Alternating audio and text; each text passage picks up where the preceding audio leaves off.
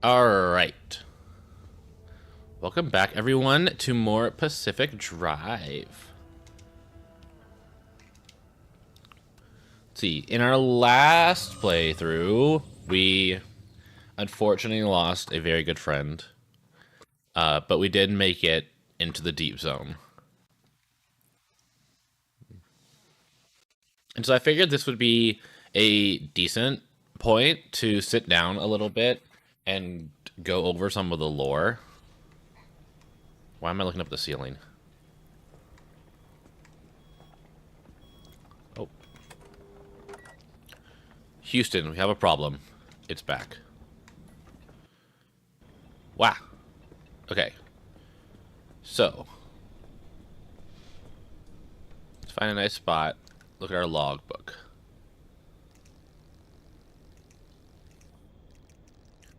Listen to...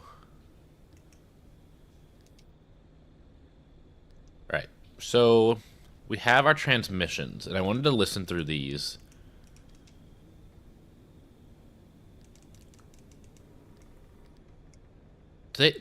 Are they in order? Yeah, these are by chapter, yeah? Yeah, they are. Okay, so let's go ahead and just listen to them. Hello? Someone out there? Hello? I'd have sworn never mind. Oh, Francis, Tobias. the radar's acting up again. You were supposed to tune up this piece of junk years ago. Is that just like, just to stop there? Oh, the signal. Yes, it's back. It's back. This is Tobias Barlow and Francis Cook, located in mid-zone sector B. Do you read me? I'm picking up your distress signal in the outer zone. It looks like you're somewhere around sector E. Hey, Francis, come here. Yes, it's urgent. Leave that interferometer alone for a second. Something is out there. So this is when we originally ended up inside the zone.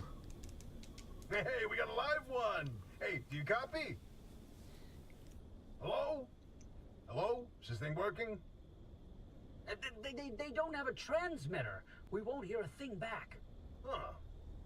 But if they're stranded, could they, they're from outside? They're a breacher? Hey, how did you get through the barrier wall? No one's gotten into the zone in ages and lived to tell about it. And if we don't get them to safety, this one won't either. That's a good point. Hey, you're in serious danger.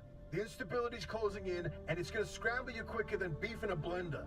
Your closest shelter is a few miles east. Get there however you can, and be quick about it. Hey, whoa, wait, hold the phone. There it is again, that blip on the spectrometer. I've seen that waveform before, but where? No kidding. Could it be? A remnant? It can't be. There hasn't been one in decades. Look at that spectral fingerprint and tell me that doesn't match the remnants exactly. No. What we should be looking at is how fast this creature seems to be moving. Huh. You know, if I didn't know better, I'd say they're going about the speed of a... No way. No way. Do not tell me. They found a remnant and it's a car this time? Holy cripes. No one's had working wheels in here for ages.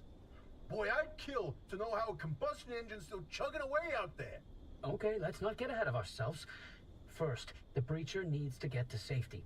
Then we can look into whether that car is a remnant or not. In my heart of hearts, I already know. They're back, baby. They're back, baby. So I'm assuming Tobias is talking about the remnants here. Like, remnants are back. But I don't remember why he's so excited about that. When you find that shelter, go on and let yourself in. Alpi ain't gonna like you poking around in there, but better to face a bad side than let the zone eat you alive. What? Right, auto shop. Who's there? The shop. God, it's been breached. She sounds like she just woke up. Seconds to get the hell out before I... Ow! My head. It's an emergency broadcast. Hello, attention. This message is for Dr. Ophelia Turner. We've sent a breacher to your garage on official zone business. Now, we have it on very good authority that this person is in possession of a remnant. which has taken the form of a car, and, well, Get off the remnant thing. She's not gonna care. Right, like I said, super officials own business. Protocol, demands that you keep them alive until we can get them to safety. Now, if you do not comply, I will occupy this broadcast channel with a recitation of the entire collection of poems I've personally written. That's 10 years and 17 volumes, and... God, that voice goes like a nail gun to the skull. So, another breacher, huh? How do you outsiders not understand that Arda didn't build that 300-meter wall out there for fun? Unless you're one of the unfortunates who got zapped through. Wait, I just remembered. I don't give a damn why or how you got here. You're trespassing, and I'd kindly like you to get the hell out of my zone. God, unfortunately, the barrier wall is as fortified against breaches trying to get in as it is against anyone or anything trying to leave. We have to find you a way out. So you might as well start by fixing up that car. Just don't break anything in my shop with those soft hands of yours. Okay. So, Oppie mentioned here... Oops, sorry. I want to turn that sound off. So, Oppie mentioned here, unless you're one of the unfortunates who got zapped through. That's pretty significant information.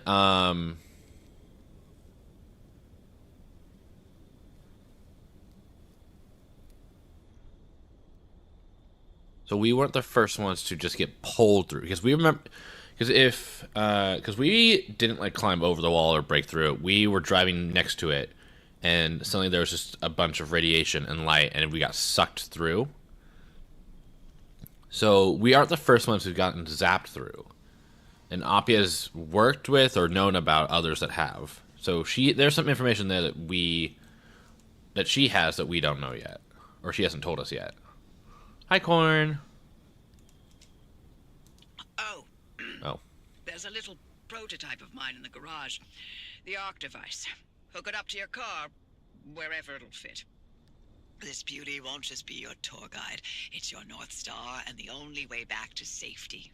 Heck, you should consider it the Father, Son, and Holy Spirit if you plan on staying alive. That's how important this thing will be to you. Yes, that's my very own invention. I'll tell you more about it if you live long enough to use it. If you're all set, take a look at the projector against the wall. This is the zone. Within these borders, all matter has lost the ability to hold a constant physical state. What that means is the shape, size, and makeup of just about everything constantly changes. A mile of grass can turn into 10 miles of swamp in the blink of an eye. And it does. Constantly. It's caused by something we call instability. We're completely surrounded by it, and once you've watched it chew through entire mountain ranges, you'll understand that you don't want to get anywhere near it. We can only survive in here within pockets of stability. That's what you're standing in now. And that's what you're seeing mapped on the route planner. If we're going to find you a way out of the zone, you'll need to build a new antenna. Until then, you won't be able to detect stabilized routes beyond your immediate area. So, you've got to go hunting for parts, and that means taking a drive. Go on, pick a route. The Arc device in your car will then show you where you need to go. Okay. So, basically what this explains is how the zones change each time we visit them. How it can be different, a little bit by little bit. Off you go. Make a left out of the garage and follow the access road. If you're in a bind, pay a visit to the friendly dumpster out back. I always seem to find just what I need in there. Those anchors may look like glowing into the balls wilderness. of magic, but it's Limtech through and through. Don't be scared. They haven't exploded in anyone's face recently. Okay. So she's talking about the anchors here, which are the things that we need, to get energy. Sorry, Discord made a noise. I need to stop that.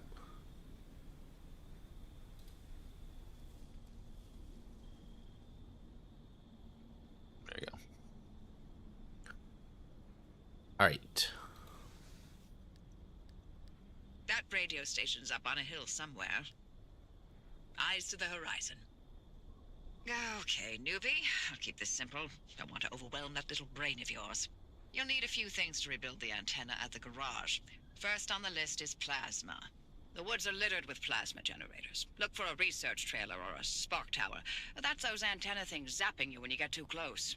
Both are always accompanied by plasma generators. The Octavice is picking up on some plasma generators nearby.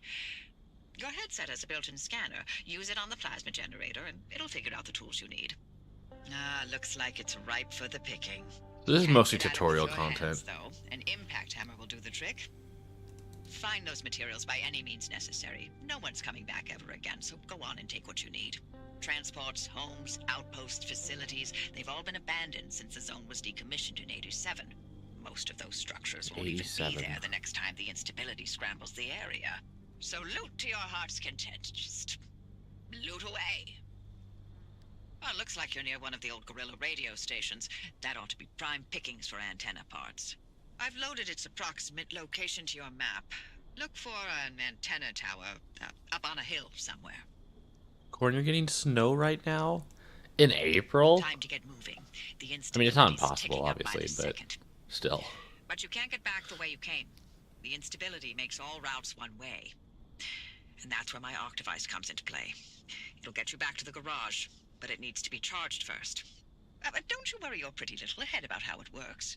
You'll be out of here soon, so there's no reason to learn more about limb technology than you need to know. Uh-huh. The Octavice is charged and ready. You'll use it to open a gateway back to the garage, but it will immediately collapse the stability around you.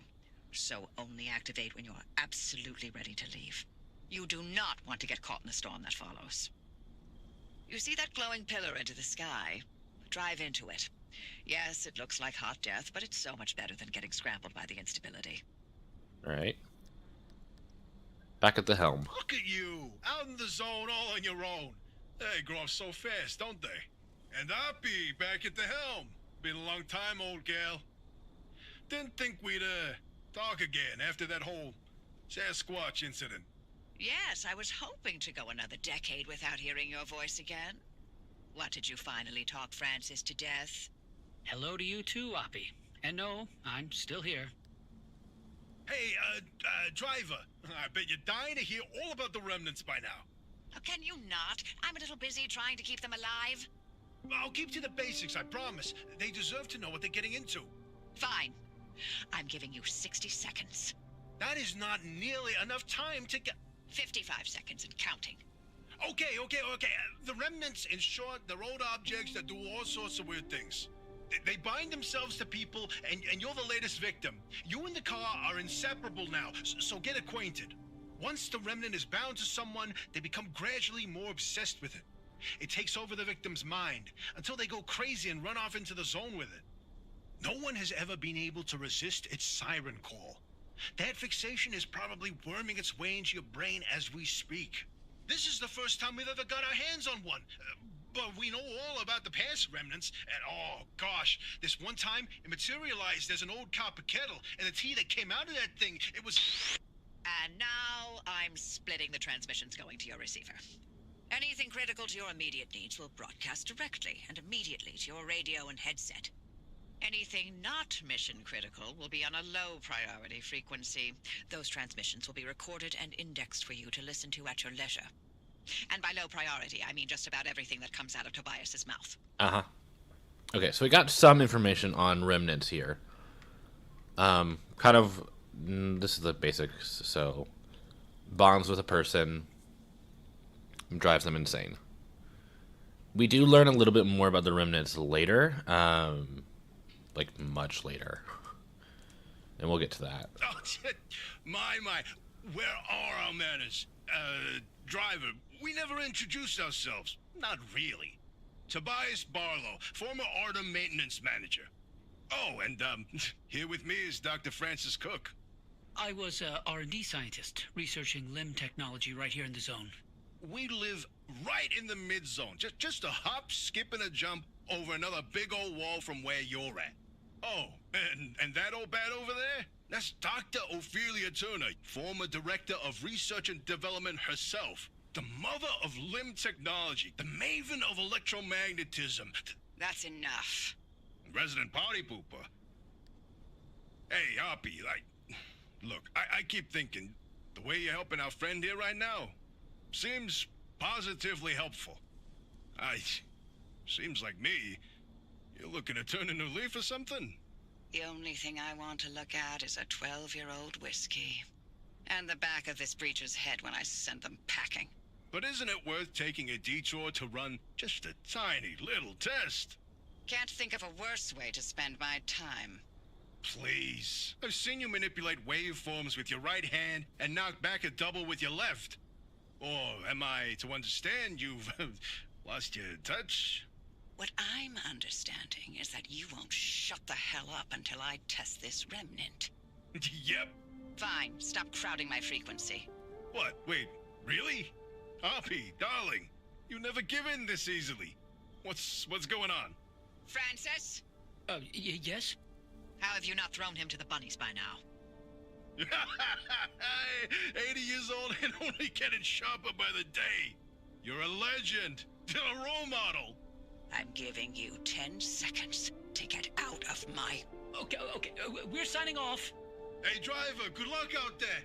And watch out for the bunnies. They are a doozy. I don't remember what the tiny test was. I think that, yeah, it's the remnant experiment, I think, where we head into a town to see if the remnant reacts to a high level of instability. Oh, well. You're alive. Was certain if the zone didn't get you, that gateway would.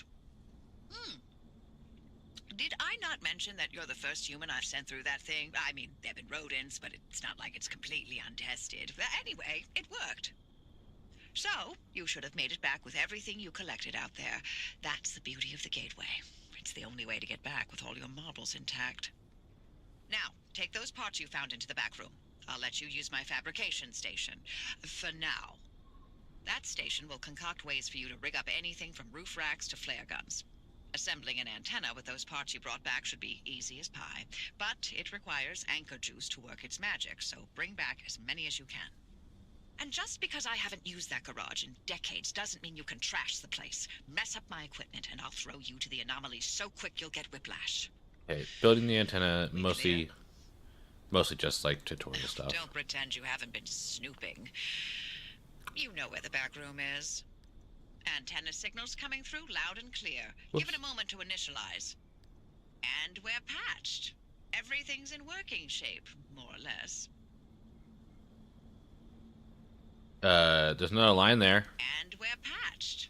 Everything's in working shape, more or less. I've hooked up the antenna Okay. to the route planner. That was weird. Give it a look after you're done peeping through my garage. Ready to make this remnant verification a one-and-done thing? I'm sending you to visit Colossal Cappy. If that old anomaly doesn't induce electromagnetic resonance in your car, then we're free from Tobias's fever dreams and we can get you out of here. With that antenna fixed, you can now detect stabilized road junctions in the outer zone. You've got a stable route heading straight to Cappy's front door, but the energy readings are off the roof. I advise you not to take the zone lightly. You better gear up or you may not survive the trip. Which would make my life easier, so your call. Make sure to empty your trunk before heading back out. You'll need the space. Right. Hi, desk. Okay. Are you making use of my fabrication station to fix up that junker? You should while I'm still in the mood to allow it. And there's the test track behind the garage, if you need to take anything for a spin. The remnants are like us in a way. Those of us who chose to stay behind, we are as discarded and forgotten as they are. And by chose to stay, you mean actively defying government orders to evacuate? Then yes. You remember how we went without electricity for 4 months to dodge the clearing crews? There's, like, what? Only 100 of us left? If even that. Frankly, I'm surprised so many of us were unable to move on for one reason or another. Oh, speak for yourself. I'm here for the hunt. Hey, even better now there's no one to get in our way. I miss my whitetails. Hi, Radium. I miss you too. I miss her so much. Hey, driver, not to be a downer or nothing, but I'm wondering what we do if you can't find a way out of the zone. They got themselves over the wall. They'll find a way to survive here like the rest of us. Or not. Won't be my problem at that point. I'd hardly call what we're doing here surviving. I want it to be on record that I hate chat. Look, hey, both of you always going on and on about putting up with this, ensuring that. There's more to life than that, you know? You, for example, Oppie, you're brilliant. You controlled fundamental forces of nature with your fingertips. Both of you did. Slow down there, kid. We were scientists, not superheroes. Oh, I mean, look, hey, to someone who was all thumbs when it came to science, they're one and the same. I just don't understand why you're wasting away here, burrowed away in the zone. Both of you, you're sitting on so much lost potential. Potential is a carrot on a stick for the young. An illusion to keep you forging on when you should have given up long ago. Nothing had more potential than limb technology. And look what it did to the Olympic Peninsula. What I did. Look around. We're stuck here. For good. All we can do is survive. Everything else is moot. I forgot what a charmer you are, Oppie. An absolute living ray of sunshine and optimism. Oh, and about those anomalies. I don't recommend you spend much time around them. Unless you've got a death wish, in which case, be my guest. When we're all dead and gone, and limb technology but a footnote in the history books, the anomalies will remain. They're the legacy of our work here, and the Olympic Peninsula belongs to them now. Right, remnant experiment. Damn it, you piece of crap, come back on already.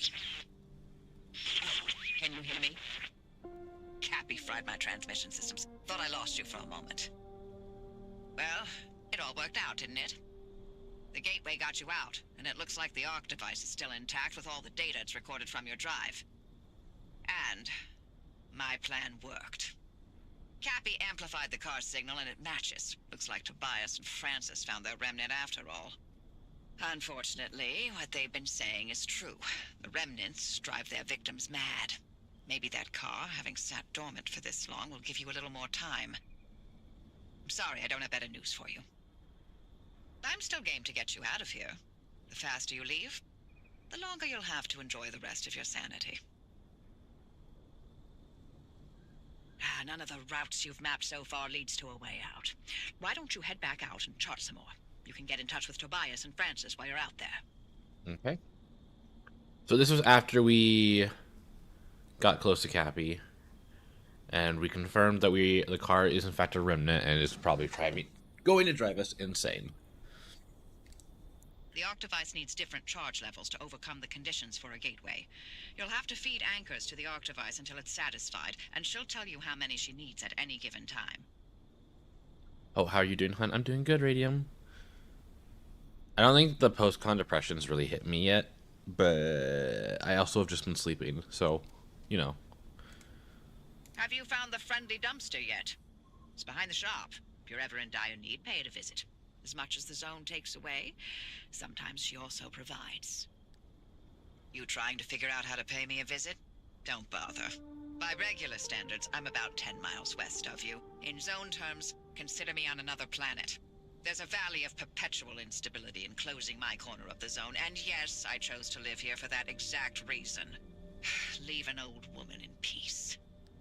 God, Sierra, never wanted to think about this place ever again.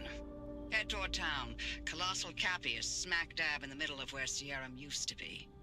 I like how these are out of order. Can't miss it. I haven't been hit with it either. I just miss you. I miss you too, Radium. I miss you so much. Is there a reason you're driving straight towards the largest honkin' anomaly in the zone? You wanted to know if there's a speck of remnant energy in that car? This is how you do it. You're using Cappy to amplify the remnant signal. That's insane. Largest honkin' anomaly. Driver, are you sure about this? Well, they'll be fine. It's not fine. Look at those radiation spikes that Colossal Cappy's still giving off after all these years. To achieve any sort of resonance, the driver's going to have to get right up against Cappy. I get you, Francis, but Oppie's got a point. Any remnant energy lingering in the car is too weak to detect with conventional methods. Really? You're gonna take her side? This isn't about sides. It's a good plan. I won't risk someone's life just so we can log another remnant sighting.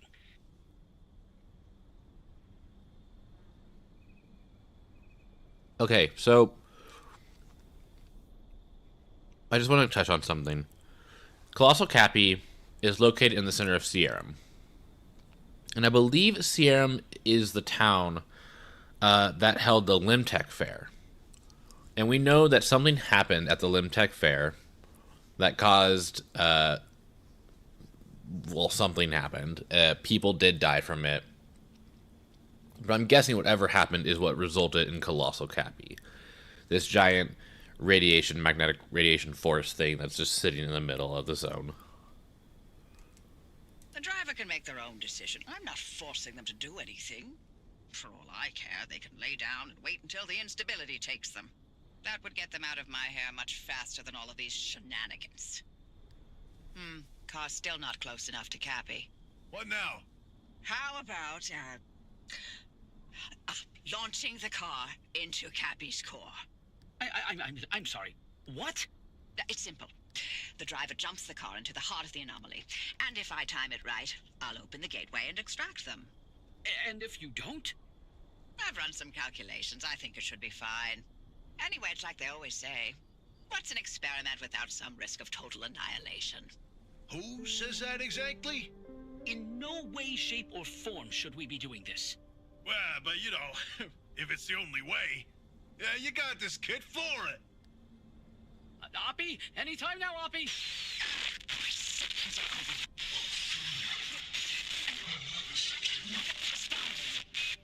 What was that last part? Oppie? Anytime now, Oppie?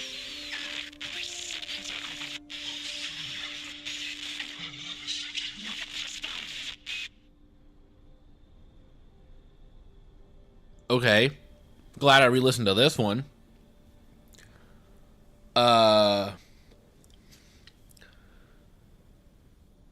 what was Oppie's husband's name? I want to say Andrew, but that's wrong. But we do know that Oppie's husband was at the center of the Deep Zone, conducting some experiment that basically resulted in the mass hallucination that everyone experienced, and basically he died, quote unquote died. Now that we're here, but apparently maybe he's not dead, not fully dead.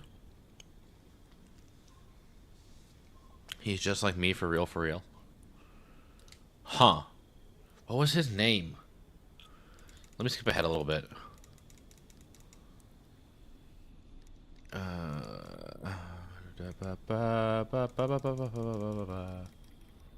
No, not to survive. Deep Zone crossing involved. No. Deep Zone, no. The reports. No.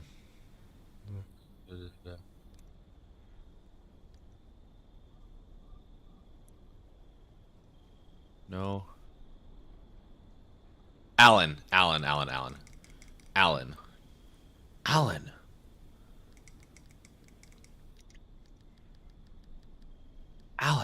Okay, legends. Ooh, you know what my favorite remnant was? The record player.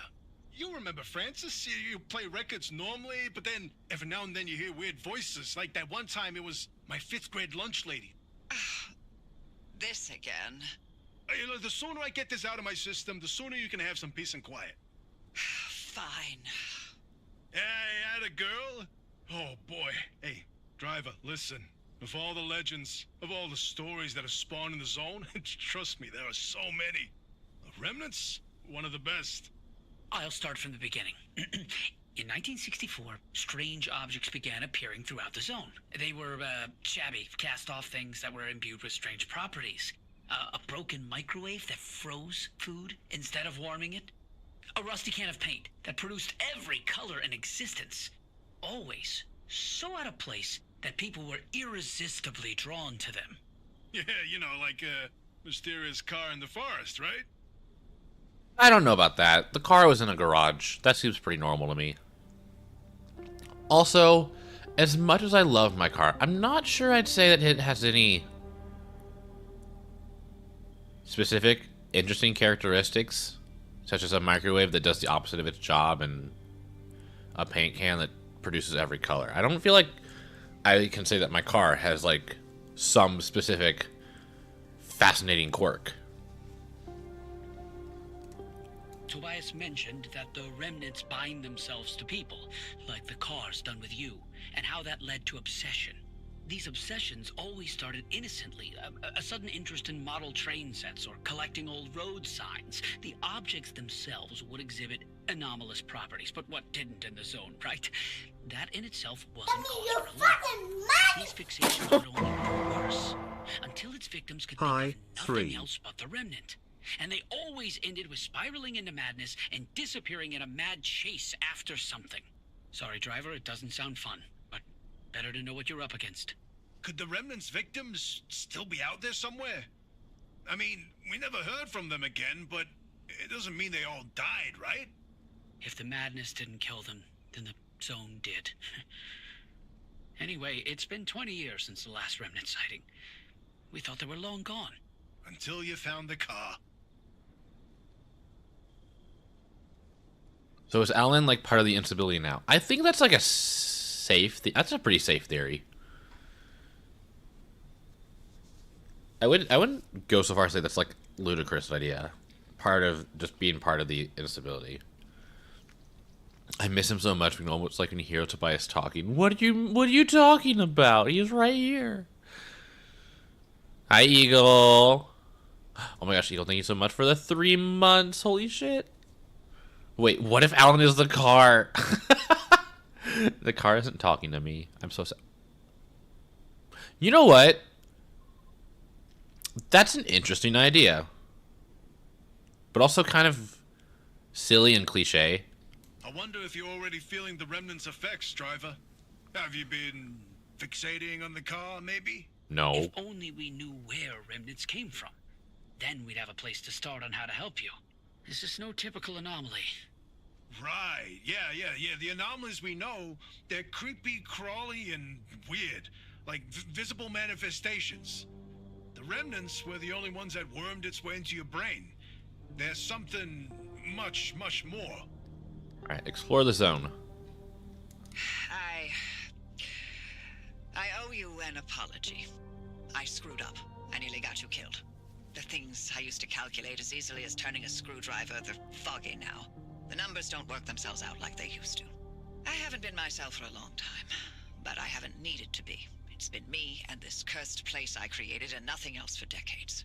But now, knowing that whatever caused the mass hallucination is still out there, I need to know what it is and why the remnants are connected to it.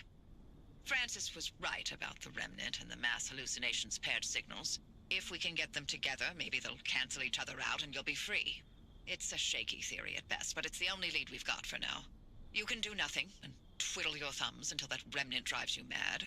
Or, if you're willing to work with me, I'll give you the best chance to survive this thing. Think it through. And fix up your car while you're doing it. You'll need to for whatever you decide from here. The car is Alan and is bonded with Oppie. That's why she's going crazy over the car. She's not bonded to it. If anyone's bonded to it, it's me. And honestly, I don't think we have any real proof that I am bonded to it, but, you know, we have no reason to believe I wouldn't be. If you're ready to do this with me, here's a spot of good news. We aren't completely helpless when it comes to the instability. Back when the zone was active, we built ways to get where we needed to go. I need you to head back towards Sierra. But don't worry, I won't make you jump into Cappy again. When you're feeling up for it, take the route back to Sierra. I'll tell you what's next once you're there. The mass hallucination. I can't believe it happened again. I can't believe I missed it. Holy moly, are you kidding me right now? Oppie, you saw it too, didn't you? Tell me you saw it too. Saw what? What do you mean, what? Hallucinations, like the ones from 1961. It happened again, just a quick blip, like blinking your... Wait, you didn't see it? I was in a total blackout. Colossal Cappy fried my systems. Right, because sending the driver headfirst into Cappy didn't work out like you said it would. Big surprise. Oh, spare me, Francis. The driver's alive and your remnants verified. Isn't that all you wanted? Now, why are you two yapping about the mass hallucination? When Cappy amplified the remnant's signal, it triggered another hallucination event. But it only lasted 3 seconds this time. And not only that, we picked up that its source was northwest of us. Specifically... Yeah, somewhere in the deep zone. That's impossible. It's been 40 years. Okay, so this happened before a spot of good news, and that's why she said the mass hallucination can't believe it happened again, and we can't believe we missed it. So something about sending the car, the remnant, close to Cappy caused another mass hallucination. And the source of the mass hallucination came from somewhere in the deep zone. Whoops. Where are we at? No. There we go. The key. And that's not all. This hallucination wave that triggered, we picked up its waveform. And turns out it's equal and opposite to the remnant's waveform. They're paired signals. It means they're related. And what's more, if we bring that car to whatever this mass hallucination source is, we have a chance of nullifying the remnant and breaking its bond with the driver. A simple destructive interference. This is insane. After all this time, we find a remnant, a lead on the mass hallucinations of 61, and a possible way to free the driver?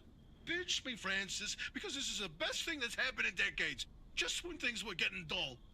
the remnants. It was a key to the mass hallucination. This whole time. Yes, and you nearly destroyed it. I need to go. This is huge, Francis! We have so much work to do. I know. I've already pulled every report on the mass hallucination event. Driver, listen, you stay safe out there. We'll report back to you once we've gone through all of this data. There's a lot of it. And be careful. Oppie's not in her right mind, okay? So, watch yourself. Stabilizing the way. Nice work out there. The sector stabilizers are fully operational. You've got a straight shot toward the expansion wall. One more thing. You may want to consider armoring up a bit once you cross that wall. 100%. This is the last transmission of this set, and I don't know why the game keeps putting it first. There's a whole lot standing between where we are and the deep zone. Like another wall, and the entire mid-zone, for starters. It's not as simple as driving there. We can't control the instability any more than we can control the weather. At the height of LIM R&D, thousands of us lived and worked here in the zone. So we built LIM stabilizers to make certain sectors and roads a little more predictable than others. It was the only way we could operate as a live research compound despite the instability. And yes, the same technology that destabilized the landscape in the first place. LIM technology was always a double-edged sword from the beginning. We're going to put those stabilizers to work and clear you a path. The old observation towers surrounding Sierra ought to have a map of the stabilizers in that sector. Mind swinging by and finding one? The towers are locked up tight, but you can tighten up security protocols all day only for one disgruntled employee to program in his name for fun and mess it all up. Anyway, the overload code is 4735. Find that stabilizer map and scan it for me. Oh boy. I was assigned to clean these towers out every time the guards rotated. And things I saw. Let's just say that keeping a watch on Sierra day in and day out did not make for a good time. I didn't envy those guards one bit. I got it. I'm overlaying the map with the available routes near you. There you go. There. Found 3 sector stabilizers that'll do the job. They're not too far, so I've added the location to your route.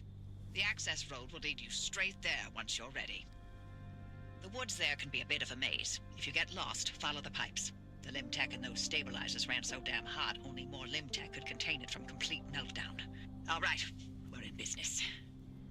The stabilizers are coming online, and the way looks clear, but I'm also getting spikes. The stability in your region is tanking. Get out of there. Fast. Okay, mass hallucination. It's my turn to give you an explanation about the mass hallucination event that Tobias and Francis were going on about. But don't worry, I won't be nearly as long-winded. Because there honestly isn't much that we know about it. Okay. It happened on the morning of September 14th, 1961. My colleague, Dr. James Kay, was conducting experiments at a highly classified site in the Deep Zone. He was assisted by my husband, Dr. Alan Turner. At 0400, their experiment unleashed a gamma-ray surge that instantly killed both of them. The surge was an impossible amount of energy, orders of magnitude greater than any man-made source. It also triggered hallucinations in anyone awake within a 10-mile radius. It was a burst of widespread insanity, but only for a short moment. Okay. Hi, Dave. You're cute. You know, 30 seconds of hallucinations sure didn't feel short when I was free-falling through outer space. How do you fall Heck of through a outer ride, though. space? Did you know the rings of Saturn sing? I saw disembodied arms. Tons of them. They were grasping and crawling. And, what about you, Oppie? What did you see? I saw nothing. How is that possible? Everybody else saw something. Must have passed me by. I don't know what to tell you. But were you working in your lab that night? And weren't you supposed to be doing your research rather than keeping track of my whereabouts? Okay. Wow. Touchy. If I trip, I'm technically am falling through space. You know what I meant, hun. Now that we know the remnants were connected to the mass hallucination, maybe we can figure out what caused it. Oh boy, do I have theories. Don't start. Dr. K and Alan clearly uncovered some new way of using Lim to motivate that gamma ray burst. Oh, yes, precisely. And where do gamma rays come from but outer space? Feedback on planet Earth, kid. There are plenty of terrestrial sources of gamma rays. Thunderstorms, for example. No. You said it yourself. The energy levels from that night were much greater than anything we've seen on Earth. Sure, but going straight to aliens when there's countless perfectly scientific possibilities. Perhaps Dr. K and Alan developed a limb-assisted mass particle collision. Or, heck, tapped into some sort of gamma ray reservoir. A reservoir? Or a portal? A portal? To where exactly? To Atlantis. Of course! Now why didn't I think of that? That's absolutely it. I love you, Tobias. Hi, Palm. You're cute. Hey, Oppie, you've never cared about any of the zone's stories and superstitions. So, why now? What's in this for you? What I do is not and has never been any of your business. You're asking us to trust you. So yes, it's our business now. How about this? You two sign off and count orbs or whatever it is you like to do, and I'll get the driver to the mass hallucination source myself. Excuse me? No. Tobias found this remnant. This is his discovery. Technically, Sure. I found this remnant. And I'll send you a nice gift basket to mark the occasion. But I won't let anyone interfere with this. To hell with that! We either throw everything we can at this thing, or we lose this chance, and the answers to the mass hallucination are gone forever. This isn't like one of your little Sasquatch hunts. I'm not letting you get your tinfoil pseudoscience anywhere near this. This is too damn important to me. It sure didn't seem too important earlier when you messed up and nearly killed the driver. You want to play that game? You really want to talk about our track records? Screw you, Oppie. I'd rather run this remnant into the ground than work with either of you. Oh, forget it. We're wasting our breath with this old bat. There's gotta be another way. She's out of her mind. I can't do this. Look, if you want to waste your precious time picking apart bird droppings and squinting at constellations, by all means, follow their lead. But we're better off without them, trust me. I'll get you through no matter what. This really is my last chance. This really is my last chance. What is she going for there? Like, is she saying that this is her last chance to get any information about the mass hallucination, and that's why she's so dedicated to this? Looking for that Sasquatchy. What mistake did Francis make? We'll find out later in one of the later recordings. What did she mean by that? Also, she is like 80 years old. I don't really know what her life expectancy is at this point. Mid-zone crossing.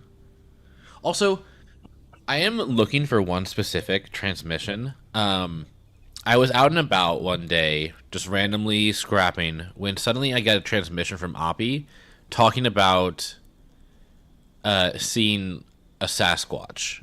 And I don't know what triggered that event. And I was too surprised to really listen to what she was saying. And I'm hoping it's somewhere in here. There's the expansion wall. It separates the outer zone from the mid-zone, and more importantly, us from those two idiots. This will get you one step closer to the deep zone. It's far past its prime, so watch your step. Read me. Major interference in the air signal. I'm trying to Hello, friend. Welcome to our side of the wall. Oh, what's this? Your connection to Oppie is jammed? Worry not. Our signal is crystal clear. A little bit obvious, don't you think? Right, ask me if I care. Yeah, the mid-zone's been marinating in all this radiation for so long. Things don't work the same as they do in the outer zone. But the good news is, we live here. We can help you, no sweat. First things first, we've got to extend the signal from the garage. Otherwise, Oppie's equipment won't be much help. Hooking you into a mid-zone stabilizer should do the trick. Look around. You should be able to see one up a hill somewhere. Okay, a stabilizer in Section D is online. Coming through loud and clear. Hey, Francis, pan the car's broadcast frequency to the stabilizer, would you? Hey, come on, I can't do this without you. Fine. There. Your receiver's hooked in now. And we're patched into all that sweet ARC device data. Nice work. Oppie won't be able to block us out anymore. Or Tobias was lost against the same day Alan was? I think so. I think that's a fair guess. Well, better get going. Here it comes. No question. Hey, driver. Sorry about all that mess with Oppie. There's no question. Oppie is a once-in-a-generation genius. I've watched her manipulate wavelengths with nanometer precision without batting an eye. So, yeah, to see her go from being the sharpest person in the room to what she is now is disappointing. This place, it leeches away your sanity day by day. So for Oppie to live here in complete isolation, locked away with only bad memories and expired medication, nothing good comes of that. I'd feel a hell of a lot better if I knew why she suddenly cares so much about the remnants. Okay, and we know that she cares so much about remnants because she sees the remnants as a key to getting more information as to what happened to Alan. Speaking of Oppie, you're not gonna like this, Francis, but I'm starting to think we can't do this alone. Look, it's not that I doubt our abilities, but no one knows the zone like that old bat. You heard what she said. She'll sabotage this remnant before helping us. Right. Well, she'll come around to our charms. No, she won't. Nothing in the 13 years we spent in R&D proof that she's open to working with anyone. She dug her heels in so deep that she wrestled everyone down into the grave with her. I can't be involved if she is. What are you talking about?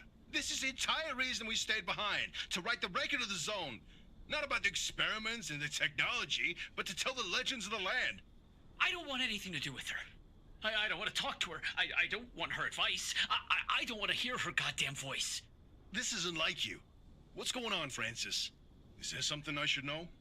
No. All your work in limb R&D, all the time you spent, your entire career, your entire life. You sacrificed it all for Ada, and how did they thank you? With a black hole in your resume, where you can't tell anyone what you did. You couldn't even tell people where you wiped your ass for 10 years. So no, I'm not letting this go. Not for me, but especially not for you. That's not... Never mind. You know, sometimes I wonder, how much of you staying here was actually to hunt these legends? Or if it was because you had nowhere else to go. So I think part of the reason why Francis is so worried about Oppie is because we learn later that Francis committed some, I think it was falsified information in his experiments, which is what caused him to lose the position he was in and be placed somewhere else.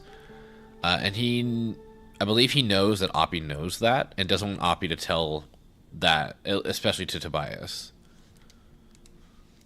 A little favor. Wow. Oppie was hiding a magic teleporter? We could have been beaming all over the zone this whole time? Sefford Dussy cubed Sefford Sussy. Don't worry. I'll restore her connection once you do us a little favor. We suspect Oppie's hiding a copy of Artist's database in that auto shop of hers. Find it, and we can get back to this remnant business. Hi, Pixel. Thank you so much for the 3 months. Holy shit. Boy, oh boy, look at all these gizmos in here. Oppie wasn't operating no normal auto shop. A fabrication station. Oh, her personal vault? I bet there's some good stuff in there. I'm uncomfortable intruding like this. Can you not? Hold the phone. There's a machine that prints bobbleheads. What? Show me. I don't have that machine yet. All right, I've identified the electrical circuit for the garage's security system. And there's an auto security lock in that circuit. So once I do this... bingo! That security lock's powered on now. We try that overload code from the observation towers. 4735. How was the con trip? It was so good. I had so much fun. Hey, driver, you... I'll be talking about it later today with Radium. Trapdoors or secret passageways in that garage? Oppie's too practical for that. It's probably in a locked room or by a dusty computer. I'll bet my poetry collection it's in there. It's gotta be. Why would she leave something that valuable, let alone classified, in an abandoned garage? Precisely because it's an abandoned garage. Driver, something you should know about that database? When Artist's funding began to dry up, they handed us our final paycheck with one hand and the same day evacuation orders with the other. Oppie was a higher up, though more entitled than in actual power by that time. She would have known about Artist's plan to close up shop and had enough time to download all the research data before losing access. That data could contain what we need to help you. Oh, you did it! Hey, you actually did it! Oh, boy howdy, I cannot wait to dig through all this data. As promised, I'll fix Oppie's connection. Do you read me? Come in. Do you read me? Loud and clear, you old bat. I see. The comms clear up suddenly, and I find you two patched into the garage frequency. It all makes sense now. No idea what you're talking about. So, Oppie, what's the plan? You must have some grand scheme, don't you? Let me get this straight. You hijacked my mission, tapped into my frequency, and now you want to be all buddy-buddy. Not on your life. You think you're hot stuff. Why don't you take the lead then? Get the driver through all by your damn selves. Did she just hang up on us? Well, guess it's our time to shine. So, Francis, you got any ideas? Well, we know the driver needs to get to the deep zone, but it's too dangerous to head there directly. We have to zero in on exactly where to go. The signal amplification trick won't work here. The ambient instability is too strong in the mid-zone. Huh, how indeed. There was one other time where the mass hallucination and the remnants intersected. Driver, I've tagged a route for you. Whenever you're ready, give it a spin. Right. The visions. Interesting thing about that deep zone area you identified. I ran every coordinate in that area through the auto database, and what turns up? But access logs with entry records for Dr. K up through March 1963. What? No, the doctor died in 1961, in the lab accident. So we were told. Then, I found access logs for both that deep zone site and Red Meadow. Years and years worth of activity. The Red Meadow Research Facility? But it was demolished the same year. After the structural damage caused by the... lied about that too, didn't they? It appears so. The driver should give the Red Meadow ruins a visit. If Dr. K didn't die that day, I'd like to know what was keeping him so busy. So would I, but... Do we have time for this? We don't know how long the driver's got with that remnant. And that's why we need this information. Whatever Dr. K was doing relates to all of this. It may be the key to what lies at the end of the road for the driver. I... agree with you. God, I hate saying that. Driver, I've marked the Red Meadow facility on your route planner. Head there whenever you're ready. All right, that again was like the last transition Hey, or you ready, transmission. driver? Okay, first off, I've loaded up 3 locations on your ARC device map. You see them? Head to whichever strikes your fancy. You're sending them to the visions? Sure am. We're gonna use this. My optical basilizer. That's a word. We shouldn't use that. Why not? I mean, it's been decades. No way that thing is in any sort of working shape. I've been fixing her up in secret, and I'm sorry. Don't be mad. It's gonna be a surprise for your birthday. God, they're so gay. Oh, I've gone ahead and made an itty-bitty modification to your headset, driver. I've hooked up the basilizer here to modulate your scan function. Think of it like an extra layer of mayonnaise on your technology sandwich. I don't know what that means. What are you using the basilizer for? No spoilers. We have to tell the story from the beginning. Driver, get ready to feast your eyes on the visions. This is where your theory comes in, Francis. You tell him. Oh, look at me babbling away. Francis, you explain it. It's so good. No, it's just... I'd rather not. Hey, come on, we talked about this. You should be proud of your work. Toot your own horn. Not this time. Okay, well, Francis's theory, his entire branch of research was that the zone exhibits a property seen nowhere else on Earth. Every phenomena that occurs here leaves its fingerprint forever on the physical space. So he created this device to pick up on these sub-physical after effects. How did you explain it? It was like identifying a whale's favorite color using only the wake it leaves behind.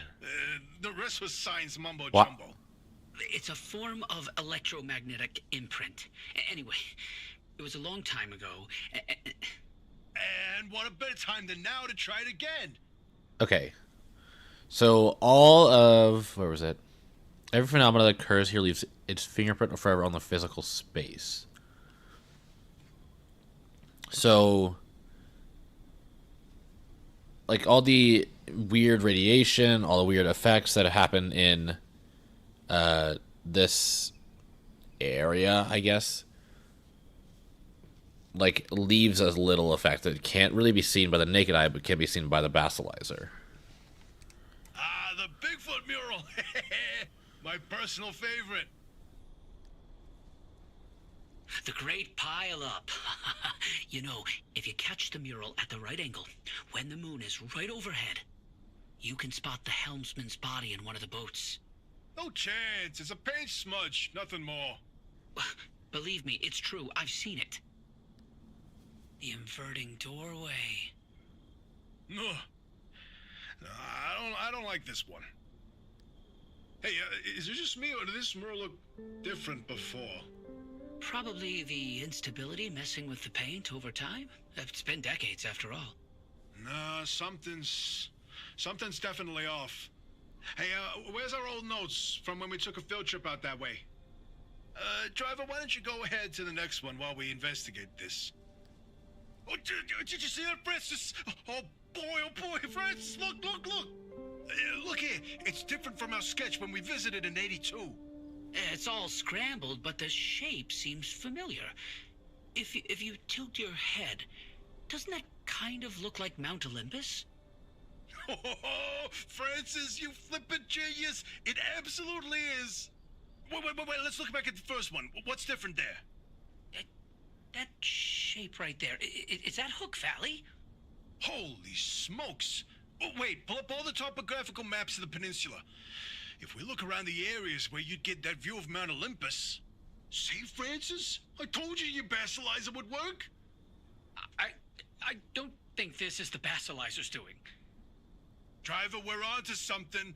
Get to that third vision. Oh, bingo! See that pattern in the last mural? That flower only grows above a certain elevation. Put the 3 locations together, and you've got a square mile in the northeast corner of the deep zone. Huh. The visions were pointing towards something the entire time. Hey, Oppie, you can stop pretending to ignore us now. Take a look at this. Fine work.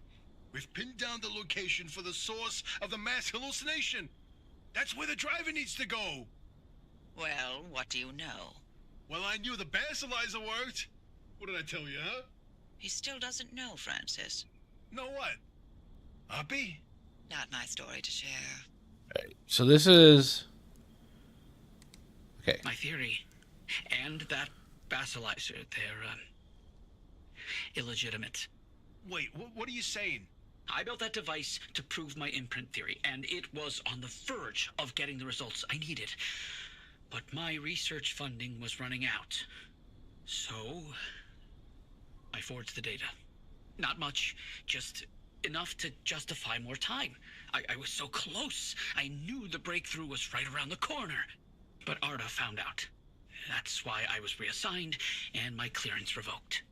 Wait, you told me you changed labs voluntarily.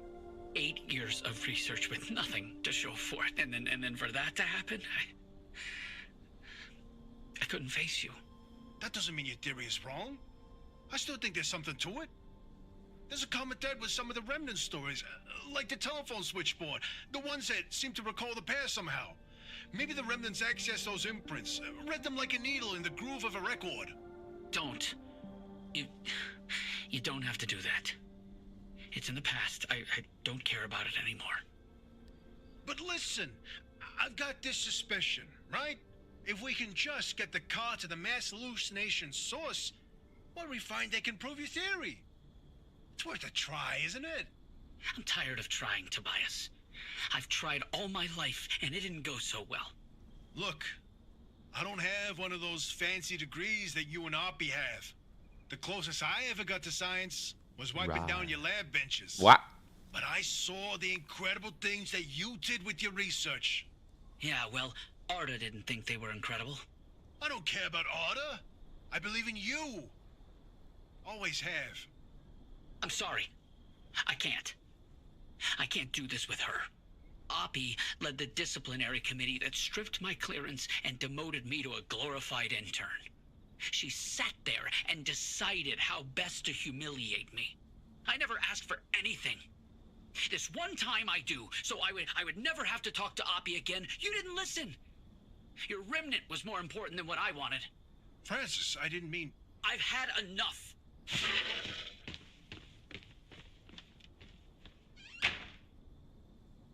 That's...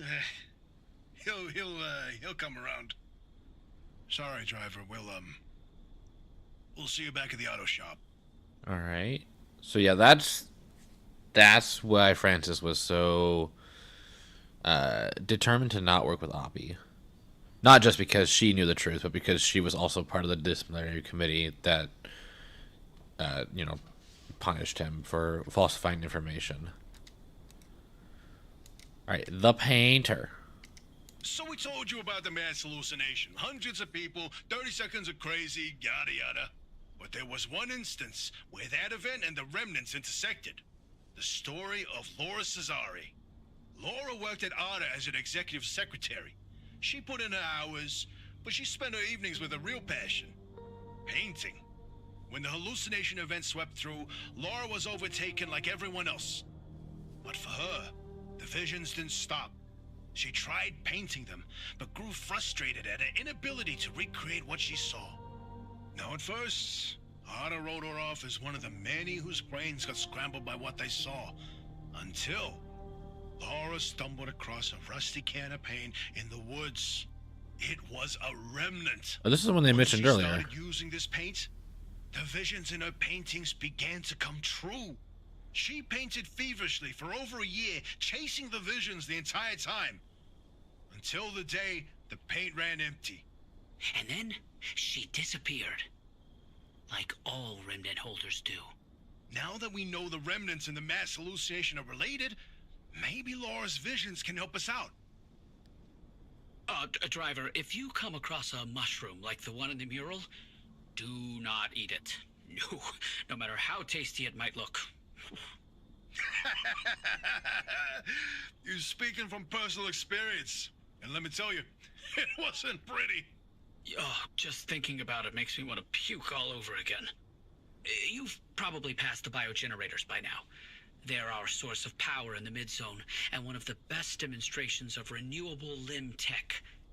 Yes, these battery farms keep our lights on, but more importantly, they're also the only place in the entire zone where anomalized mushrooms grow. And guess who turned out to be the world's biggest fan of those mushrooms? Bigfoot itself! And the vision foretold its arrival in the zone. It started when those pods hanging from the battery farms were found chewed up. At first, they blamed it on the local wildlife. This was back when we used to have some. Then, the sightings of 10-foot-tall creatures started that didn't attract much attention on their own. Not until the first footprints were found. The Olympic Peninsula has always had a collection of Bigfoot sightings. But they were rare until Bigfoot had its first taste of the anomalized mushrooms. Then it couldn't stay away. And that's when the Squatches came knocking. They jumped the walls, set up camp, and they got to investigating. Once they learned of the Sasquatch's appetite for these mushrooms, they cultivated entire farms of the stuff. For months, they propagated mushrooms and set traps. And for months, evidence mounted that Sasquatch was making its rounds and evading those traps. Until one night, the experts disappeared. Bigfoot got them, no question. Come on, all 8 at once? How is that possible? Never get in the way of a hungry Sasquatch. No, I'm telling you, the helmsman never made it out of the zone. He died here. Not this again. I still don't know why you're so convinced he existed in the first place. Driver, back me up here. This is how the story goes.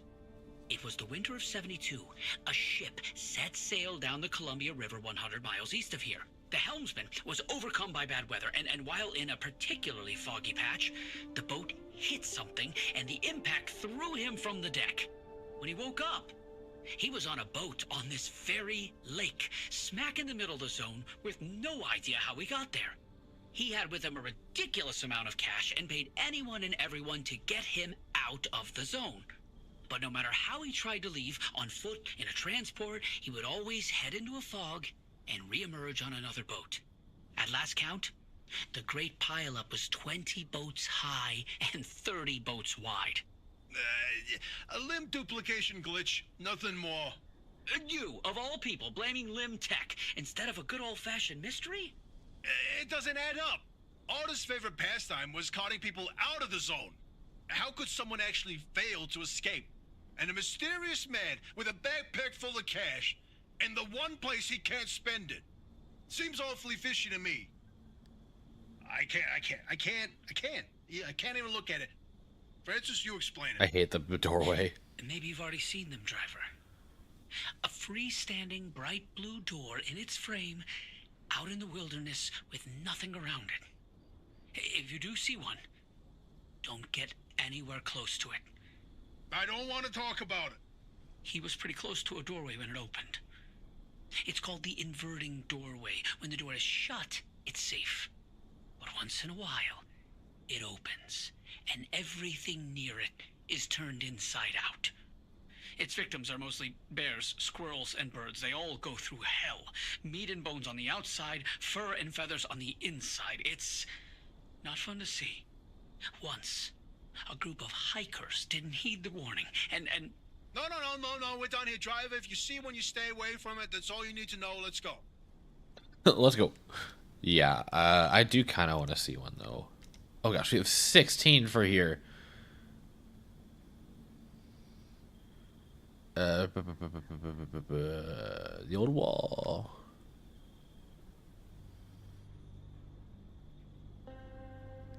That one last. Dr. K's lab has got to be here somewhere. I'll bet my flask that Dr. K was hiding something here, and we'll find it at his lab. Oh, jeez. You know, I remember Red Meadow like it was yesterday. You up to your eyeballs in paperwork. Francis coated in chalk dust from the blackboards. You mistaking my lab notes for a trash pile and throwing away weeks of work? Yeah, it'd be nice to see it again. They bulldozed that facility to the ground. There's nothing left to reminisce about. Do you ever regret all this? From the very second I heard your voice coming through my speakers. I mean, everything that happened here. Handing over Lim. The way the project ended. It cost you Alan. You know, your career. The entire damn Olympic Peninsula. And you're still here. So are you. You chose your urban legends over everything else. And you wonder if I regret it. Oh, I have no interest in regret. I want to know if you ever felt that leaving was a real option. After everything I've seen and heard and felt here? No. Not a chance. Then we have that in common. How's Francis? He hasn't left the bedroom. I'm sorry you didn't know about his demotion. It wasn't my secret to tell. It's fine. This is between him and me. So, what did Alan tell you about his work? He was second in command of Dr. K's lab, after all. Alan didn't discuss his work with me, nor did I share mine with him. Wait, you were head of the whole stinking department. You must have known something about what their lab was doing. If there was anything useful to be found, I'd have sussed it out already. Well, that's all I did after the accident. Try and fail to find any answers.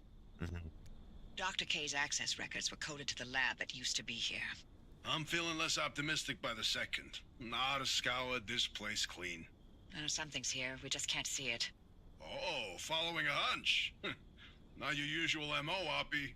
No, but being suspicious of Arda is. Whoa, driver, hang on. Where are you going? That should have been the end of the facility. According to the blueprints, anyway. Security protocol activated. Scan Arda's security credentials immediately.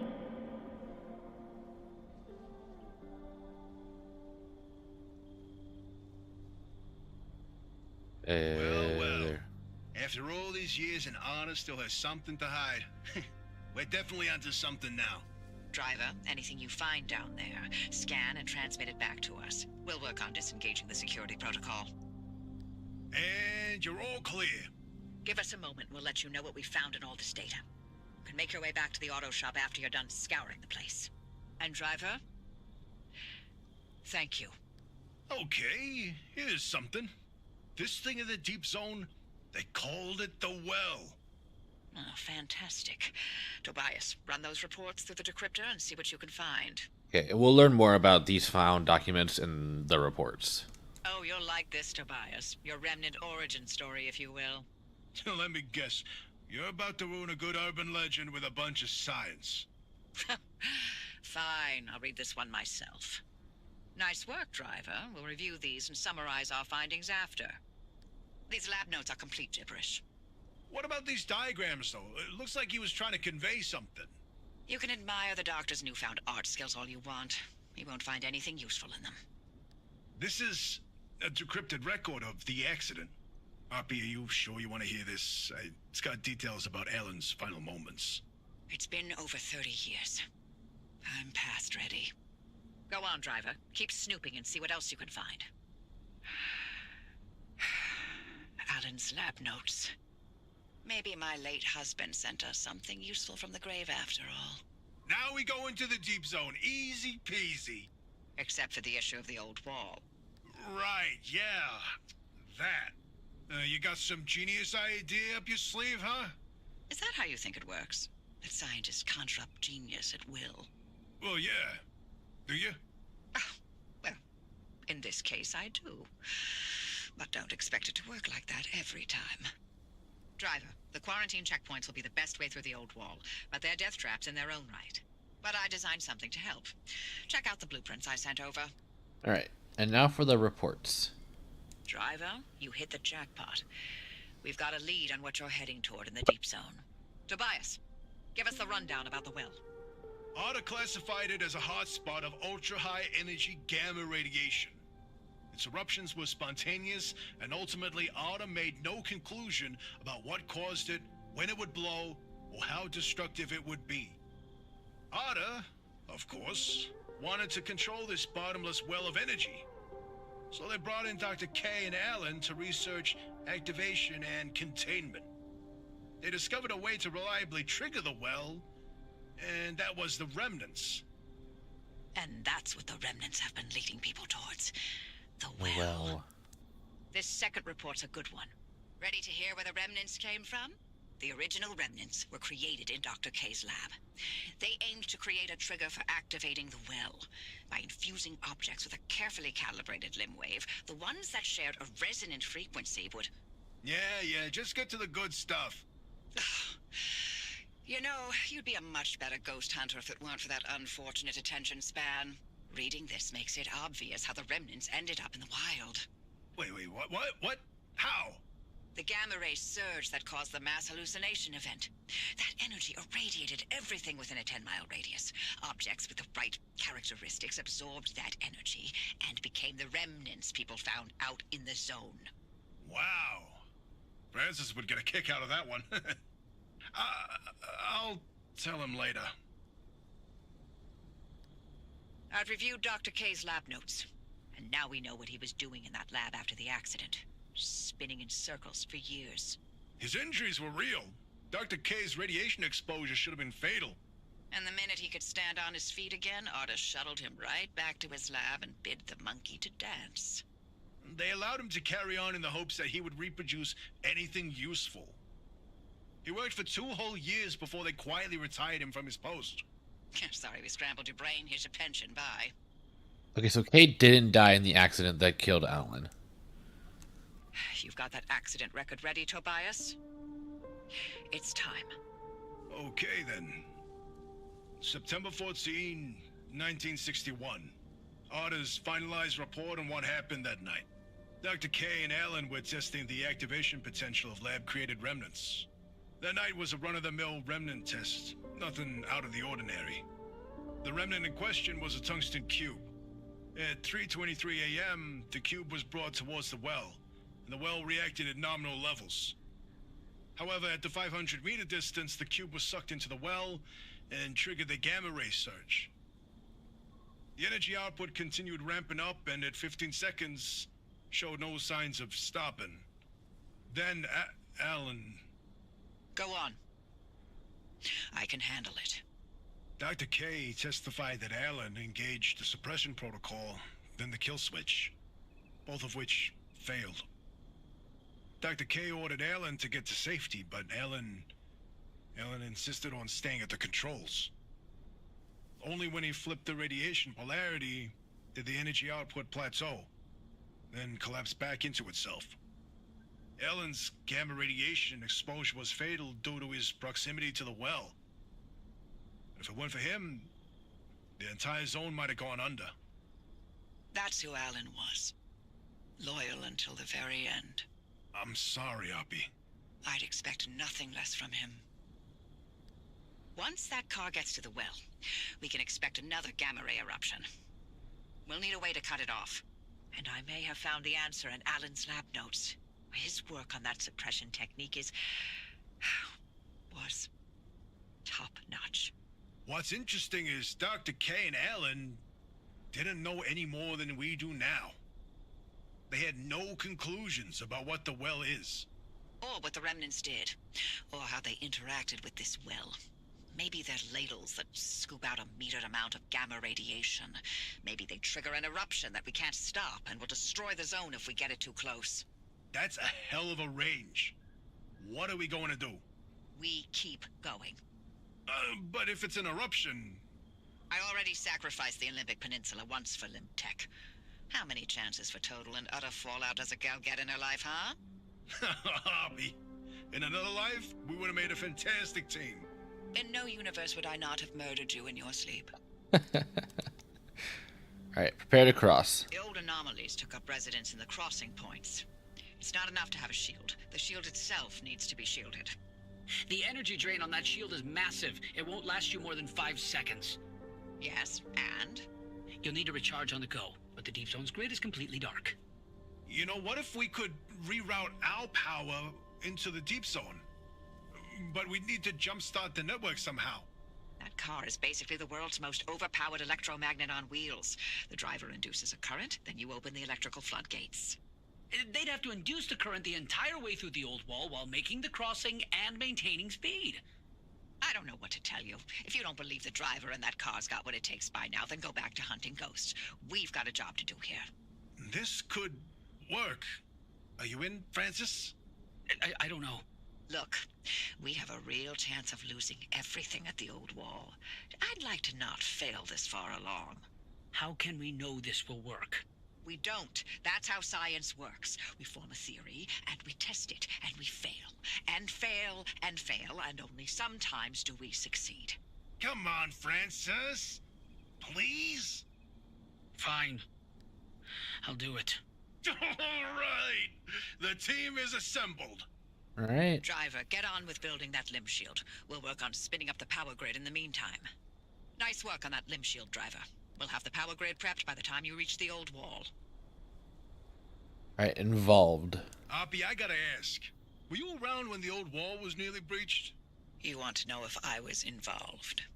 I mean, sure. No one knew more about where anomalies came from than you. Heck, I mean, you know, the only reason anyone knew anything about anomalies was because of the research branch that you four started to build. Yes, and we developed ways to prevent anomalies, not create them. You can't prevent something if you don't know where it's created in the first place. So you did pick up a thing or two around us scientists. Alls I know is, Arda didn't give two craps about anomaly prevention. You fought uphill the entire way. Never thought I'd see the day where you'd sugarcoat anything coming out of your mouth. The Harmonic Disruption Research Lab was an abject failure. No, I wasn't involved, but I stood by and let it happen. By that point, the LIM project was in a bad way. Either it found a breakthrough and justified the government resources it was sucking up, or the entire project was put down. Everything depended on this technological quantum leap that evaded us for decades. In response, all good sense went straight out the window. For every wonder pulled out of thin air, LIM technology conjured increasingly greater horrors. But it was done in the name of progress, and we were powerless to stop it. The Harmonic Disruption Research Branch was all I could do to soften the atrocities Arda unleashed in the name of progress. I tried to clean up my mess, but I failed. All right. Deep zone crossing. Welcome back. Now we know where the well is, but you're the first to step foot in the deep zone in over 15 years. And I need more time to understand Alan's suppression method.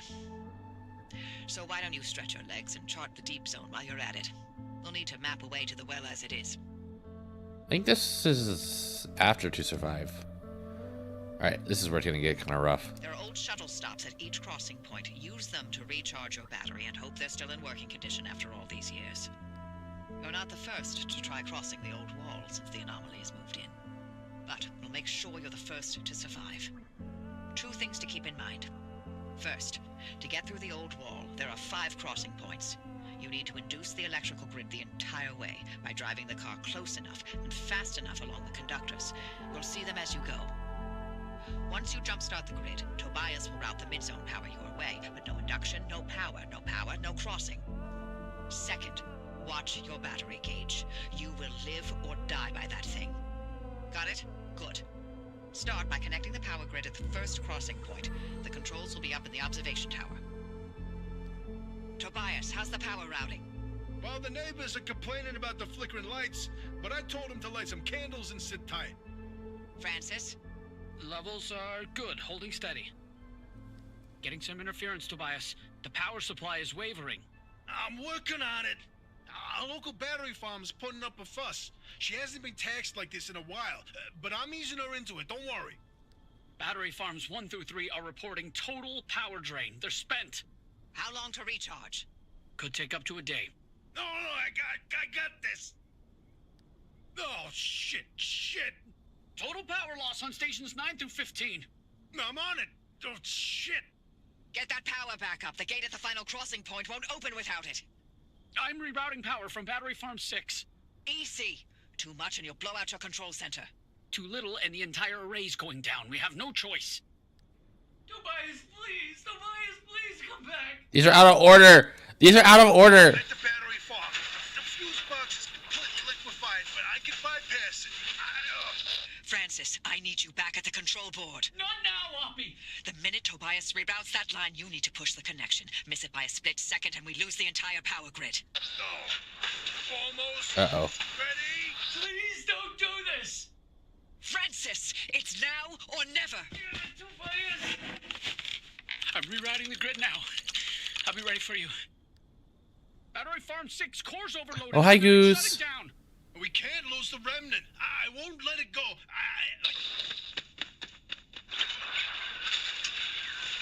Get back inside. The radiation's peaking. I've got to repair it. I'll be damned if I'm gonna let this plan fail. We're too close. Your theory, we can still prove it. Stop. It's too dangerous out there. Tobias. Please, Tobias, come back. Give us a signal, Tobias. Tobias, stay with us. I got you, Hoppy. Francis. Well, what do you know? One time, I find myself out of things to say. Hoppy, take care of him for me. Tobias. Power's back online. Francis, now. Tobias, answer. Please, Tobias, answer me. Don't do it. You can't go out there. Driver, the power's holding steady. You could open that final gate. Francis, I love you forever. I love you forever.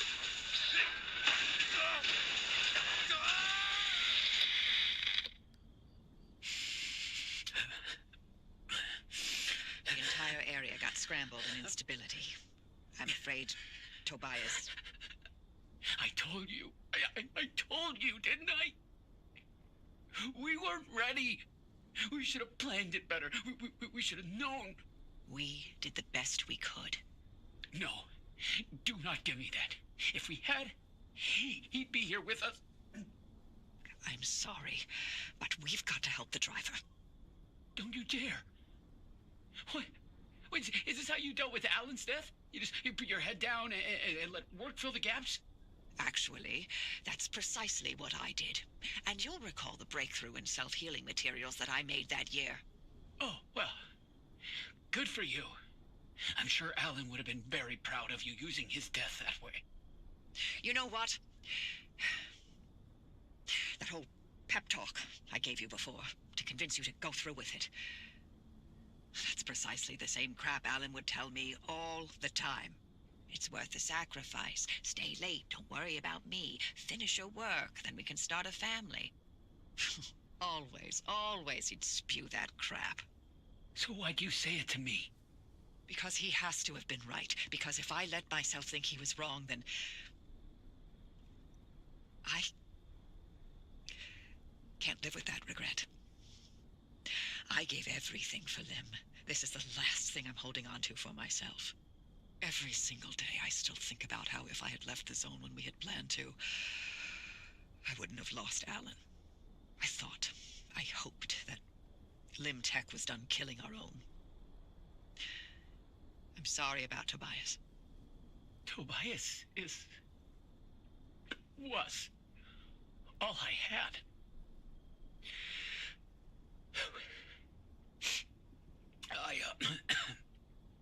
I need to sign off for a while. We'll be here when you're ready. Glad you got through, driver. Power on that stabilizer, and I'll see you back at the garage. Alright, and that is all the transmissions.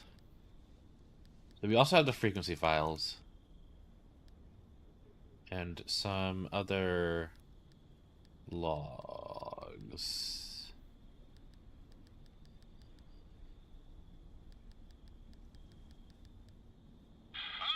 Distinct honor to introduce to you the American people, a new scientific frontier with a raw power like Lim. So this will give us a bit of history on Limtech, Arda, and Oppie. Like Dr. Ophelia Turner, the potential is limitless. On this day, we welcome our very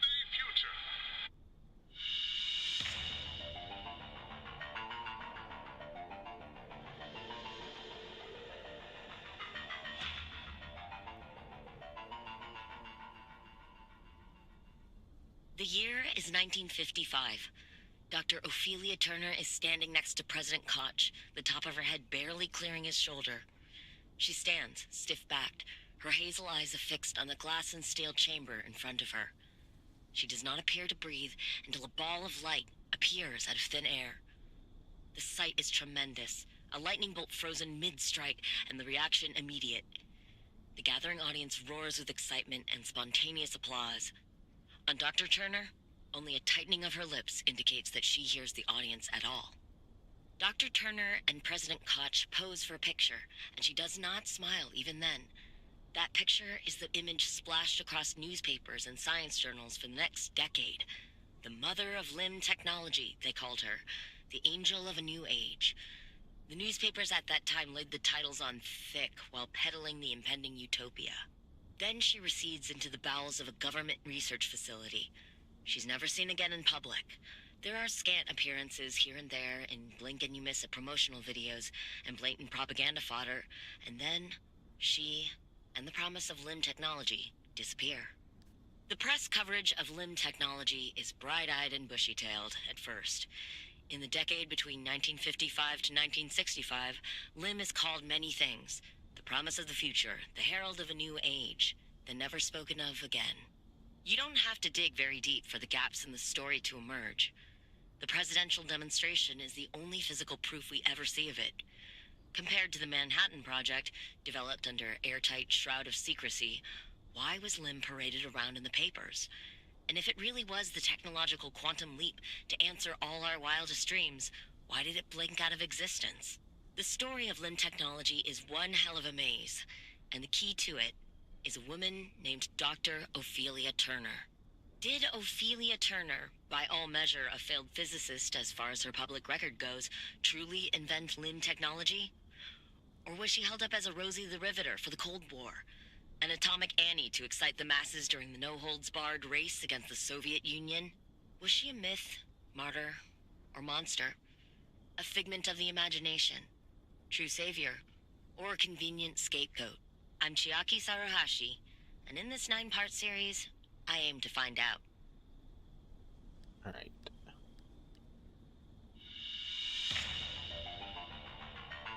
Welcome back.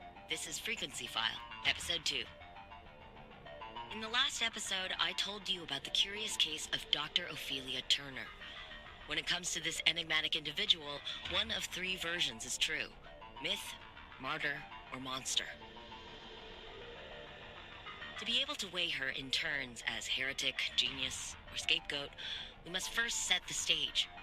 When I started down this path to discover who she was, what she did, and ultimately what happened to her, I didn't expect it to lead me to one of the strangest mysteries of the Pacific Northwest, the Olympic Exclusion Zone. But let me rewind a bit. In Northwest Washington State, there are 3,600 square miles of vibrant wilderness called the Olympic Peninsula. Bounded by water on 3 sides, it was a wonderland for outdoorsy types, with snow-capped mountains and salmon-bearing rivers and pristine rainforests. Up until 1955, it was the residence of 100,000 people, including Ophelia Turner. It was her birthplace, her hometown, and, it turns out, ground zero and sacrificial lamb for the promise of limb technology. In true fashion, the government never comes out and says that's what led to the creation of the Olympic Exclusion Zone. But the chain of events were in plain sight. Strange accidents, leading to the government's claim of eminent domain and subsequent seizure of the peninsula. The evacuation of 100,000 people and the attempt and abject failure at containing the rumors that spread like wildfire. Because it turns out, even with the government's resources at your disposal, keeping secrets is a tricky business. You can bet there was plenty of talk as a result. Lucky me, because I had plenty of questions. Here's what we know. Over 50 years ago, in November of 1946, Dr. Ophelia Turner was 27. She had recently returned home to the Olympic Peninsula to lick her wounds after a failed stint in academia. In a fit of obsession or redemption, or, quite frankly, both, she cobbled together a laboratory in her basement and produced the first limb wave on nothing but a killer hunch and plain ingenuity. Or so the story goes. It's never clearly stated anywhere what limb waves and limb technology really were. It's all vague claims and wild theories, dreams that border more on the mystical than the scientific. What we do know is that limb stood for unlimited frequency. Radio waves, once souped up and modulated just right, supposedly enabled the control of matter in a way that modern science both back then and now could only dream of. After Dr. Turner's discovery, she and a few friends, scientists and PhDs all, toyed with limb in their garage labs for about 4 years. The local police and fire departments start making regular house calls, spurred on by increasingly disgruntled neighbors calling in about incidents that seem to grow larger and more disturbing as the years go on. After one too many reports, the federal government takes notice, and thus begins their severe interest in limb technology. The next part happens quickly. In 1955, the United States government seizes not only the physical area where Dr. Turner and her scientists live, but the entire concept of limb technology.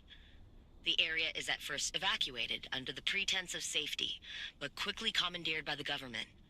They establish a brand new department called ARDA, Advanced Resonance Development Authority, which was to be headed by Dr. Turner herself. Over the next 15 years, the government expands the zone's borders. They clear out civilians as they go and erect massive 500-meter walls to keep out an increasingly curious public. The zone started in the northernmost tip of the peninsula, then expanded outward twice.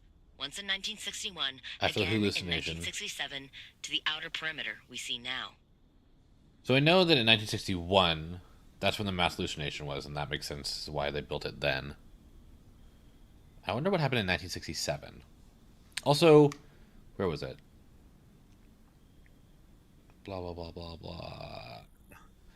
Over 50 years ago in November 1946. So this had to be recorded after 1996.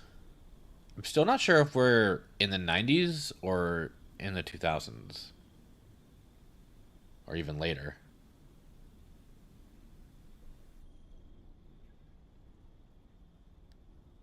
After the multi-stage evacuation of the Olympic Peninsula's 100,000-strong population, the records get sketchy. Once the region is swept clean of civilian eyes, the flow of information trickles to an eventual stop. ARDA has always maintained that the evacuation was done in the name of national security, that there was simply nothing more patriotic than sacrificing your homes, with the communists plotting our demise across the Atlantic. Certainly not because there was any danger from the strange experiments happening inside, or situations most unnatural to witness.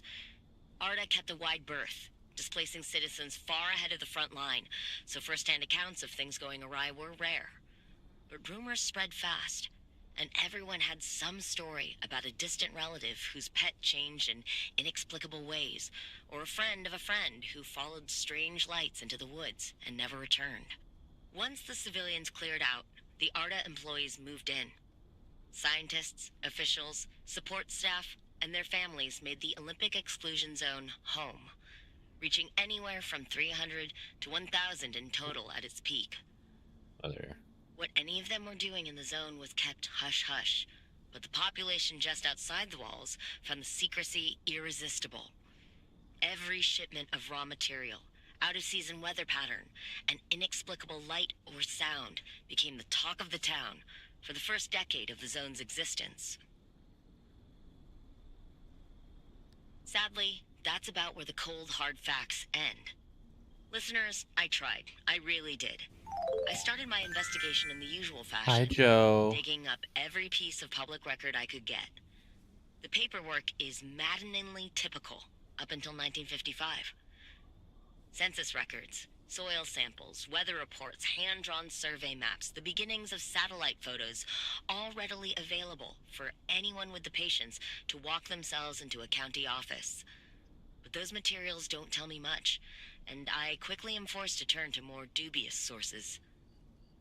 Before the downing of multiple passenger planes and the subsequent establishment of the no-fly zone in 1962, crude aerial photos are taken and circulated.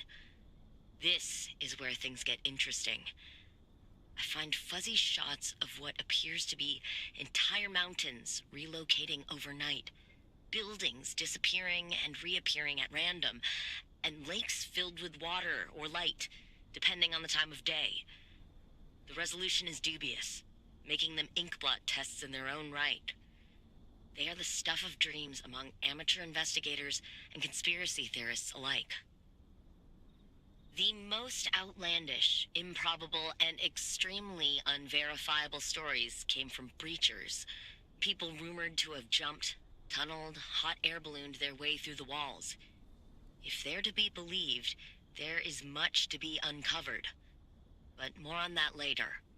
Limb technology is not paraded around in the press for long. As the government withdraws acknowledgement that it ever existed, the public's interest similarly begins to wane.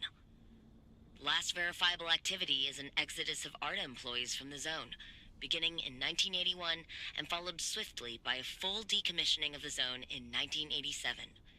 After which, those 3,600 square miles are sealed away and left behind with no explanation. A tomb, minutes away from the populous, perfectly normal city of Seattle, with decades of history and secrets locked inside. And that is where I'm left to fill in the enormous, ill-defined gaps. Hi, Joe. Hello, hello. Good to see you. Who are you in this game again? I am the driver. I'm someone who was pulled into the zone against my will and now stuck here trying to find a way out. So that's the history of the Olympic Exclusion Zone. I'm doing pretty good. We know it absolutely existed and that something blighted the area.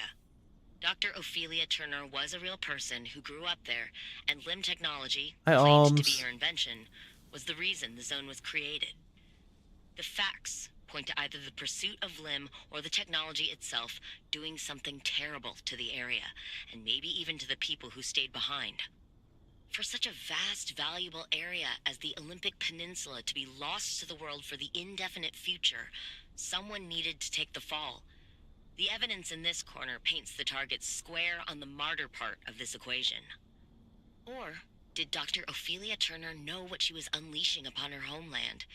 If she did it willingly, then she would have been a monster. But if the government strong-armed her into it, then she would have had no choice but to become a martyr. To answer that question, we need more information still. How goes the driving? We actually haven't done any driving yet. I've been reviewing the lore.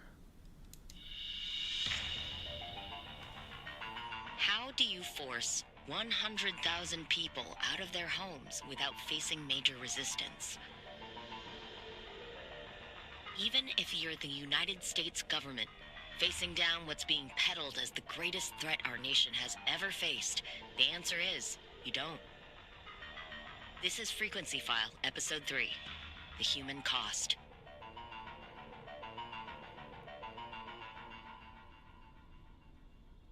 Last episode, I reported all the cold, hard facts I could get my hands on. If you missed that episode, here's the summary. There wasn't much. Now, we jump tracks to the stories of the people, to knit together old records and eyewitness accounts to form some fabric of the true story. Whoever's job it was at ARDA to suppress stories did a really good job. What they did to keep that sheer number of people from talking, and then to smear the stories that did come out, was a masterstroke of obfuscation. Unfortunately for ARDA, the cases that made it all the way to court became public record. And the facts were these. ARDA played nice at first with a generous relocation package. They offered cold, hard cash and built sprawling housing complexes in nearly every state to resettle the former residents. These new communities were built as idyllic, white picket-fenced neighborhoods where you were sure to be surrounded by all-American families who shared your same values, while enjoying the benefits of government-subsidized grocery stores, school districts, and manicured public parks. Not a bad deal from the looks of things. When it came to the holdouts, the people who wouldn't leave for any amount, things got ugly. But in the end, the government won out, as it always does. And while the government has the sovereign right to seize private property, the Fifth Amendment mandates just compensation be paid for it. But it doesn't specify when or how this compensation be made, and many dissenters ended up with nothing through good old loopholes and bureaucracy. some of whom are still pursuing their claims to this day. But the chilling thing is, those left with empty pockets consider themselves lucky. There is a saying they mutter amongst themselves under their breath, that at least they had the luck to not live in Sierram. How did this game start again? How exactly were we sucked in here? We don't know. All we know is we were driving next to the wall when suddenly there was a massive spike in radiation and a large amount of light started coming off of the wall. We were lifted off the ground and pulled into that light, and suddenly we were on the other side of the wall. The only thing we've ever heard about that is Oppie mentioned briefly that there have been other cases of people being zapped through the wall in the past. And that's all we know. Of the witnesses to the Sierram disaster that are still alive, most aren't willing to speak to me. But one eyewitness account remains the most damning report of what happened. Meet Lou Arganza. She was 9 when she last saw her parents alive. You were born in the zone? Yes. Born and raised in Sierram Town until it wasn't a town anymore. Lou was evacuated from the zone on February 13th, 1973. Can you share what you remember from that day? Sure. I was at a week-long wilderness camp. This yearly thing my elementary school would put on. They'd throw the kids into the woods, show us how to pick apart animal droppings and sketch birds, things like that. It was my favorite thing as a kid. But that year, I really didn't want to go. Something called the Limb Fair was coming to Sierram, and I begged my dad to let me stay. He told me I could see it the following year. Well, that obviously didn't happen. Okay, so the Limb Fair, which happened in Sierram, I think we'll hear this in the next frequency file, but something happened at it. And I believe that is what resulted in the massive amount of radiation that is currently there. Colossal Cappy is what they called it. The Limb Fair. Arda advertised it as a good old-fashioned small-town get-together, a miniature world fair of sorts for the hardworking government employees and their families that lived in Sierram Town. The flyers and brochures I've gotten my hands on promised all manner of things, mundane and fantastical. Kiss your low-tech washing machine goodbye. Take home this limb nebulizer and zap your clothes and diapers clean. Why break your back trimming your lawn when Limb Tech can transform your grass into something more? This push to get Limb Tech into the homes of zone residents, housewives in particular, was a deliberate and strategic move. The cynical reason, and most popular interpretation, is that it was a PR push to rehabilitate Limb Tech's image. By 1973, there'd been enough reports of radioactive fallout and inexplicable disappearances that suspicion of what Arda was doing was high. Where were you when the Sierram incident happened? At base camp about 20 miles out of town. The sirens went off during dinner, and we barely had time to wonder whether it was a drill or real before the shockwave rolled through. Luckily, we'd been through the disaster procedure days before. We dove under our tables to take cover. We were just kids, and at first thrilled for the drama unfolding in real time. It was hours before Arda came to extract us. By that time, we'd scrambled up onto a hill to signal for help and saw the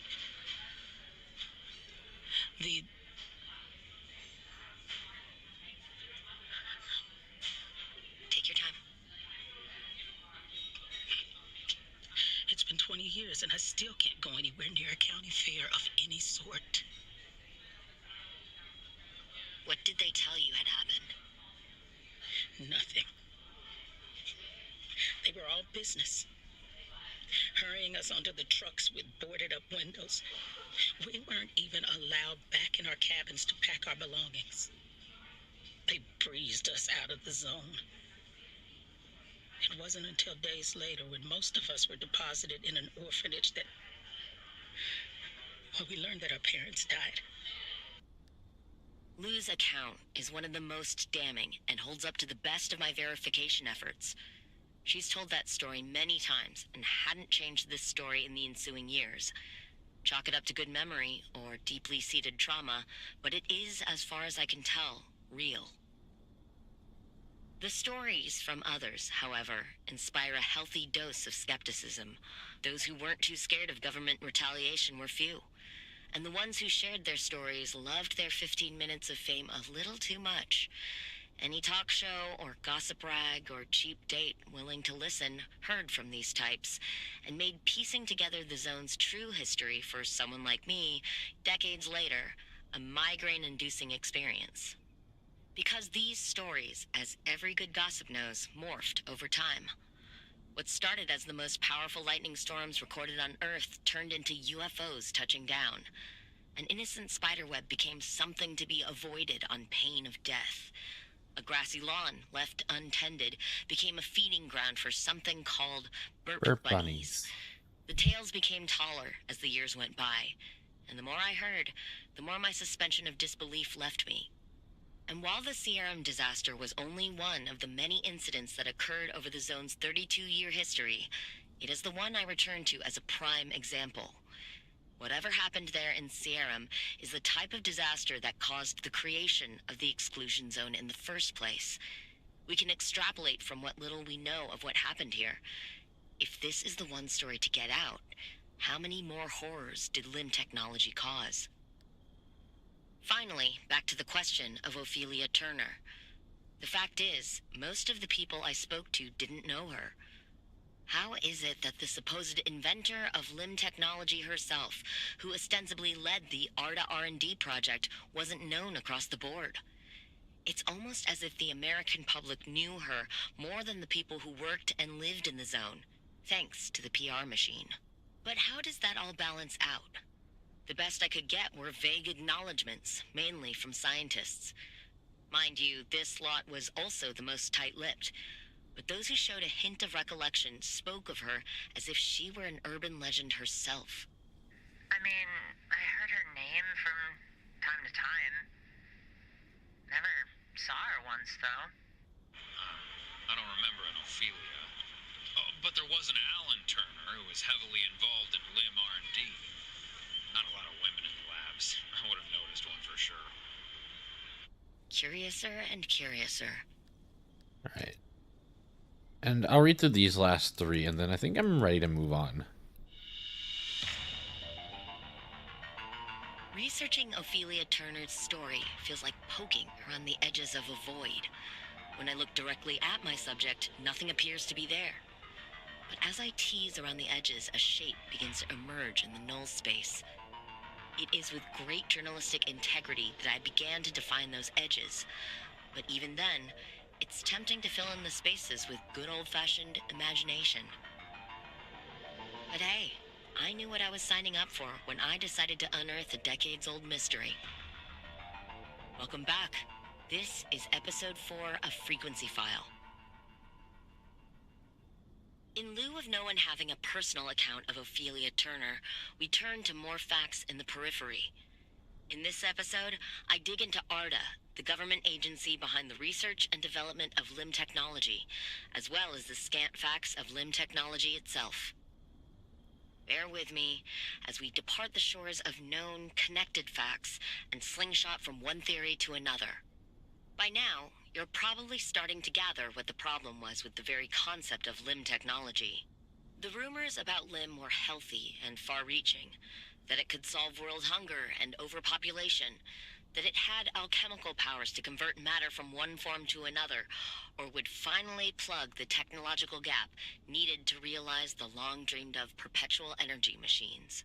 Even for the scientifically disinclined like myself, it's easy to conclude that no one technology could fulfill all of mankind's wildest fantasies. And yet, here was limb technology, promising all those things in one swoop. And remember, any and all actual scientific detail about limb technology was kept absolutely airtight. Every schematic, lab note, and mathematical proof that was allegedly smuggled out of the zone or recreated from memory was dissected by experts around the world. All were found to be well outside the realm of reality. And those scattered claims of rogue limb technology out in the world, they were all red herrings, nothing proven. Do we even know why we were near the wall to begin with? I think we were doing a delivery, but no, not. I'm not sure. I have to rewatch the intro. The voice actress did a good job for all these entries. She really did. I love listening to them. So, what do all those rumors about limb technology leave us with? The most popular theory by far was that limb technology never existed. An elaborate yarn spun by opportunists to siphon government funds into their pockets. The demonstration from Dr. Ophelia Turner and President Koch was well within the ability of an amateur magician. And once again, Dr. Turner's lack of accomplishments in her academic career paint an easy portrait of a scientist eager for a win. That would slot Dr. Turner firmly in the myth camp. We may never be able to agree on what limb was, or if it even existed. But we can certainly understand why its existence was necessary. The state of the world that existed needed to believe in something so fantastical. Here's my submission to the ever-growing theory pile. It is no coincidence that the year the zone was established was 1955. That year also marked the start of the space race. For that next decade, there is no hotter topic, no singular focus of effort and funding than beating the Soviets.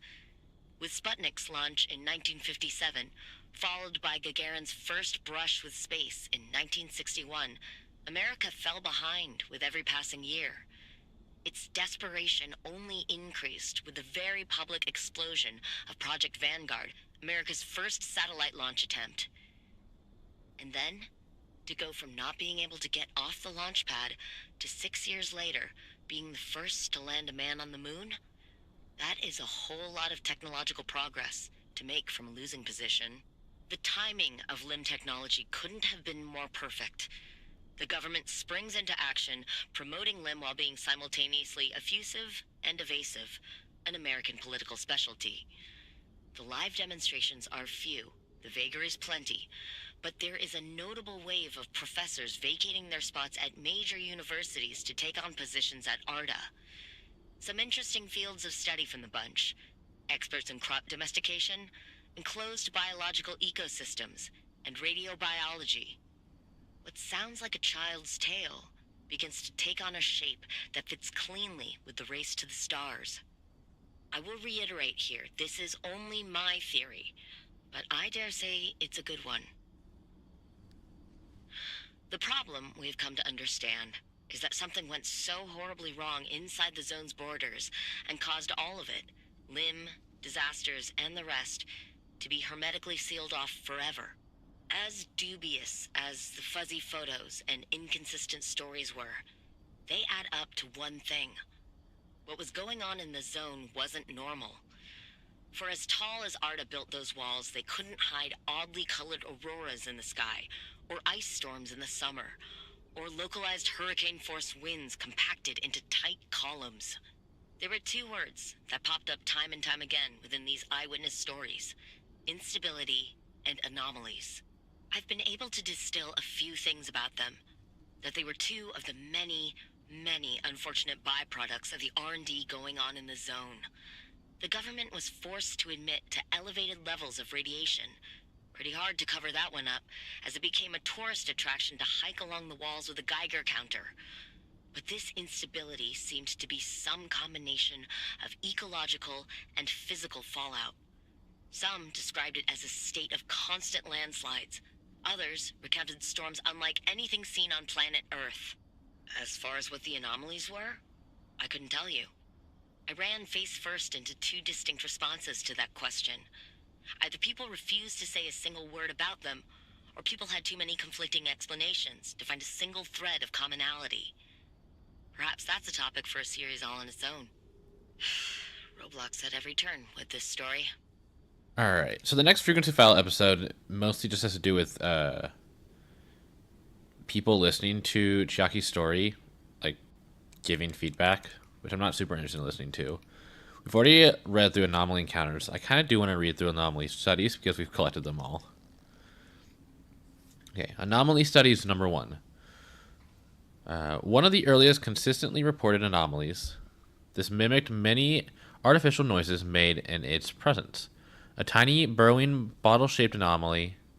This would surface and imitate engine noises, radiostatic, and/or in particular sirens.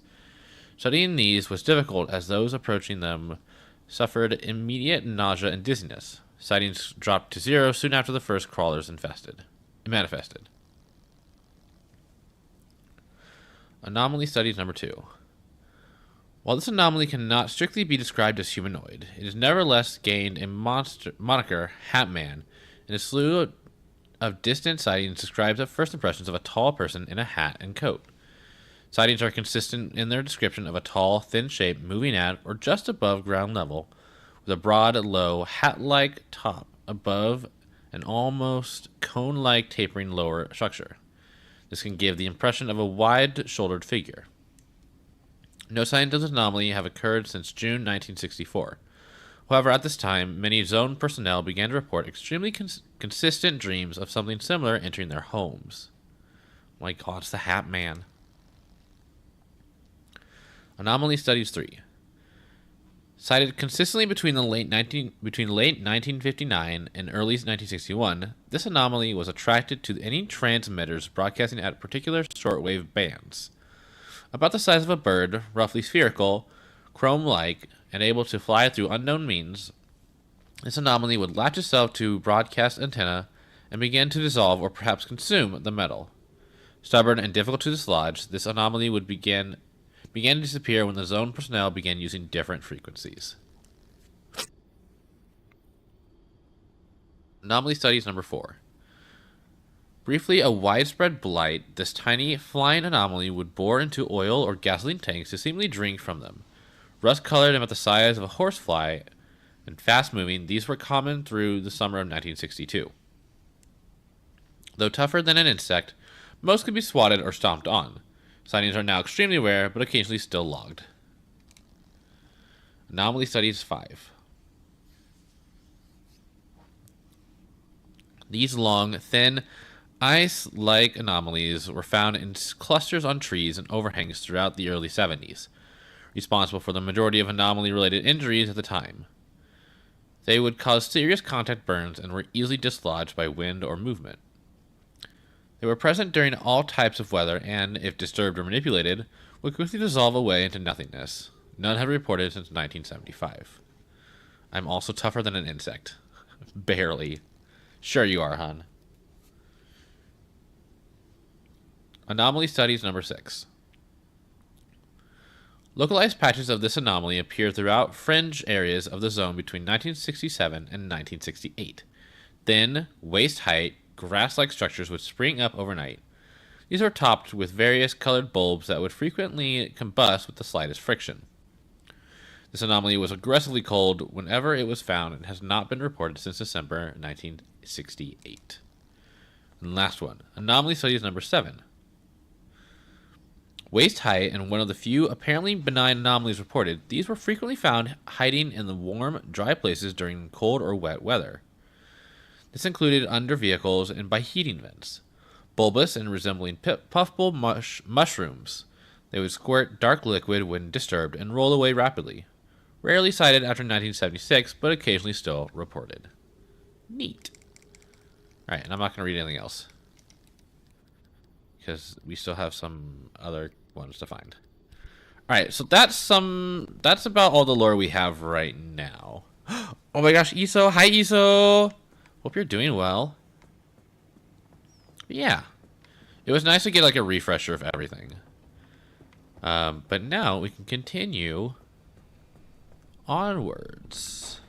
It's so dark. Wow, thanks. Fucking money. Hit me with your car less than 3. Less than 3. Hi, Ionic. Hope you're doing well. Alright, how's the car looking? It do be wasting battery. Charge up, bitch. Okay. Refresh on this dick. I'm star railing, doing alright. Doing pretty good. Okay. Okay. We have all this new area to explore. Let's see, I'm thinking E6, C4, 8. No, wait.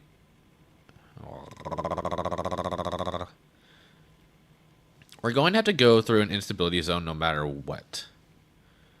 So let's just start here. Boop. Alright, let's see. E7, G9, C5, G1, C5. G1, C5 is probably the fastest. Turncoat. There's no conditions here. Angry to start. Let's just go G1.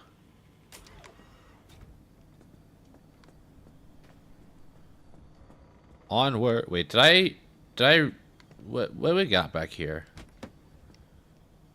Expanded backseat tank, okay. What's on this side? The auto parker. Yep, I put the auto parker back in. I was like, I need it. Woo! Alright.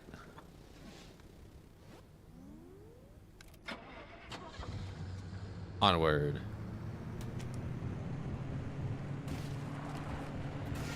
We driving, boys.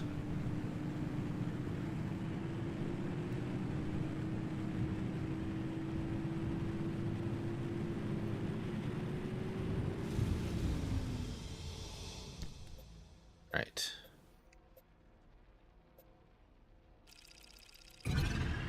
Whoa.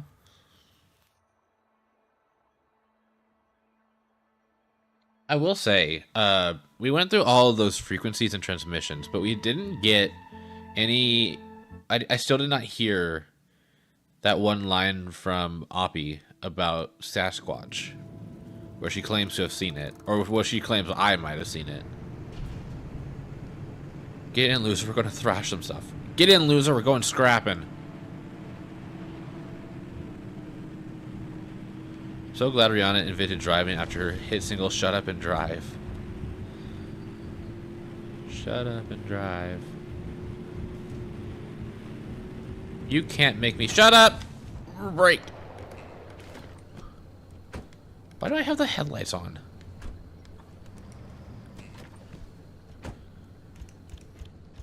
Oh. Yes. Scrapping time.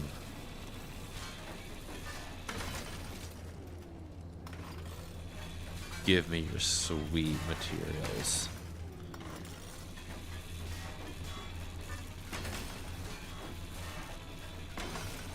Oh, 8. Suck up. Delicious.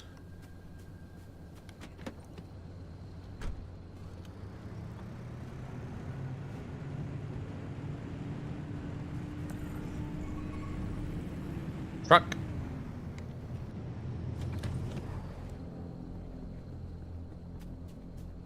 What you got in the back here?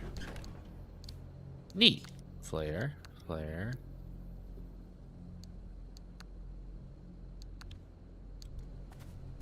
I miss my wife.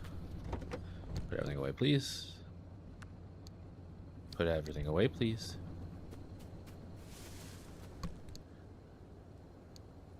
A crude panel. I don't really need that. I don't really want to scrap it.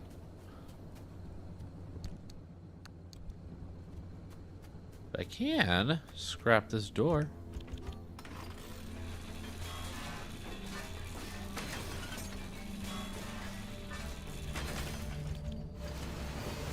Delicious. No door. Tire. We're fine.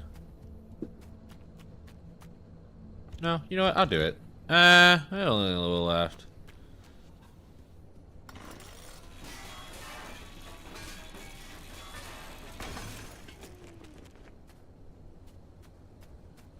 I'm not gonna have enough.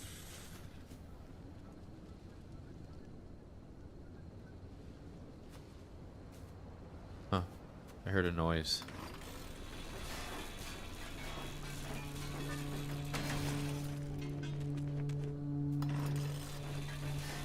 Come on. Nah. We lost. Oh well. I should have enough for another scrapper, right? Yeah. Boop.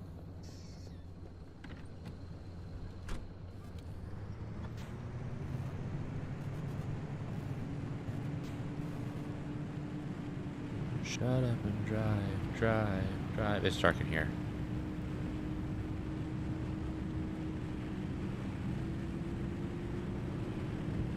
Or maybe instead of like marking out those cans with cones, you just move the cans away.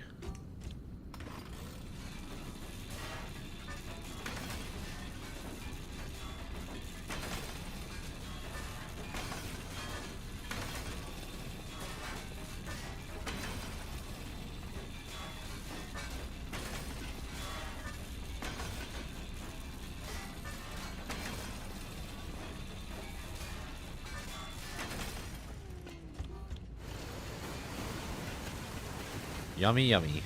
Alright. Inventory full. Excuse you.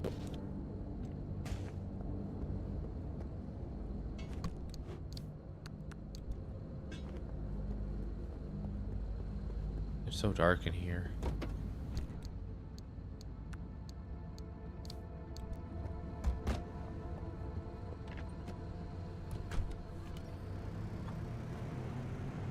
Wah! We're good.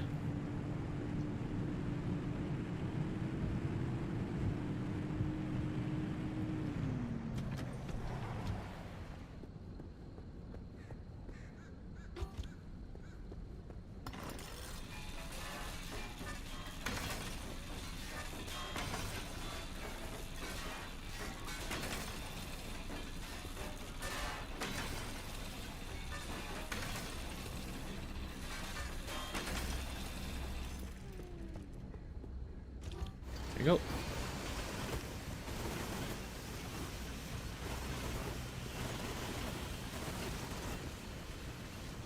Seth is the waifu of all time. Aw, I love you too, babe.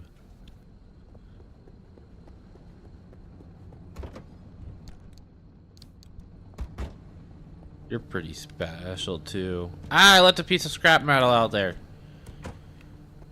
I didn't suck it up. Whoops, whoops, whoops, whoops. Nope, stop it. That was a mistake. How did it even work? I don't have any energy. Huh? What?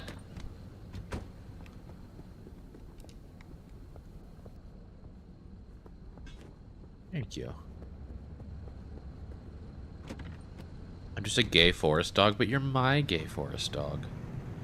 My favorite gay forest dog, even.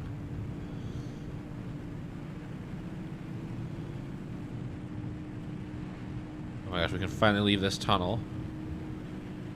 Freedom!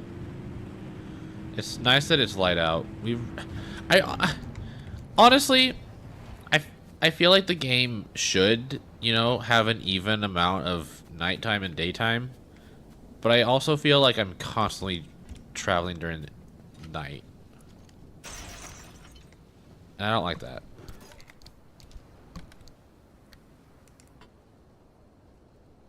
Boop.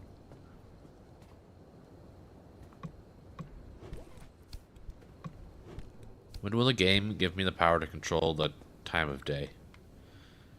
By, I don't know, giving me a bed to sleep in?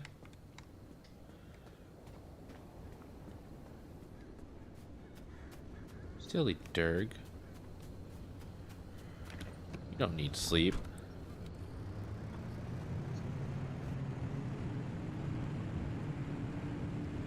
There be danger behind us. Okay, there should be a trailer over here somewhere. Watch out, I have my crow bar. Oh, I dropped it.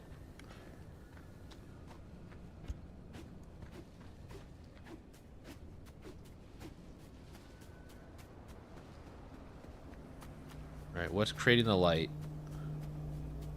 Oh, neat. I'll come for you later.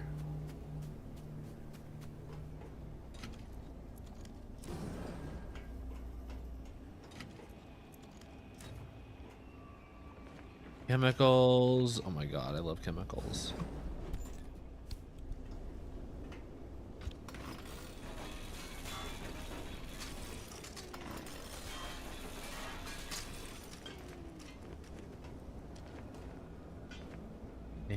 I'll come for you. When did I? What? Why did you break?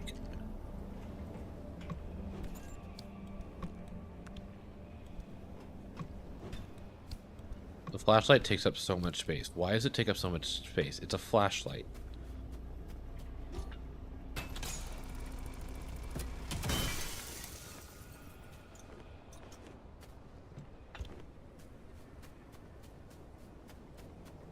Now I just have Shut Up and Drive stuck in my head. And since I really don't know that much of the song, all I have is Shut Up and Drive, Drive, Drive stuck in my head. Alright,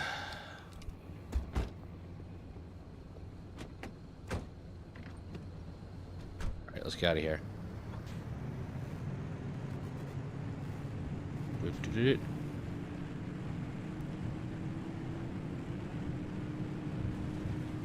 Oh, left, right.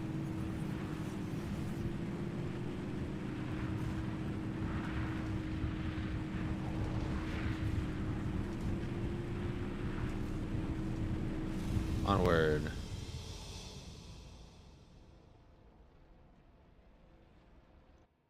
You ever want to just intertwine? Just want to like intertwine your limbs with someone else and just cling to them? Yeah, all the time. I did that with Radium all weekend.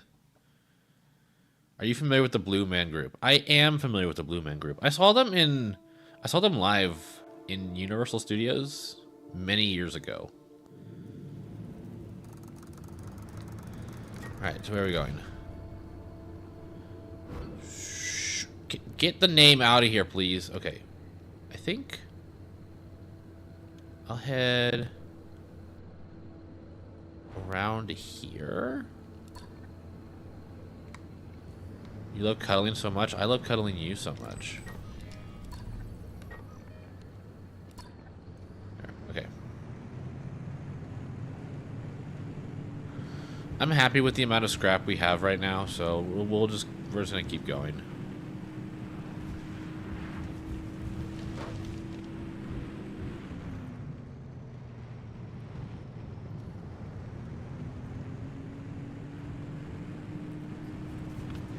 But you know that Scurry just said they couldn't get the peaches to touch, and I immediately imagined you saying it.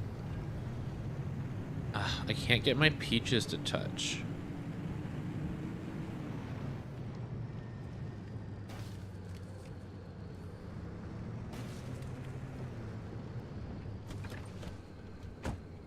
What's happening right here?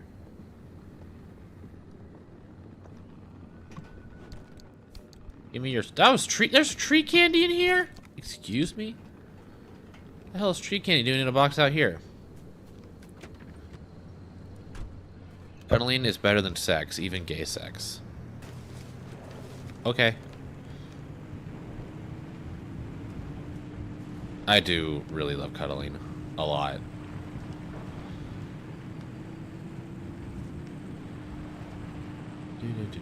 I wish I could jump over these. Okay, no, los dos. Exactly. One can easily lead into the other, you know? And also back into it, you know? You can cuddle, then sex, then cuddle again. I need lead. I need lead. This shit's important. Hi, live. Gotta get good lurkies. Really, that's it? That's all I got? Just a little bit of lead? Come on, boys. Disappointment. Spooning leads to forking, and then spooning again. Oh my god, I just love utensils. When do I get to use my knife? Lead poisoning is a top priority here. I love licking lead, sucking on it, putting it in my body. Ah! Ah! I'm fine.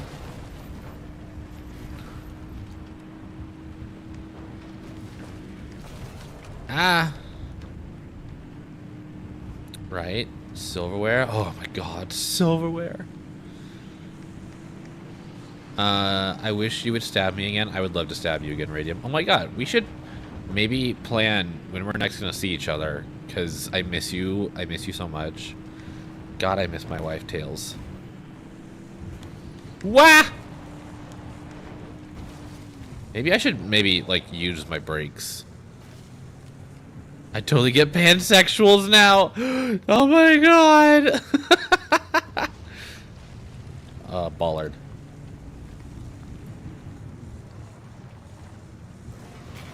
What are brakes? That's a tree. Another one. Ow. Whee! Why did the music suddenly become all dramatic? Hi, Luigi. Good to see you. Hope you're doing well. I still have "shut up and drive" stuck in my head. Again, just that line. Rocks. Thank you. Road work ahead. Not in this economy.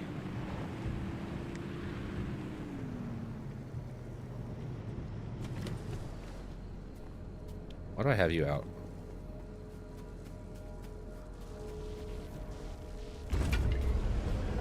Would you rather have umbrella? What do you mean?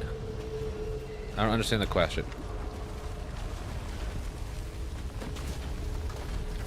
Rude. Things are happening! Things are happening!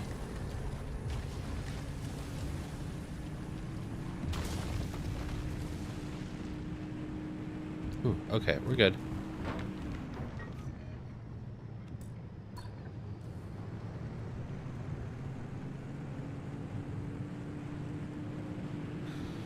Oh, Umbrella by Rihanna. Oh, okay. Mom, they following me, Umbrella. Mom. They following me. Turbo Flash. Oh my gosh, thank you so much for the follow. I appreciate it. Welcome to my horde. I took a test yesterday for a job application. I'm not very upset. I hope it went well and that your results are good. But also, you did it. You made it through. Wow, a 3-star can.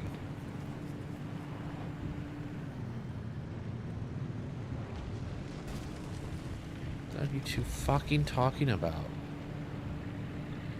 Am I at the road yet? Am I at the road yet? Am I at the road yet? Am I at the road yet? Wait, here. Hold on. Blah, blah, blah, blah, blah, blah.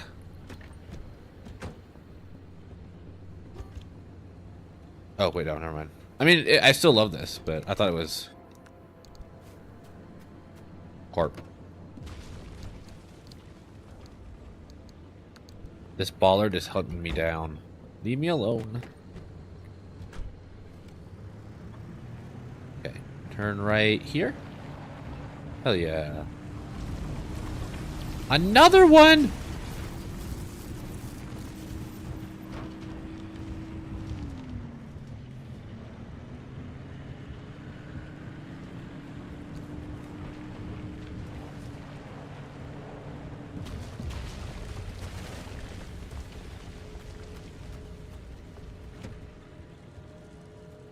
Give me your anchor.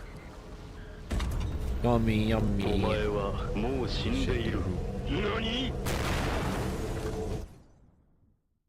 Ow. Hi, Tress. Oh my gosh, can we get a shout out for Tress, please? We gotta lurk. Me and Emily gotta go to Rock and Stone together. Okay, have fun, mining. Right? Mining? Yeah, mining. Thank you, Radium. Okay, where's the yellow ball? I need all the yellow balls. I'm sorry, there are 2 yellow balls here? Hot.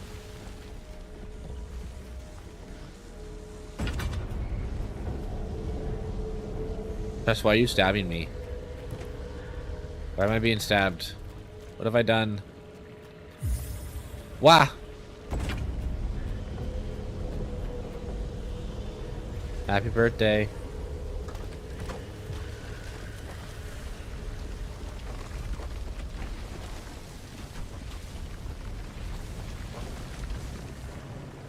Ow. My window. Wait. Wait a second. Where's my windshield? What happened to my windshield? Where? Wait. Do I have a windshield? Honestly, to God, I cannot tell. Okay, it's there. It's just cracked. It's just... I've never noticed that the game clears up the windshield. So...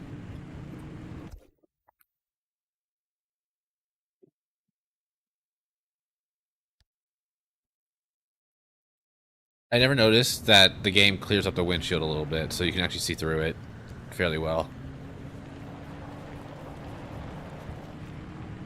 Iso, give me back my windshield, please. I need that. What if a bug flies into my mouth? What do I do then? Ow.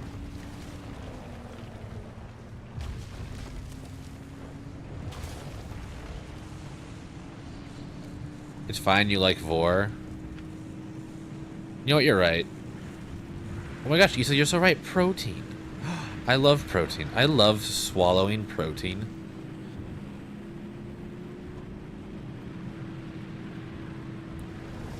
Another one. Get me out of here. Yeet. Okay, we are at G1. We want to go to... Okay, we could go to C5. Something's moving. Eerie Darkness, Swift Storm. Or we could go to D1, which has no second chances, which sounds terrible. I mean, honestly, we're just going to be, like, passing through this very quickly, so let's go here. Vor. Imagine voring a bee's nest. That sounds terrible.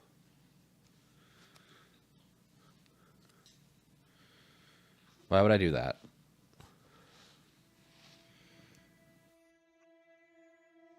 A lot of bees to vor. Just vor them all at once.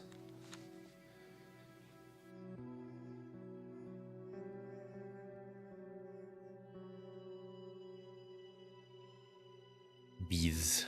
Because I'm evil. No! How could this be? Evil bird. It's so dark! Help, Mom, I can't see.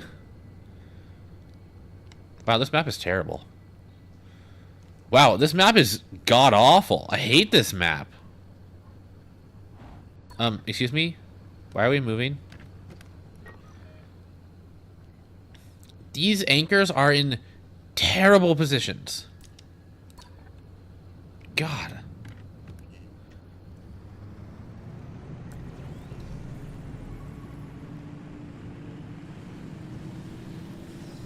That's acid. That's acid. That's acid. That is acid. That's acid. That is acid.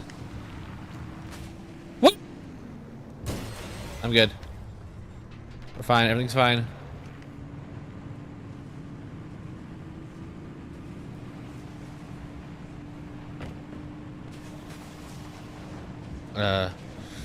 Unless the bees are bar buff furries, it's a circle jerk of honey being ejaculated onto you. What did I just read? I should really reread. I should really pre-read. I should pre-read before reading things out loud.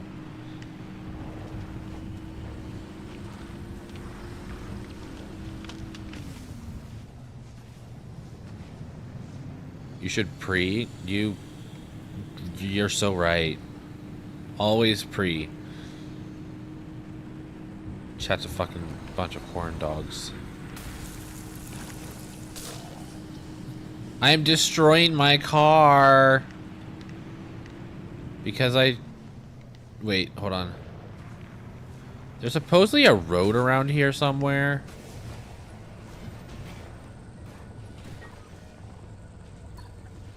It's to the left. They call me your car.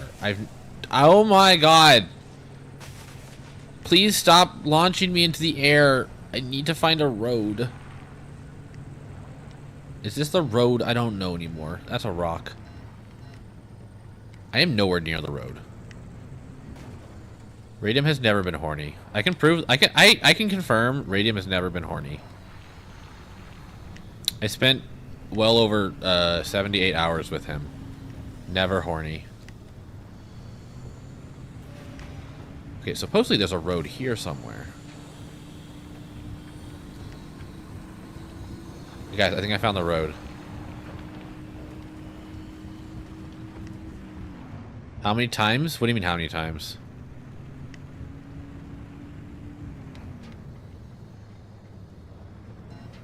In 72 hours? I don't... How many times what? Okay, fine. You know, I guess I just won't go get any anchors. Fuck you, game. Fuck you. Fuck you. I don't understand the question, Palm. What could you possibly be referring to?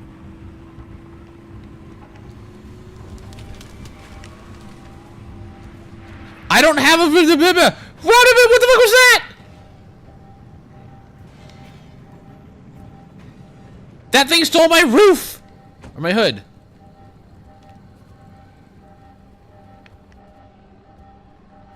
Can I have that back, please? Thank you. Where's my car?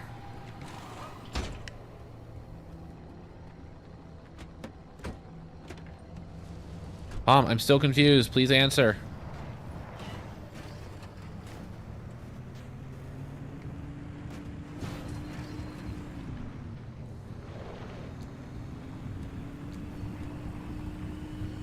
At least you don't have to fight them for it? Yeah.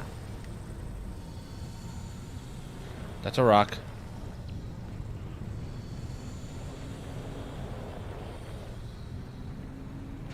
The segs?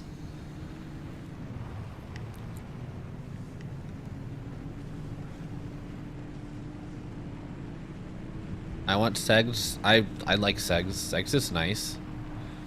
Segs do be nice. Alright.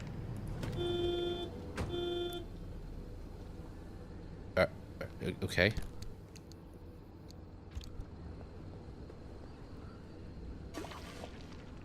Wapa-pa-da.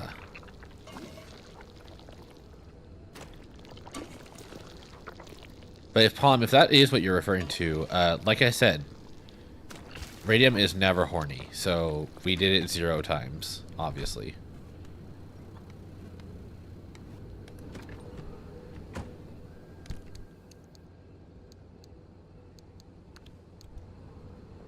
Radium would never partake in the segs. Hi, Sorrel. Okay, we can finally go on to the new area. Yay!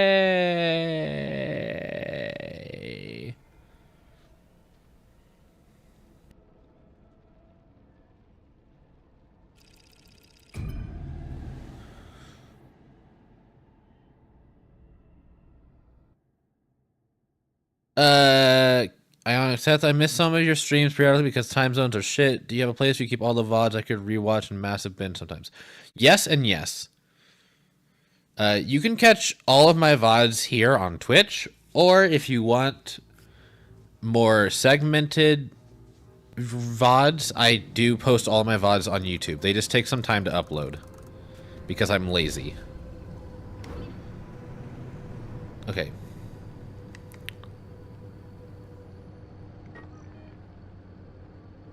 How was the con? The con was a lot of fun. I had a very good time with my boyfriend and other friends.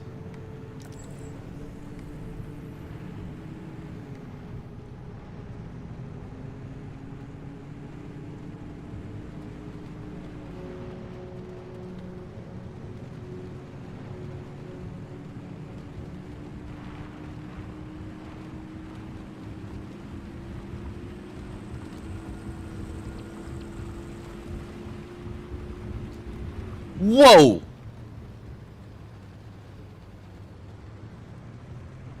What was that? Hi, Glitchy!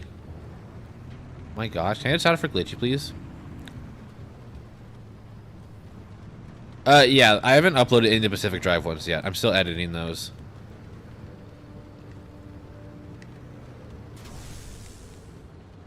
Okay.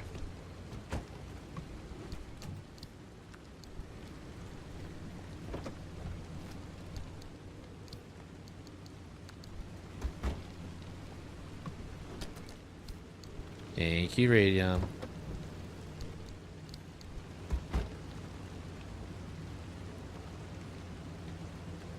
Alright, I see you over there.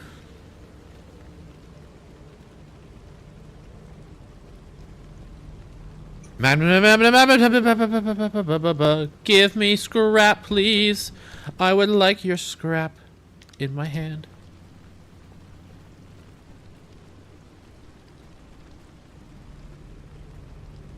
Put it in and magnetize it. Yay!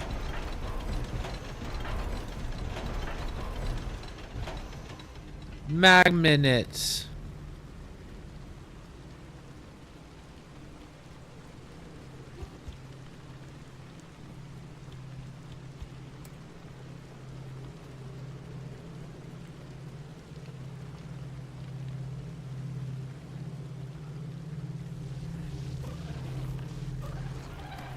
Do you mind?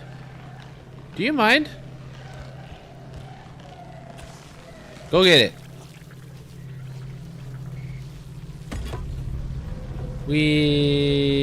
Watch out for the bubblegum buddy.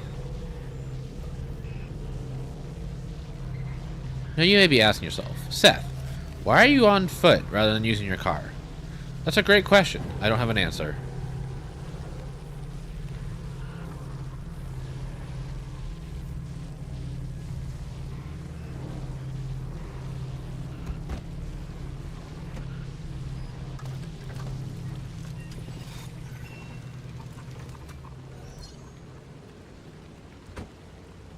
Walking is good exercise. You're so right. All right, let's just walk again. Surely nothing will bad. Surely nothing bad will happen if I walk everywhere. Ow, ow, ow, ow, ow. This hurts. Ow, ow, ow. I'm dying. Ow, ow, ow, ow, ah, ow, ow. Ow. Ow. Ow. Ow. Ow. Ow. Ow. Ow. Ow. Okay, we're good. Ish.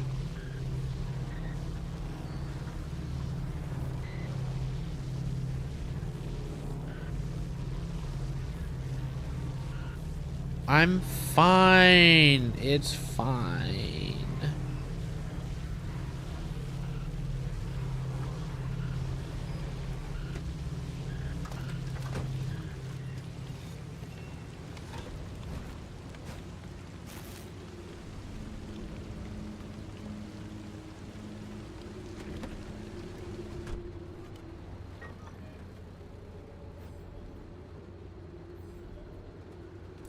Not a whole lot in this area, is there?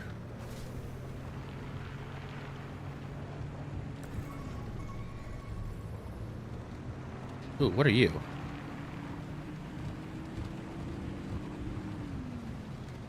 Oh. What are you?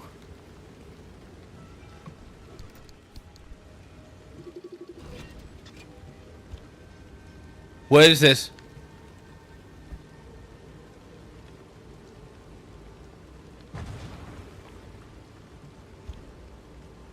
What am I supposed to do with these?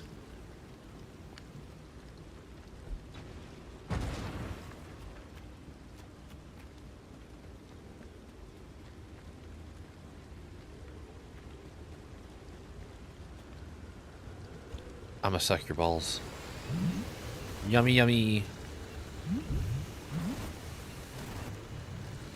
Hi, Cole. Right.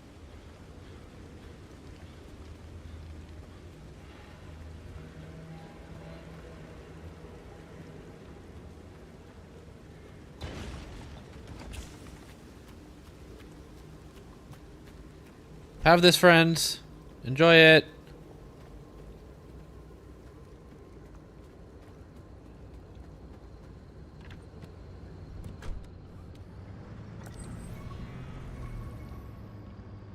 Another magnet right there.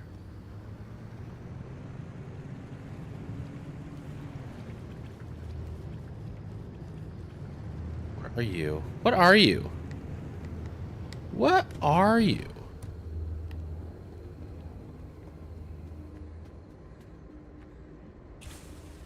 Huh? Oh, that was the orb. It just doesn't remove it from the marker.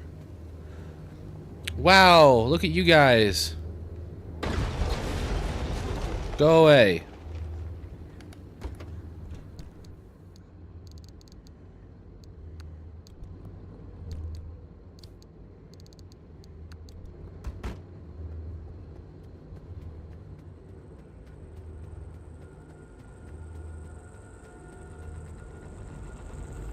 Ow.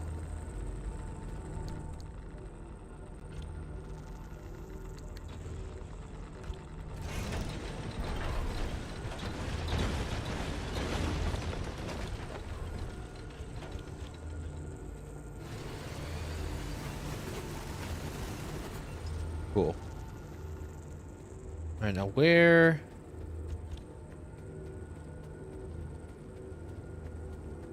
There you are. Oh, you're not even corrupt. You're just unstable.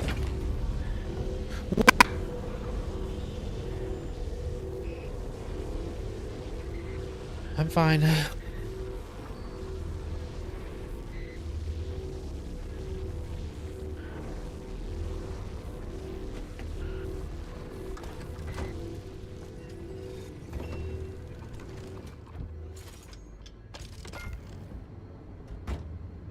Alright, what was next?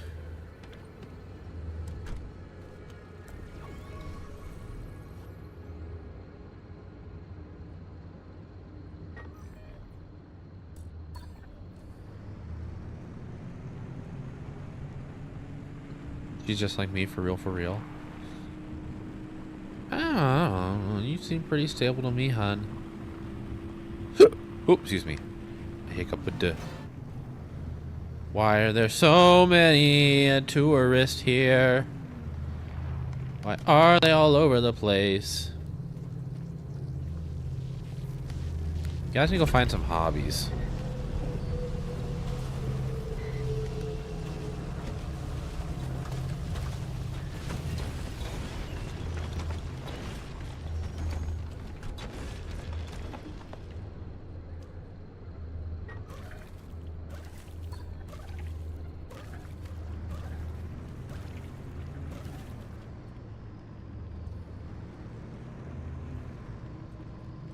I'm a Tumblr girl and I've read Homestuck, so I'm so sorry for you. I've never read Homestuck.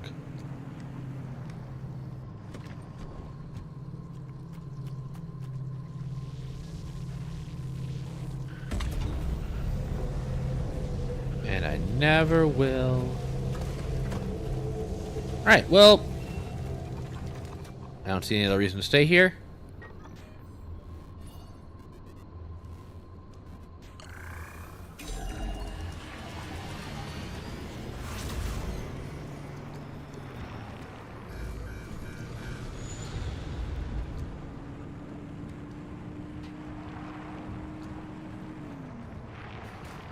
Ow.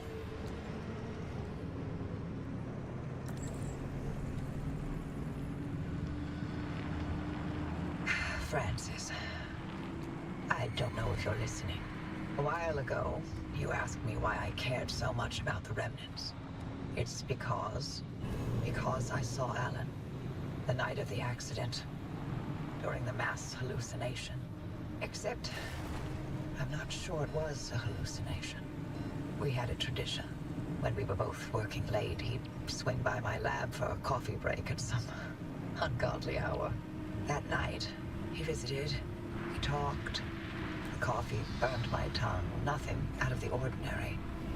Seconds later, the gamma ray surge swept through the facility and the roof caved in.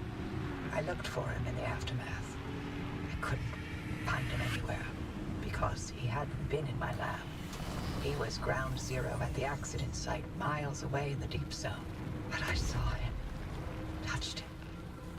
Oh shit! His cologne. He was there, impossibly there, more than a hallucination.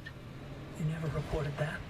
Admit to Arda that I communed Fuck with you. my husband's ghost. When they were already looking for ways to push me out, not a chance. I gave them my technology and my home, but I'd be goddamned before I let anything destroy my professional credibility. And this remnant? It's my last chance to know if what I saw was true. If it came from the well, or if it was all in my head. The things we spoke of. Things they couldn't have made up. Never mind. I know how it sounds. Like you've seen a ghost.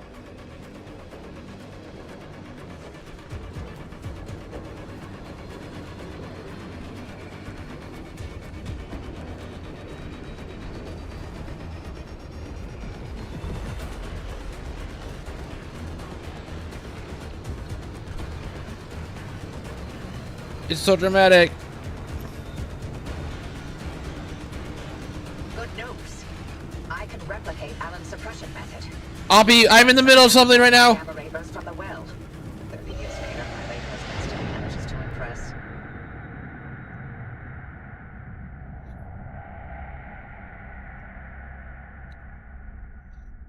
I question their decision to have important dialogue happen while I'm in the middle of a storm.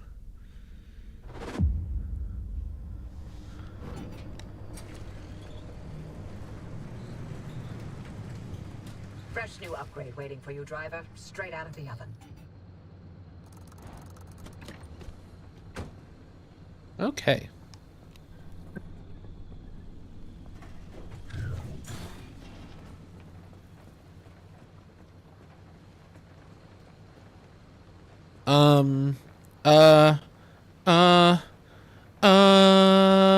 What am I doing?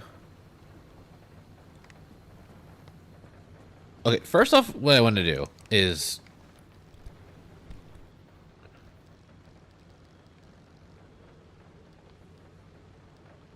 or the deep zone. What was that? Okay. I'm not missing. Stepped in. I'm not sure it was a hallucination. He was attrition. That night he visited. We talked coffee. Burned my tongue. Left from the aftermath. I couldn't find him anywhere because he hadn't been in my lab. He was ground zero at the accident site, miles away in the deep zone. But I saw him, touched him, smelled his cologne. He was there, impossibly there, more than a hallucination. You never reported that? Admit to Arda that I communed with my husband's ghost when they were already looking for ways to push me out? Not a chance. I gave them my technology and my home, but I'd be goddamned before I let anything destroy my professional credibility. And this remnant. This is my last chance to know if what I saw was true. If it came from the well, or if it was all in my head. The things we spoke of, things I couldn't have made up. Never mind. I know how it sounds. Like you've seen a ghost. And I'll just let this one play. I can replicate Alan's suppression method. We'll stand some chance of halting the gamma ray burst from the well. 30 years later, my late husband still manages to impress. Figuring out how to keep you alive once the reaction gets going, however, that's harder. But I have an idea. Francis, I need your ear. Go on. We know that as soon as the car gets to the well, the trigger will be instant. Once this remnant expends its energy, gamma radiation will erupt from the well, and the driver will be at ground zero taking the worst of it. But can we activate the gateway as soon as they make contact? It's tricky. Too early, and we may interrupt whatever reaction process the remnant carries out. Too late, and it's bad news for the driver. There's too many unknowns. Only the driver will know the right time to use it. How can you be sure they'll live long enough to make that call? The ARC device has been transmitting data every single second since it was installed. Every drop of fuel, every spark plug that car's lit, I have on record. You've been running an experiment this entire time, with the driver as the guinea pig. The mere act of being alive is the biggest experiment of all, dear. Is that another one of Alan's sayings? That one's all mine. Driver, we've seen that car protect you this entire time. It's triggered a gateway in your time of need. It's ferried you back to the garage, through every circumstance and obstacle and bump in the road. So we can trust that it'll protect you long enough to get you away from whatever and wherever you end up. Still sounds like a heavy dose of blind faith to me. Could be. Oh, there's one last part to this, and it's waiting for you back at the auto shop. Take your time. Enjoy the view. I like this. Take your time, enjoy the view, as I'm definitely going to be in the middle of a storm when this happens. Okay. We've seen your car. We've seen that your car. Yeah, we've seen that car protect you this entire time. It's triggered a gateway in your time of need. It's ferried you back to the garage. The other circumstance, an obstacle, bump in the road. Huh. Has my car been doing that by itself, or have I been doing that? I didn't use you. I forgot I had you. All right. Well, milk never curdles in the zone. In the zone. In the zone. In the zone. In the zone. In the zone. Right. Hold on. Let me just... What do we have here? Lead-plated panel. Powered bumper. Steel door.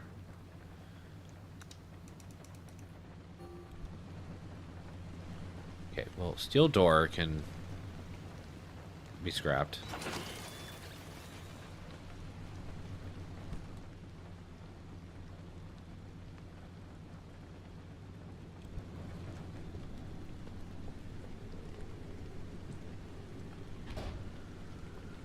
Then put you in here. Go. Hi, Waffles. I hope the stream is good. It's been good so far. Thank you. The Twilight Zone. Wow, wow, wow. Okay, take everything else out. Give me all the scrap. Not you. Hi, Poppin'. Hope your shower and errands were good. And if you are currently working on stuff, I hope it's going well. Get rid of all that. Thank you for the shout out to Waffles. Bro, went from rain to snowing in my town. I'm soaked. You're the second person to tell me that. Are you and someone else in my chat in the same location? Question marks.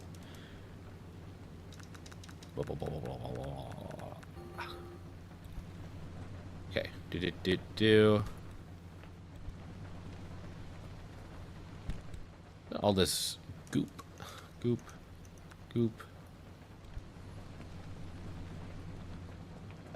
was it? Let me scroll back a little bit. Who was it that said it was raining? Was it Ionic?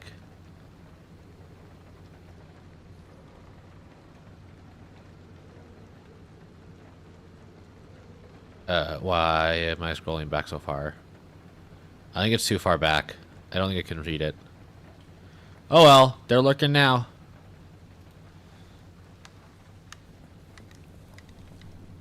It is nice and sunny where I am. Okay, yomp. Put you away. I believe I don't care for... I'll take the animal stripes. But red paint and off-white paint can go away. Actually, you know what? I don't need the animal stripes either. You. And you. And you. I need to reorganize my backpack. I need a bigger backpack. Oh, I need a... You. A blowtorch? Holy shit. We can try out the blowtorch at last. You.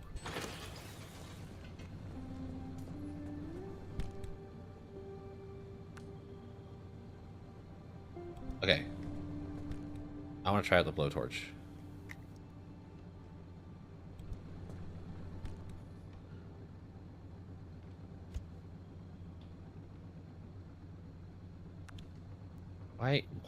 Why are we doing this?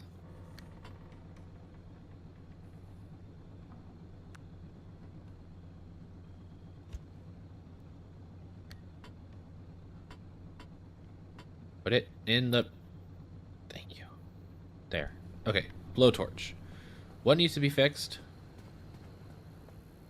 Front panels.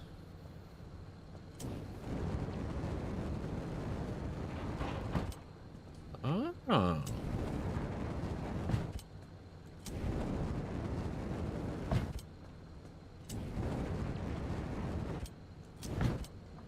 Alright, the blowtorch is pretty nice. It's just... It's kind of a challenge to make. I can kind of just use it really well. Hi, Skip.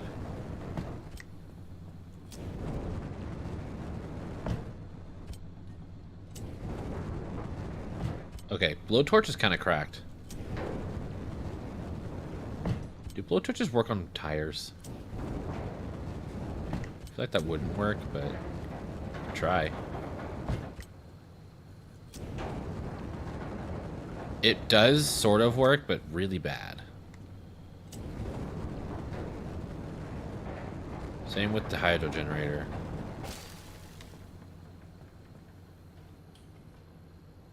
I need...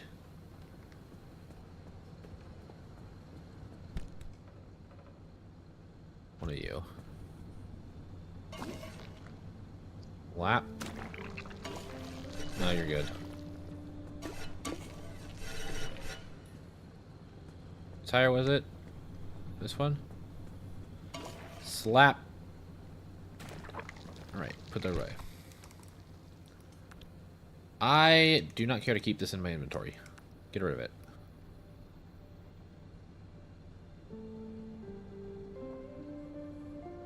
Alright, can I... what do I need to upgrade my backpack?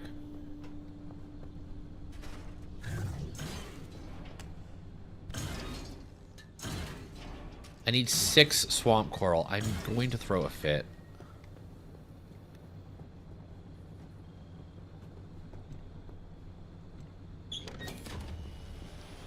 How are we doing on repairs? I just need to fix the...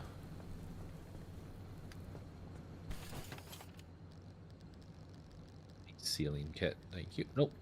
Sealing kit.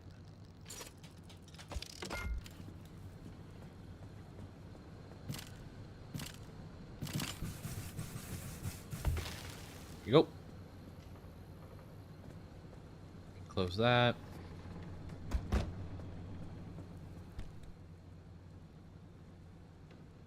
Put you on 6.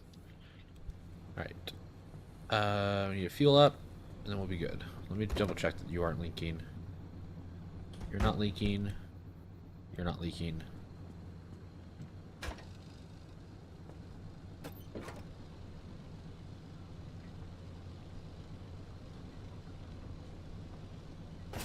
Sweet. You're leaking, hun, already? It's kind of hot. Alright, do we have any quirks? We do not. Alright. Let us take a look at what we have in here. Okay. Away, everything. Then a rally steering wheel.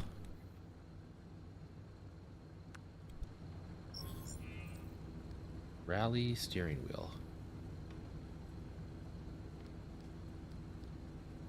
It just a steering wheel that has a different shape. Neat. Okay. It'd be dark. Let's take a look at what we got here. Nah, that's not the right one.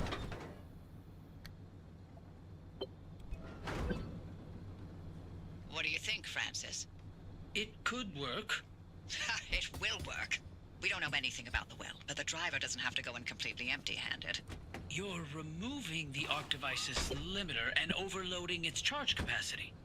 Right. So no matter how much energy the car's getting blasted with, the arc will be able to overpower it to open a gateway. It's the only way to extract the driver from whatever's going to happen at the trigger point. Uh-huh. And then we use Allen's suppression technique to keep the whole thing from completely exploding. This sounds like a lot. Okay. Arc device smart's looking good. Now you can head out and overcharge it. We'll give you instructions when you're en route. I need so many marsh eggs. Can I not build limb chips?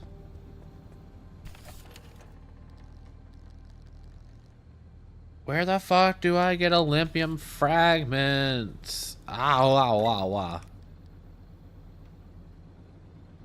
2 circuit boards.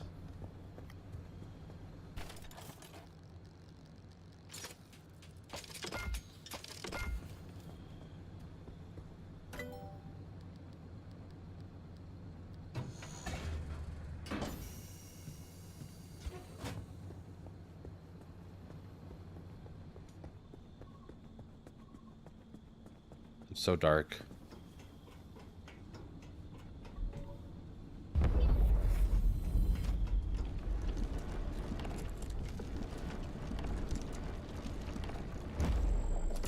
Wow, big.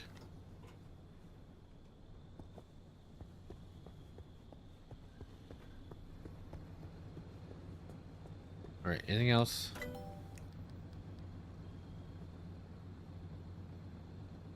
Record's never run since your last, you know. Where do I put this?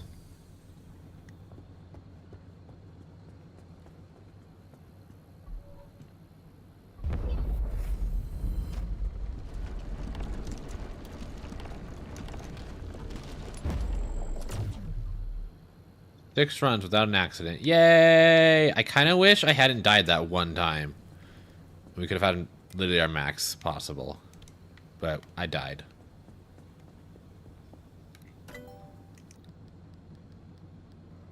Okay. I mean, like, I kind of don't care to do these right now.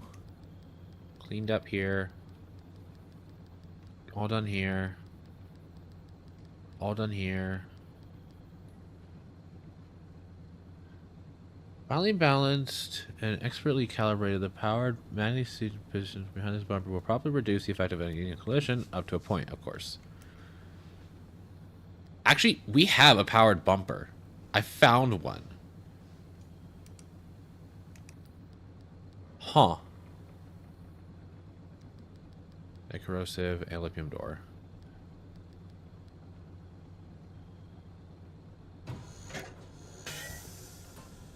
Alright, that'll complete all of our tires.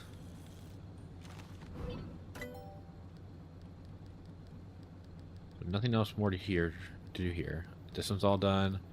This one's all done. This one's all done. So, roof battery or anchor energy converter. I can only do one of these.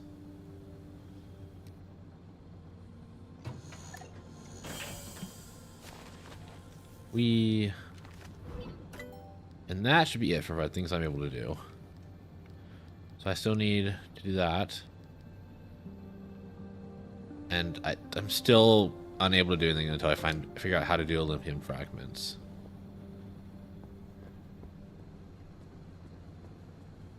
Right, but we should be good to go. Why is my fuel not at 100%? Explain that to me, please. What is using up fuel?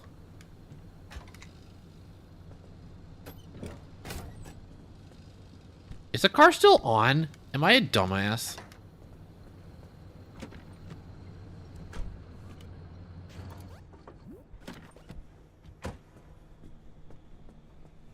Well. Okay. So how do I use you?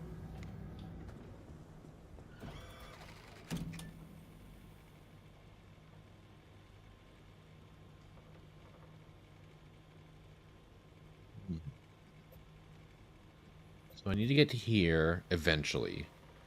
But before we do that, we have to find these other three. So if we go over this far one, we could do G1, G4, D4, D3. That's not too bad.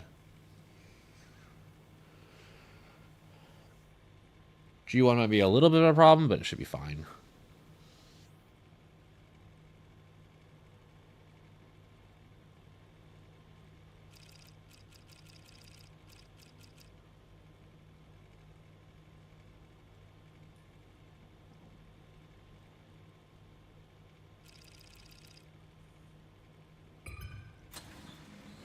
Okay, but then how do I use this?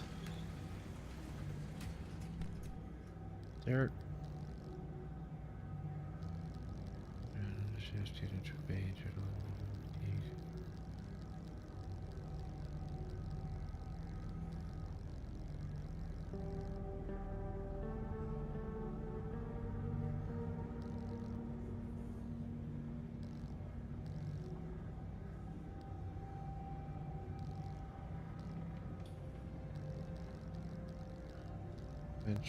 Tabular.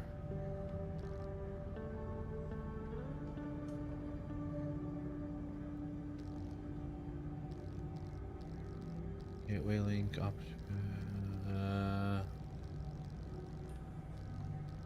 optimization bypass. This advanced navigation system will keep you on the most direct route, allowing you to bypass junctions along highways. How? How do I activate it?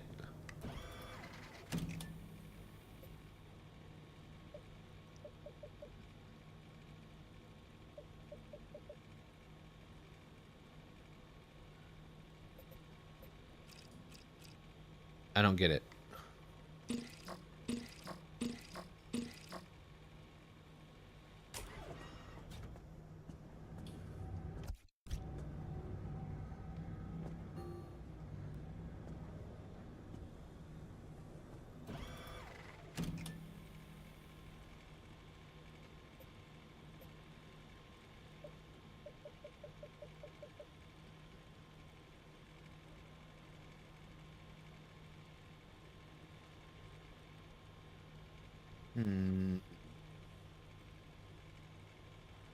Launch a destination in. Reroll. I mean, I can re-roll this. Neat.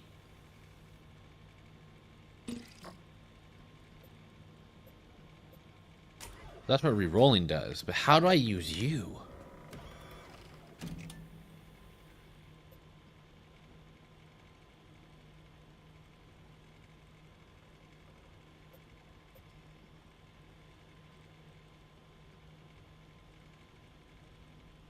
I don't know. I don't know. Oh well. I'm gonna build some things.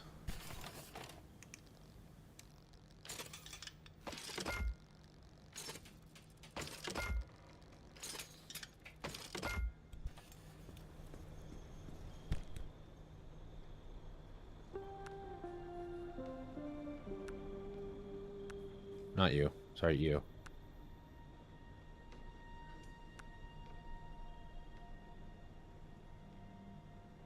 Be fine with that vacuum. And I think I'm fine with this flashlight too. Alright. Let's head out.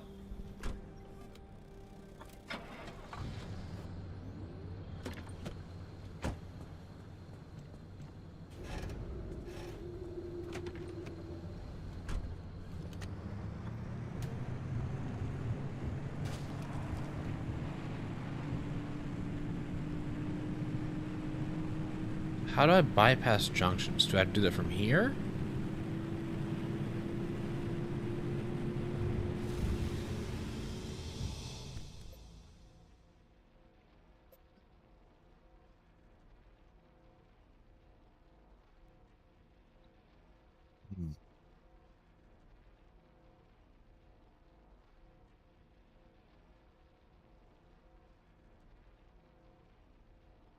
Don't know.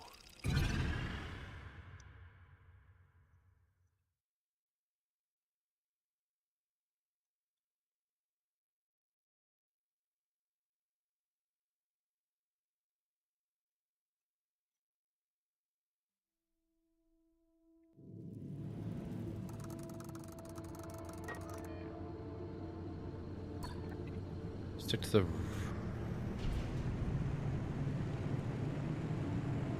Hi, Blue. Good to see you. Hope you're doing well.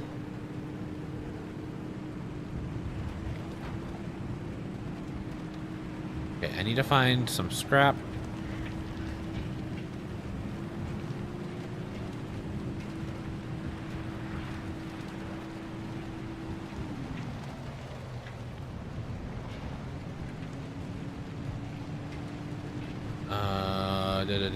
Come on, give me a car. No, that's not a car. That's left, right. Okay, we have 2 tunnels. One of them's got to have a car in it, right? I'm not going to the other tunnel, though. A waste of time. There you are! Hello, gorgeous.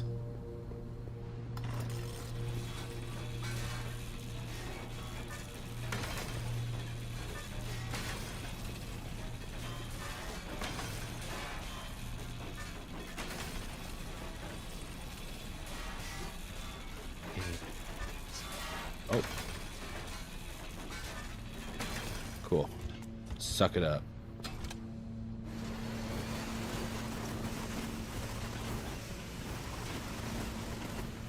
Delicious.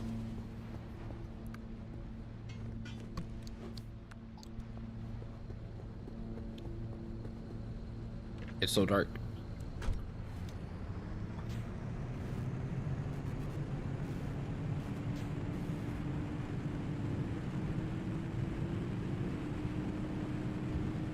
Hello, gorgeous, he says with a wide, toothy smile that whilst brandishing a machine with a giant spinning saw blade.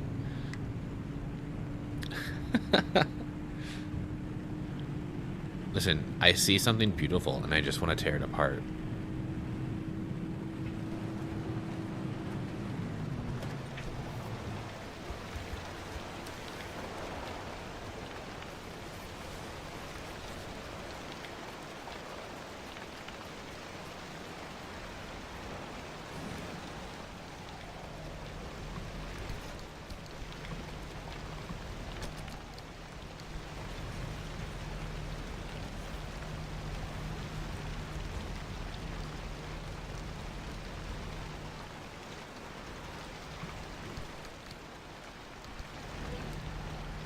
Lab reports number 4.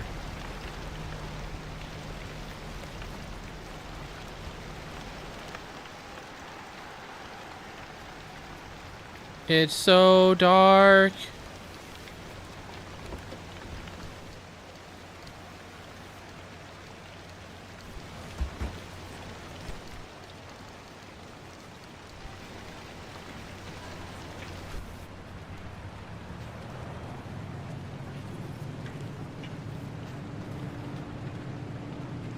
Oh, here's another one.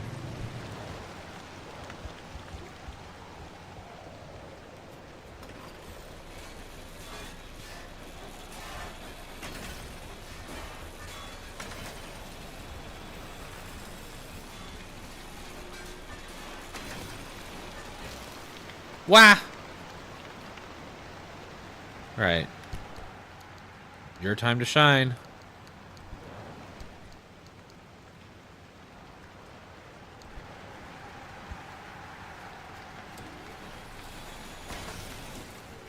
Wow.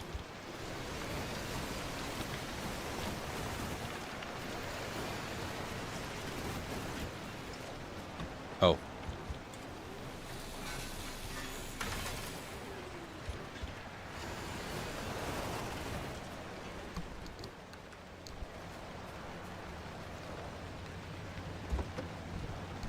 I'll be honest, the plasma saw looks very cool.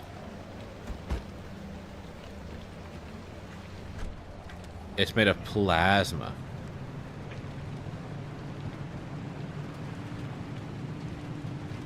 It's very cool and kind of over the top.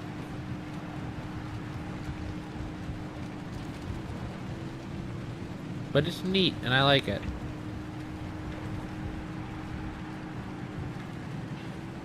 Let's get out of here.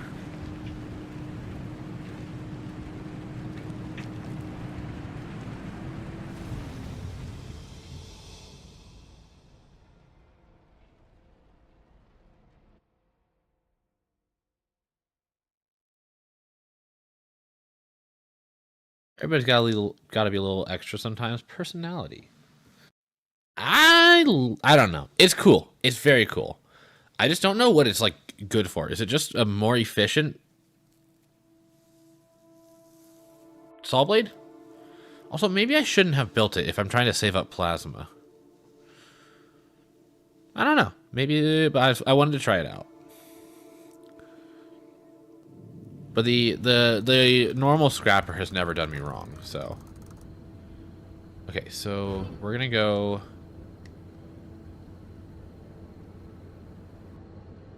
here first. Seems like it was more efficient, broke down sections like nothing. I mean, it's definitely gonna be stronger and faster, but it doesn't necessarily mean it's more efficient in terms of like how many things it can break down. Hold on. There's supposed to be a road around here somewhere. around it.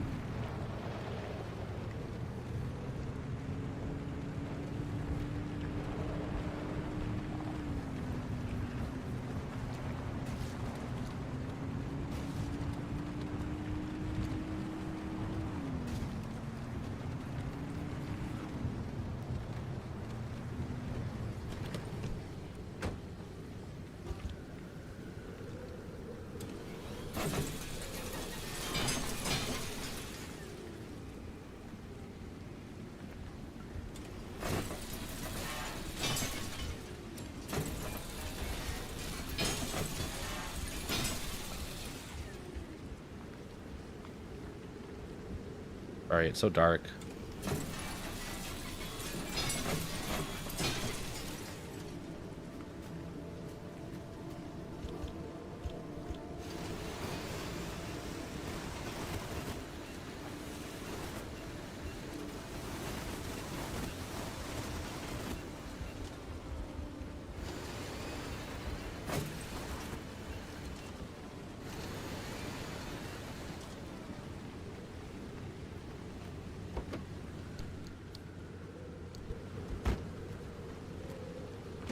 Dragons have night vision or dark vision?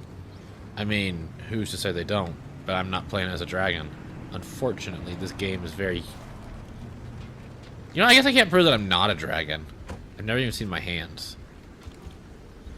But clearly the lack of night vision.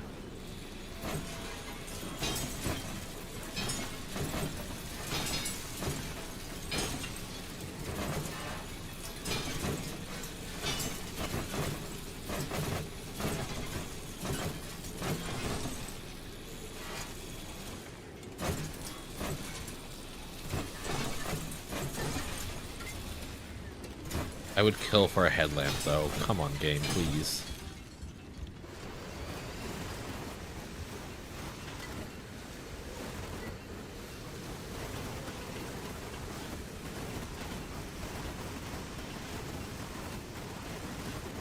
That was a good haul.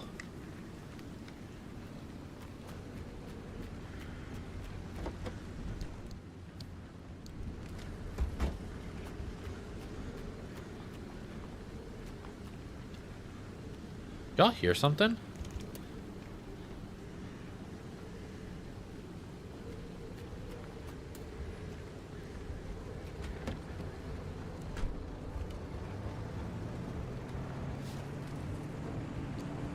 Thought I heard something breathing and running.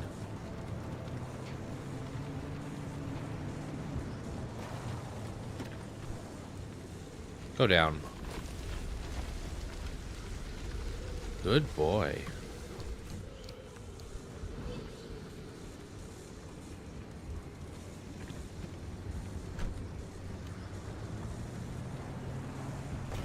Ow.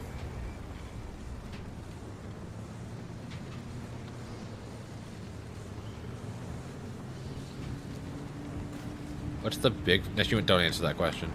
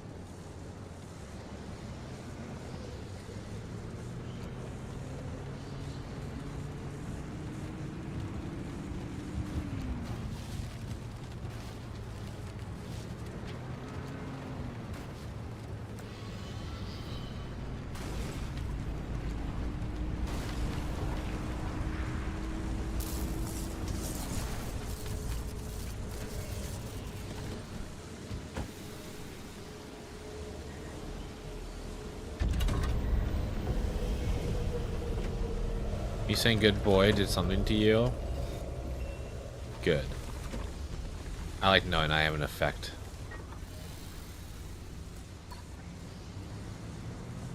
You should pursue that, by the way. See what that means to you.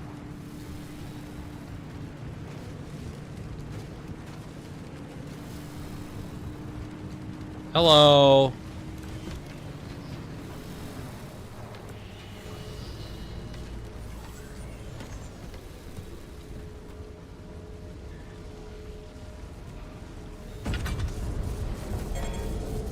What is happening to my car?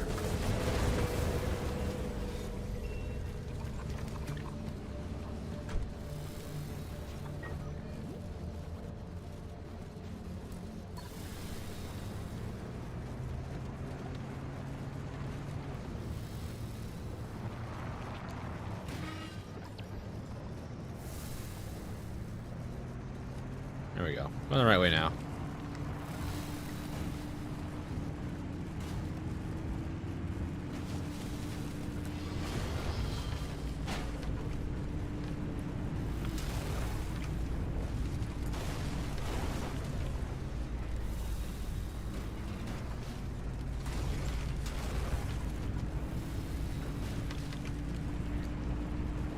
Am I using the shield just so I can run through a forest? Maybe.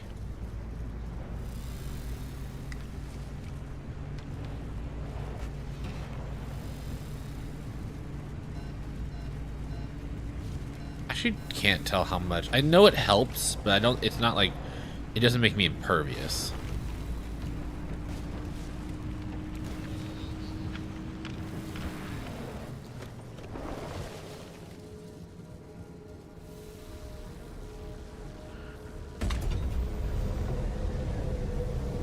Plenty of energy, more than I really need. Alright, let's get out of here.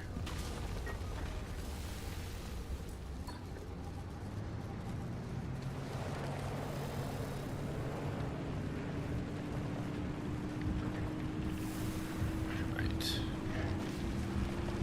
Drive through the forest real quick.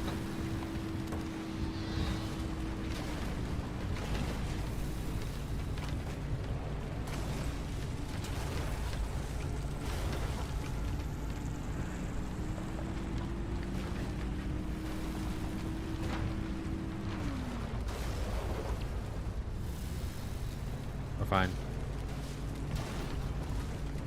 Fine, we're fine.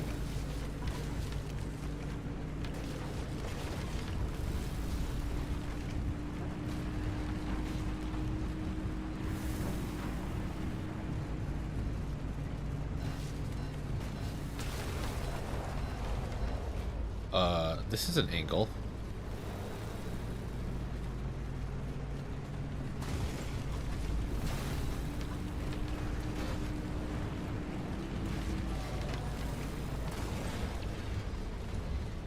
Yeah, I'm still taking a lot. I'm still taking damage, definitely, but not as bad, I think. Anyways, we found the road. We'll be fine. My door is still electrocuted for some reason. Yeah, you missed a good boy. It's okay. I might say it again. Alright. So I could... No. I'm not going here. I'm not going anywhere that has anger obfuscation. Well, I could do a D1. Harmful to humans. Just that's the name of the condition. It's harmful to humans. How do I skip over that?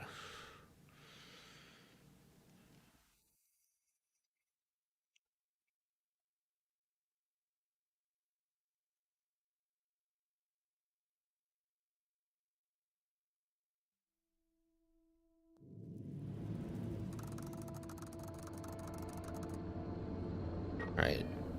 Not really much here. Probably just go through.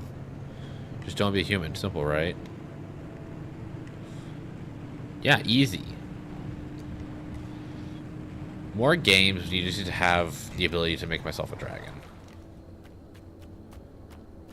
Hello, I want to see what's inside your truck. That. Not you. I don't care about you. Orpal. Orpal paint.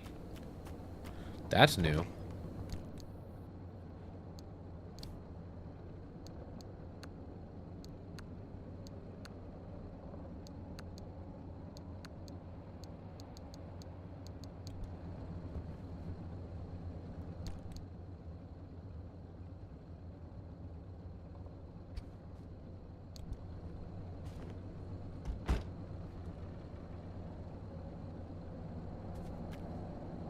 I would argue that most conditions are harmful to humans, so maybe this one just isn't special. Maybe it just, like, I'm just in the area, just taking damage.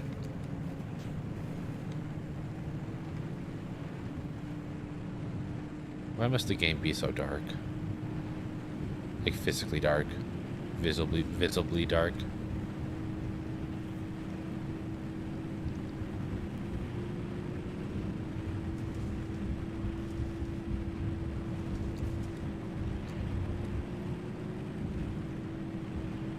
Why do you only find junk? Maybe you'll fish something up good eventually. Takes patience. Wah! I'm sorry, I was looking in my mirrors, or trying to look in my mirrors.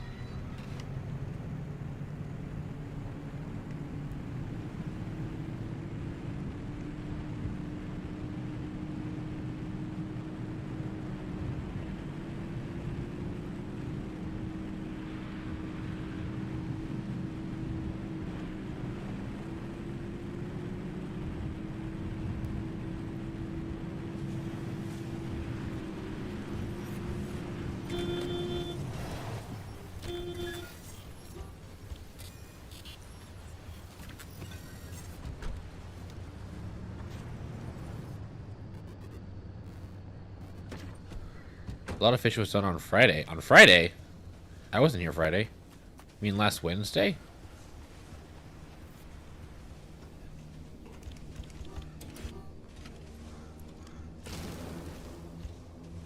Ugh.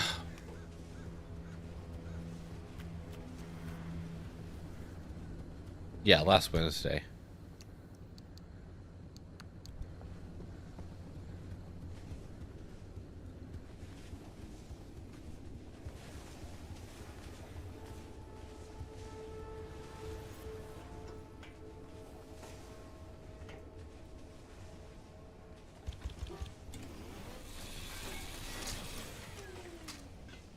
You're so right, hun.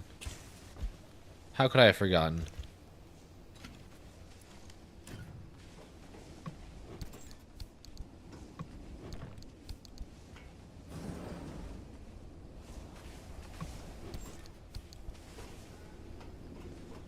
Chemical.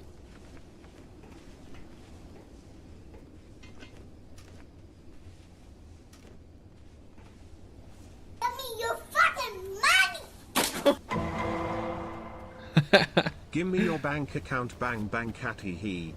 Catty he. Hi, Chunky. Thank you so much for the 20 months. Holy shit, that number's growing. 20 dang months. Oh my god. I've known Chunky for 20 months? Thank you for shouting out Chunky. So cute. She grow cock.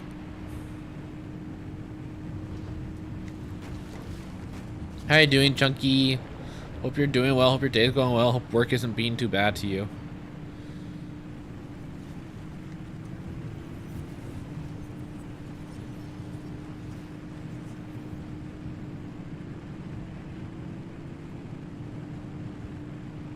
And just finished working doing my taxes now.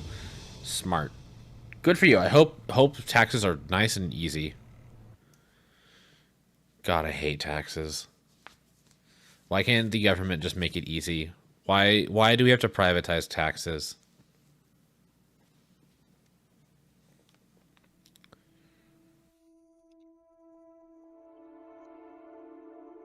I hate this world.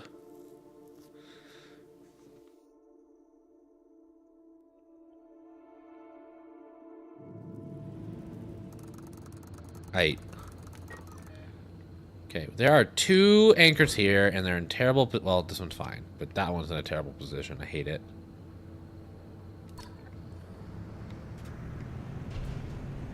We know something you don't know. But also, we're going to punish you if you don't, you know, do it correctly.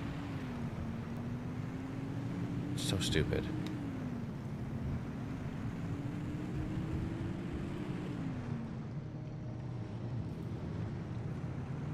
That's because we in America love making things challenging and difficult so that people without resources can't manage. And also for a profit.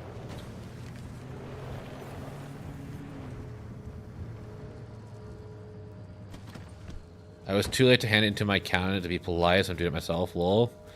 That's neat. Imagine having your own accountant. Yay, accountant. I've done my taxes myself ever since I needed to start doing taxes.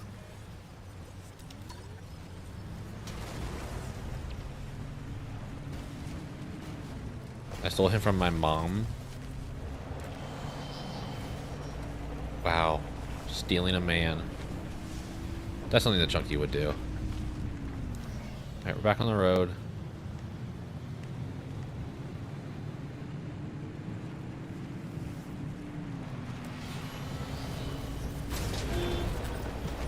I'm fine. I'm fine.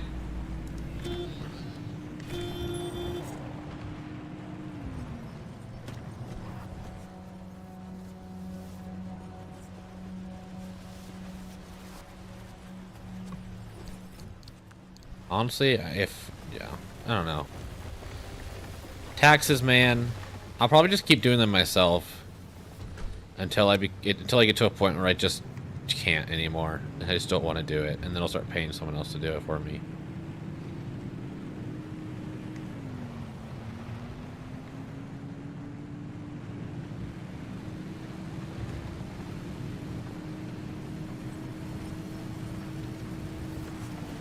Wah! Dude! The fuck? My car refused to brake.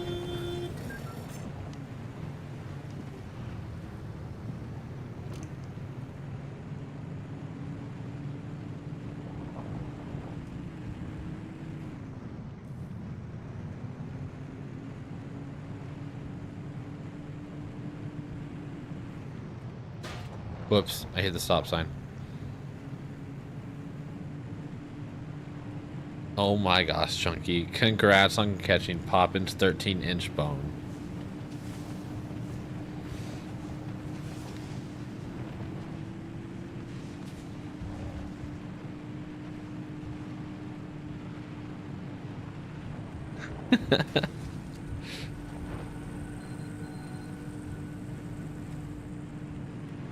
I was wondering who was going to be the first to catch that.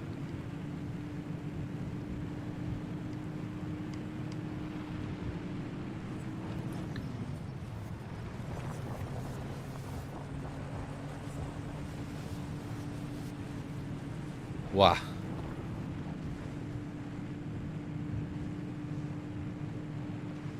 My salami. Ah, wow. Okay, I need to pause and repair my car at some point before I break something I can't replace.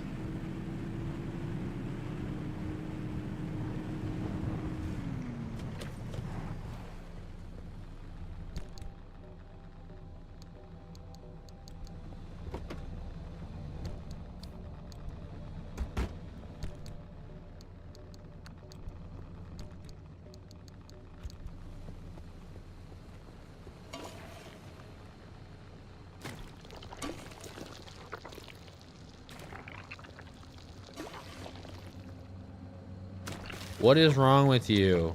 You need a sealing kit. Do I have a sealing kit? I do not. Yeah, I do. Pee. Yay, spit. Let's get out of here. You're welcome. Wait, it's like right in here.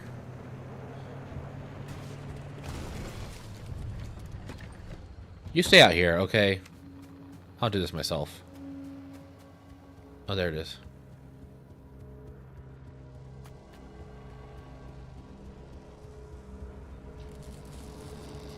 I can ask people whatever questions I want to ask.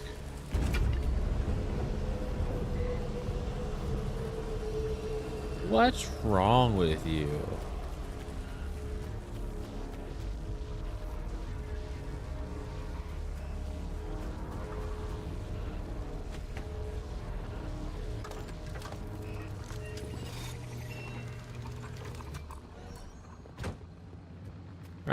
Just follow the road back, I guess. Yeah.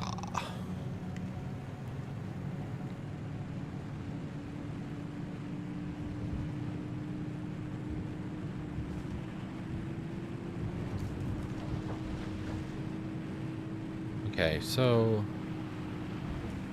kind of foggy, but it should be fine. I need to be careful. I know that there's like a few roadblocks along our way. Like right here. Flawless.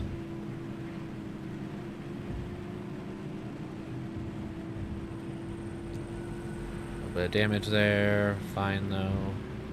There's still another roadblock somewhere. Nailed it.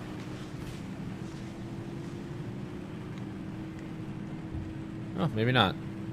Oh. Alright, just follow this road. This one.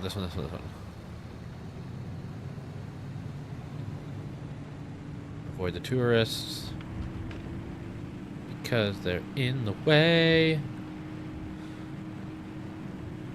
Forever question why there are metal cans in the middle of the road.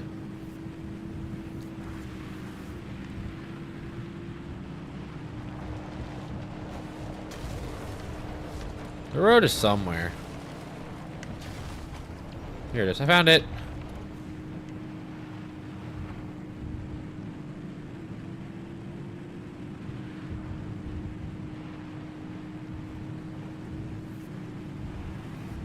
Wah, wah, wah. It's okay. Fine. I'm never in danger in a tunnel. The only thing that can kill me in a tunnel is me.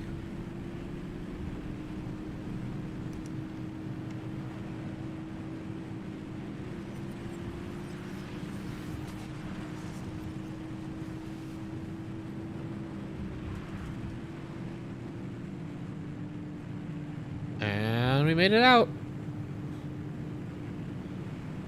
Yeah. Alright, on to D4. Intense radiation.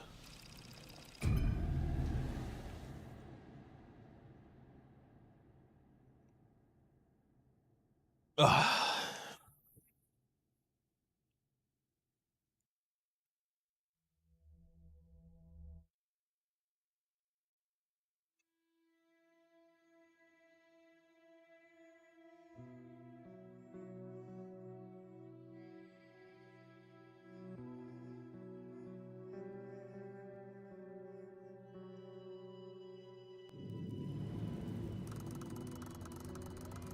Okay, what we got here? So I really need to look for marsh eggs and reef coral.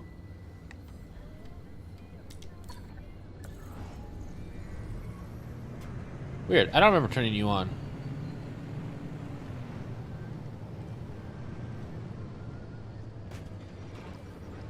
I don't know what that was.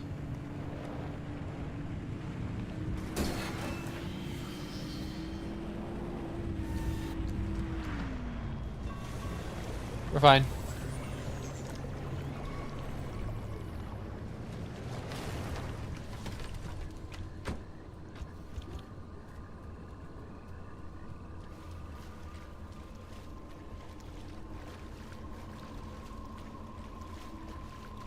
Come on.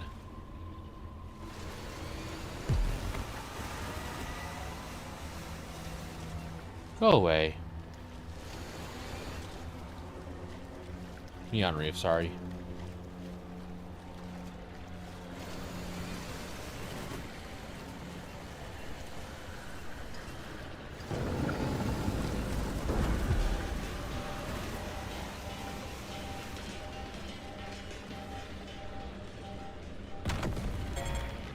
I don't know what's happening.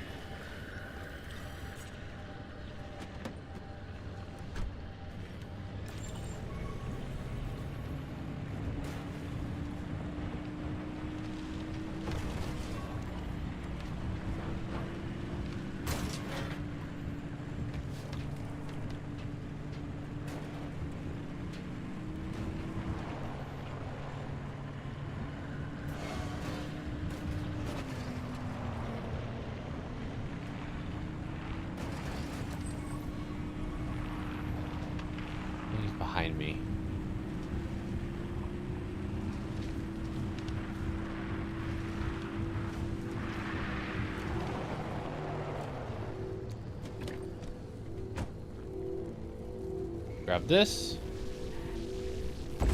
Thank you.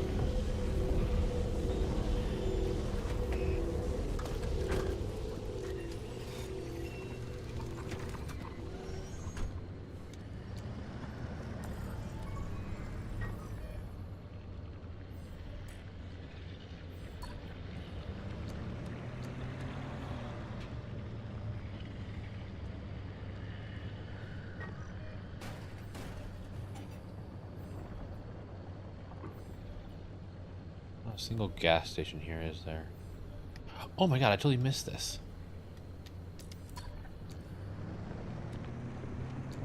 Alright, have your good luck, Luigi. Thank you so much for being here. I appreciate it.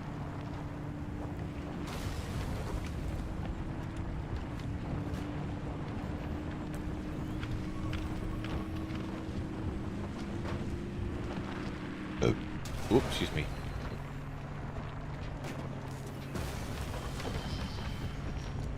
Oh.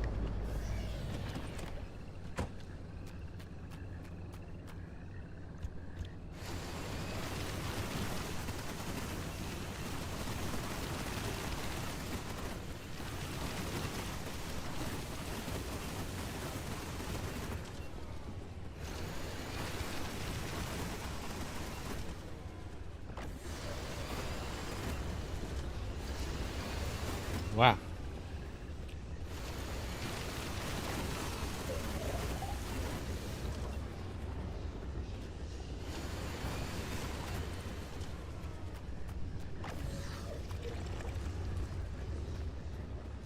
That's all of them. What the hell is happening to you?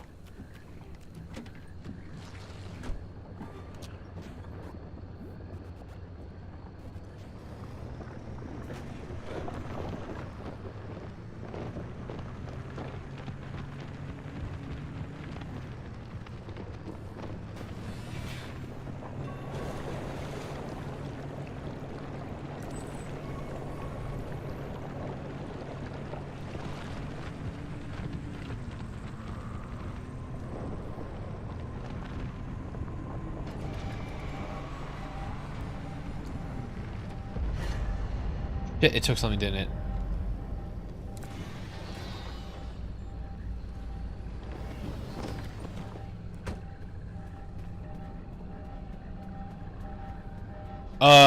I'd very much like that back, thank you.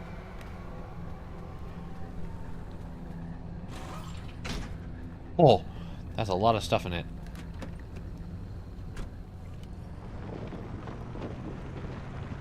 Wind steering, wheel turn right. Warp? You can warp in this game? Huh. Interesting. I did not know that. I've never seen that quirk.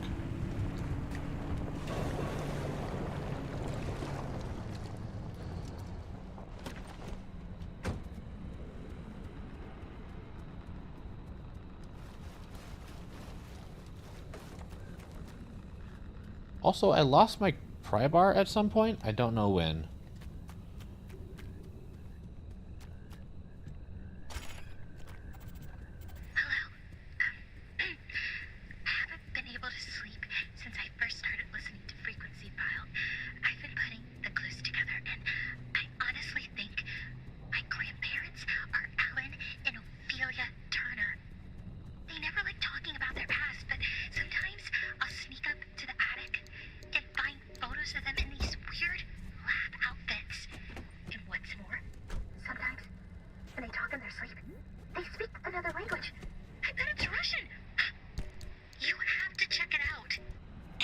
Surprising of the messages.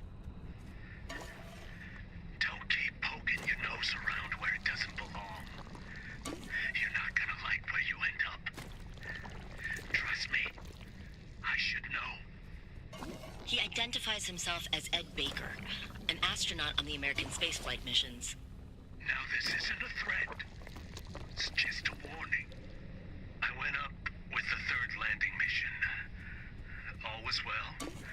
Readings were nominal. We achieved stable orbit around the moon and began executing the limb-assisted landing procedure. Once it activated, that's when everything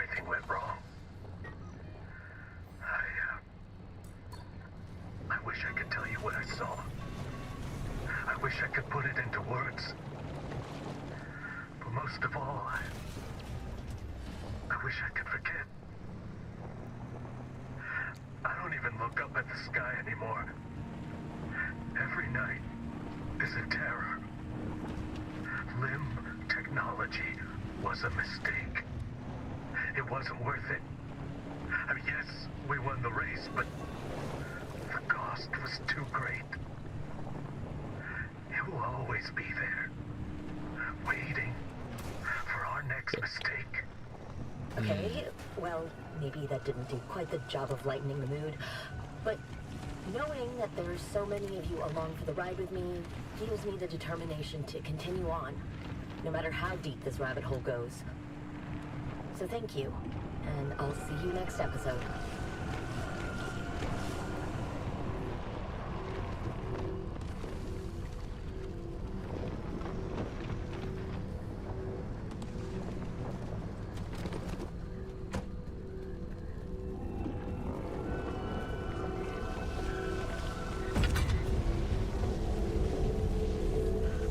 Okay. Ow.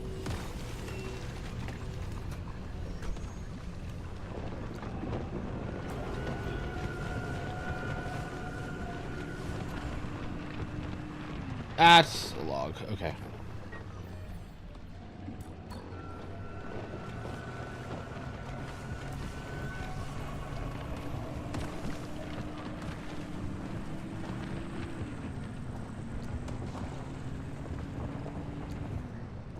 I'm gonna hide the car right here.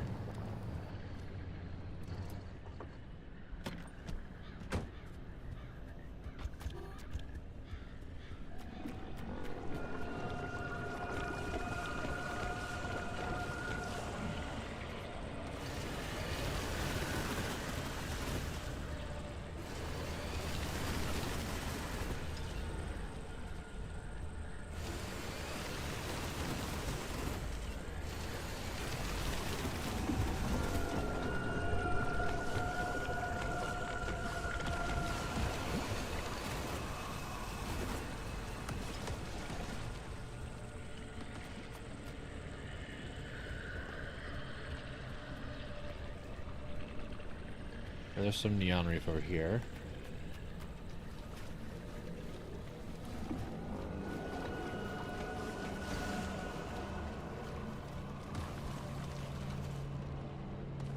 Come on.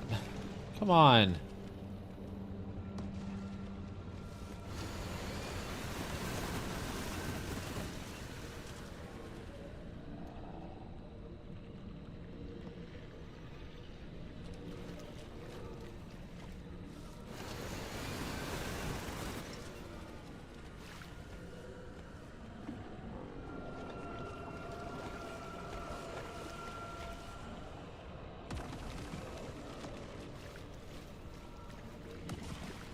Okay, fine, whatever.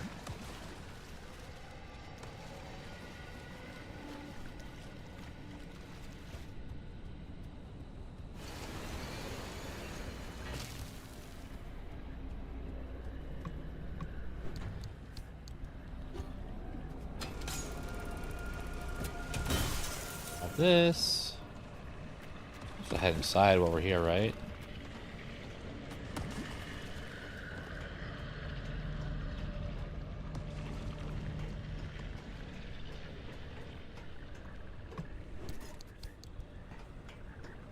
Not much here.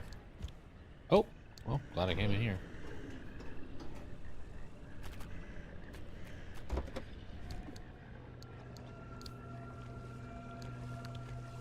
Okay. I see Ionic. Have a good night.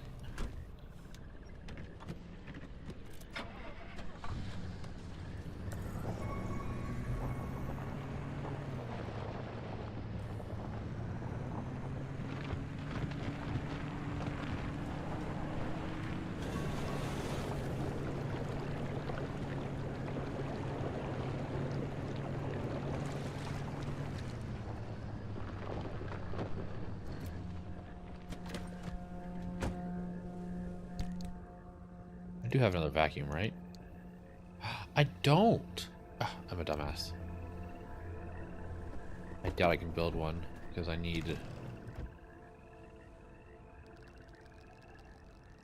Yeah. Alright, well, that's unfortunate.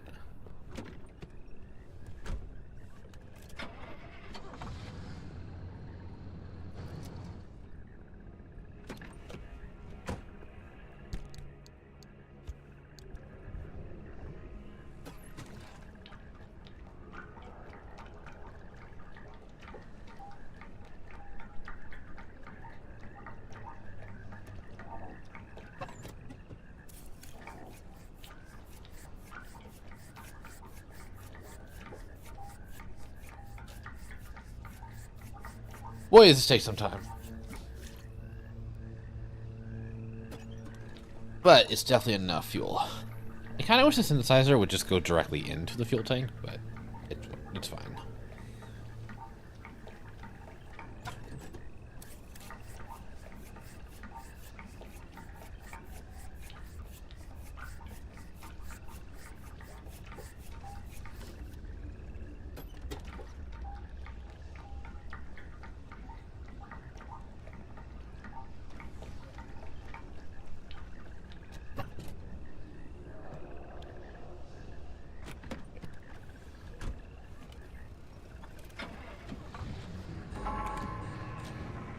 I feel like my car has a lot going on right now.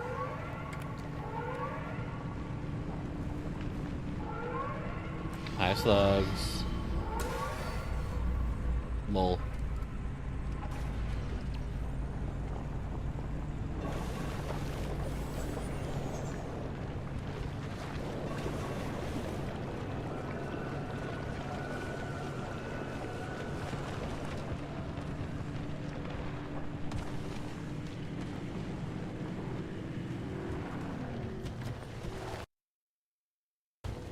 Okay, all the sound just cut out for a second there.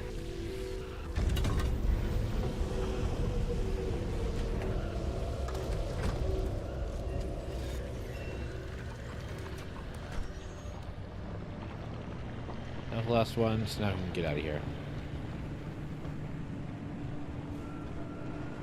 I'm going the wrong way. I'm going the wrong way. I'm going the wrong way. I'm going the wrong way.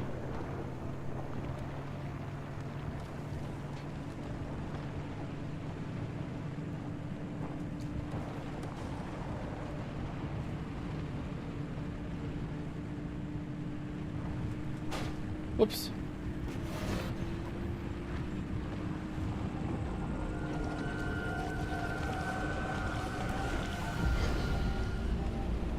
Give that back! Whatever you took from me, give it back.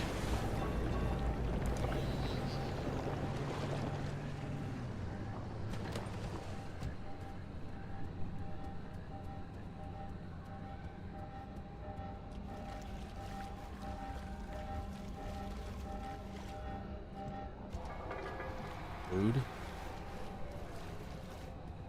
Yo, I'm getting 2K back from over. Let's go, Chunky! Yeah! Woo! Congrats. I'm happy for you. Okay, we're good. Also, GG taxes. Well done.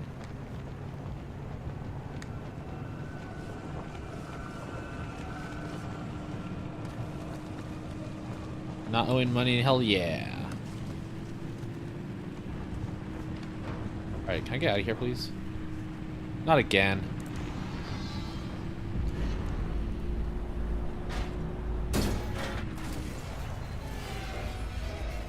My poor everything.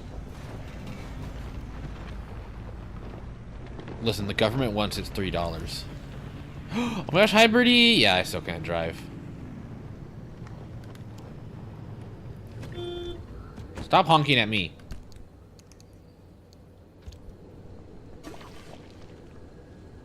Wow. Wow. Okay, I may not be able to drive, but I can still goop things. Bioheadlight, why are you fragile? Why are you weak?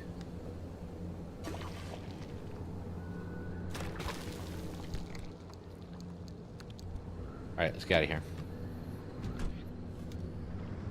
Take me away. Can I have a gas station, please? Specifically one. I want a gas station with a bench. Fuel evaporation? Fuck no.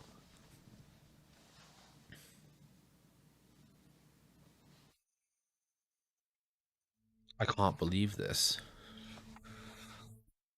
My fuel.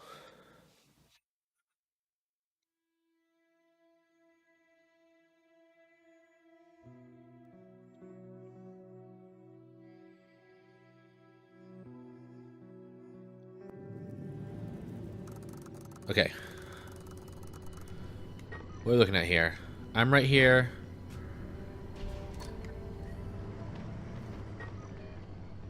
Okay.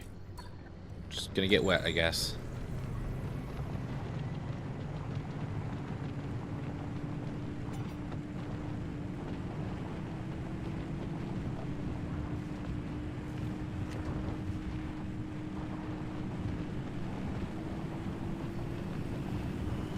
Avoid the acid.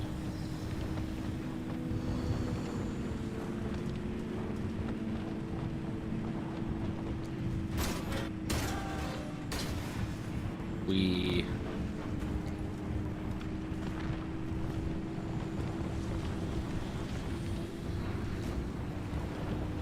not a scrambler.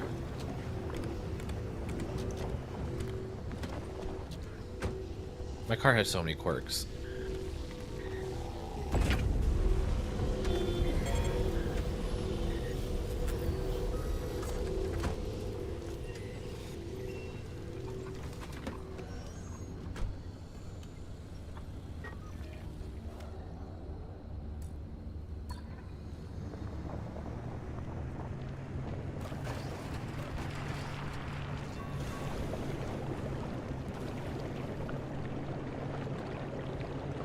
Please let me go.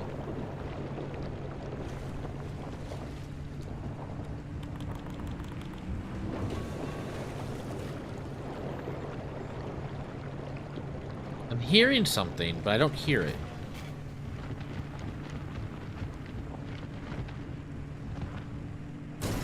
Ah!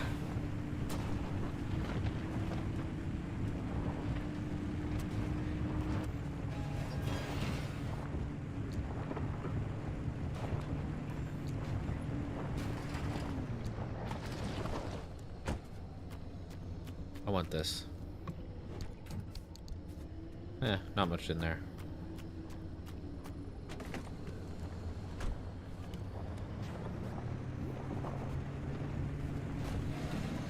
Oh, there it is. I see it. Another scrambler.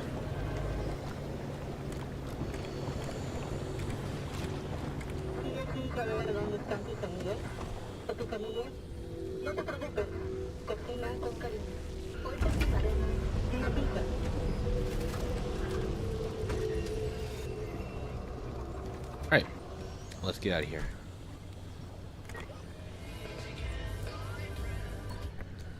Still no gas stations. Unfortunately, that's a big giant tree.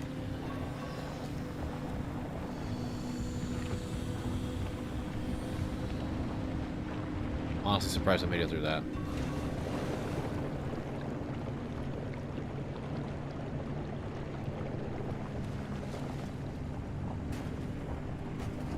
No wind, there's no water, there's no sun. I have no way to get electricity back, battery power back. Whoops. What happens when you look away from the screen for a second? Eyes on the road. Okay, hopefully the next area will be better. Honestly, we just need to get to the next area, grab the anchors, and get out. Not much else is needed. Unless I can figure out how to make Olympium fragments, which I still don't know how to make.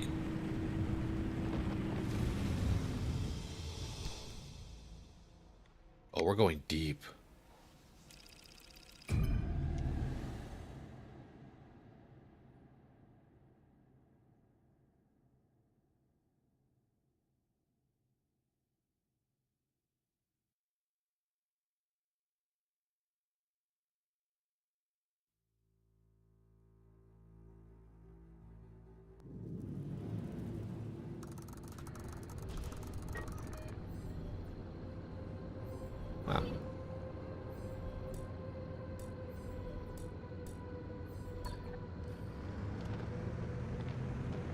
I have no battery power.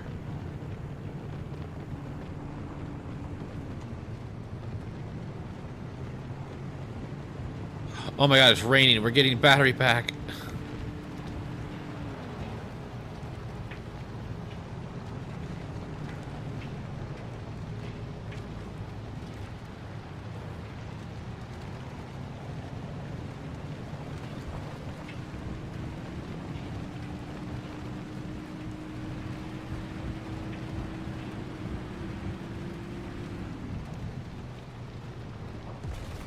Whoops. Wait, what was the condition of this area? It's radiation and concussive. Okay.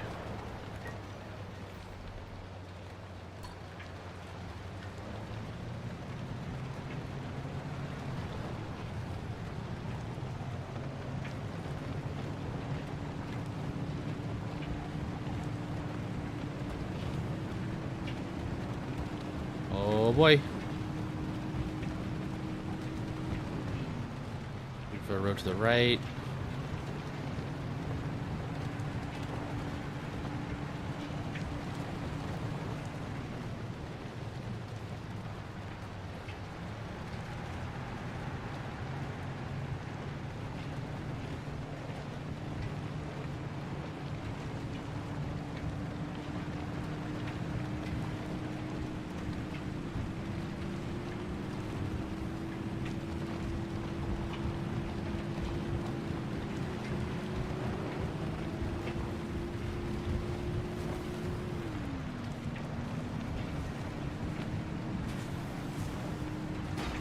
Whoops. Trying to read the map.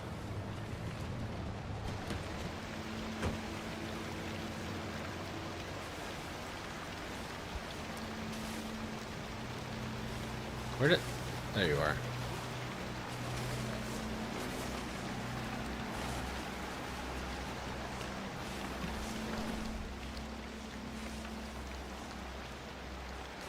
Wait, what is this? Armored door.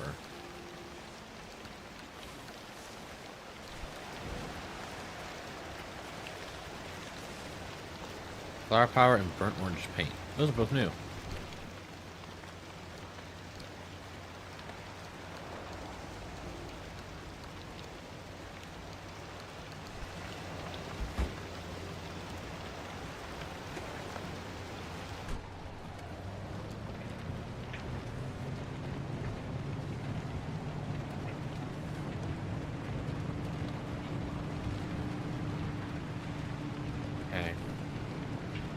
An eye out for anchors.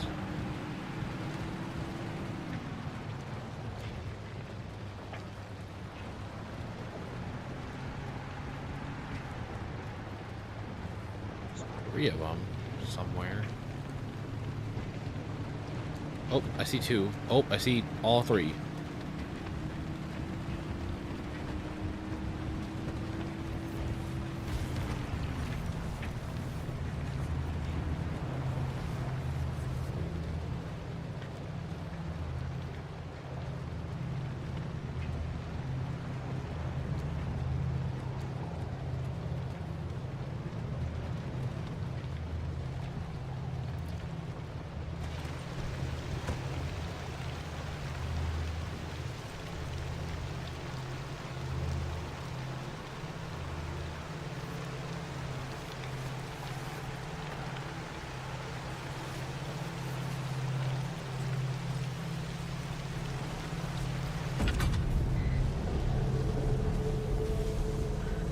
Whee!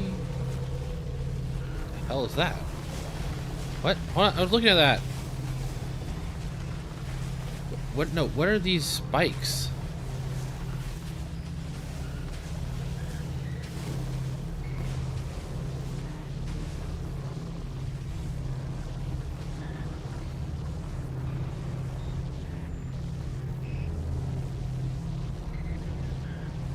Alex, I don't know.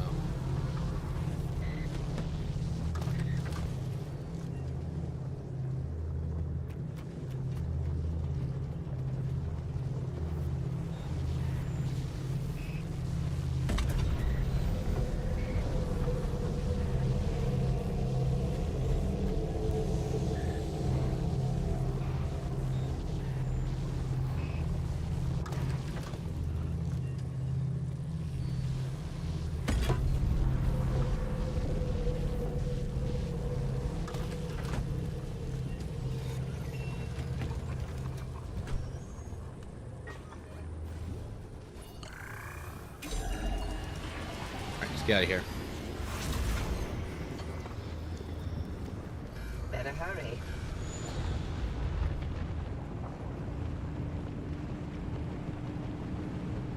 I'm not too worried. It's literally along the road. Just wish I knew how to get Olympian fragments.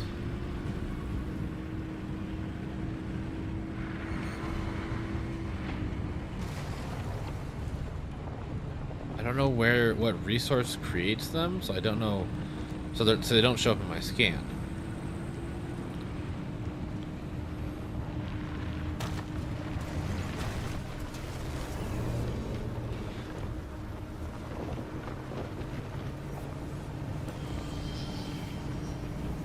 Just prevent any further breakage.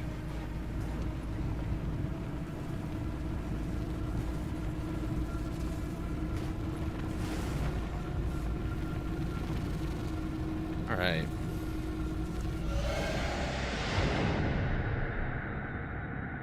Easy. Complete a run with at least 7 junctions. Did I do that?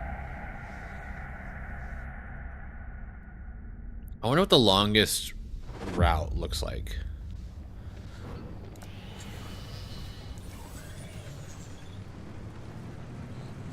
Good. You're back safe.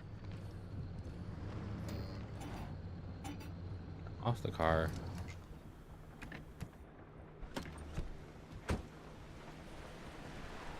Huh, you're already full. Cool. Alright, what's the damage?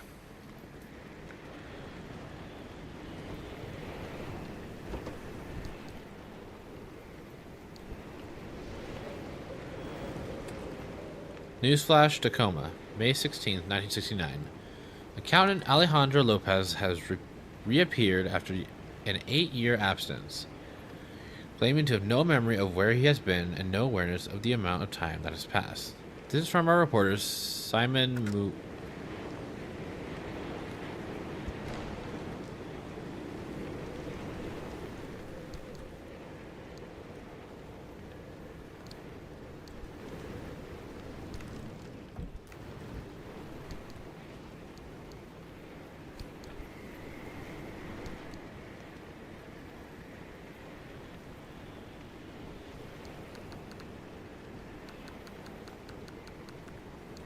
Okay.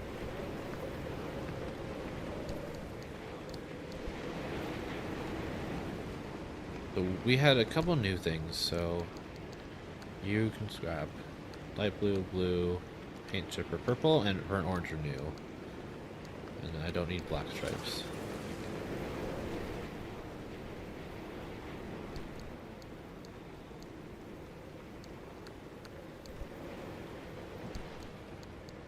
We got 2 things in here, flower power and the submariner.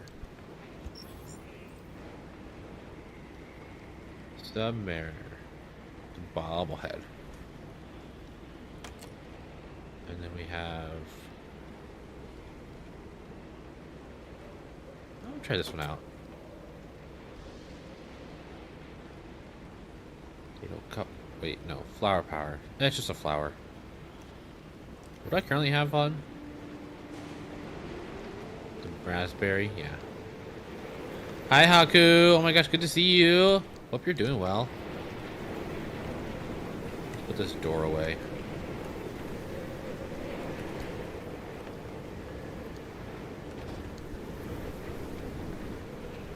Drop that.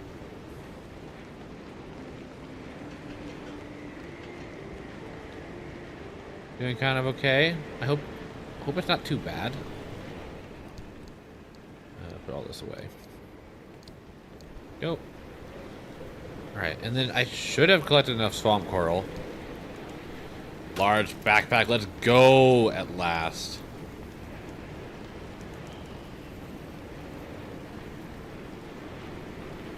Oh.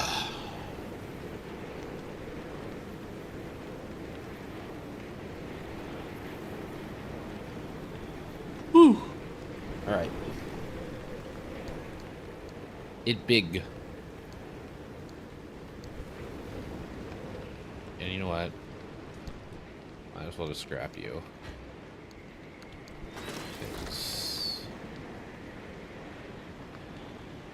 Huh?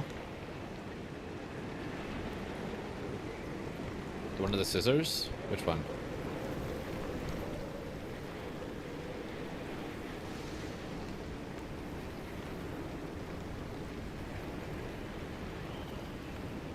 Oh! Oh. Oh, I see.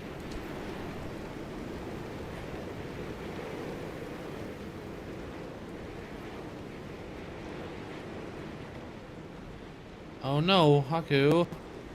Damn.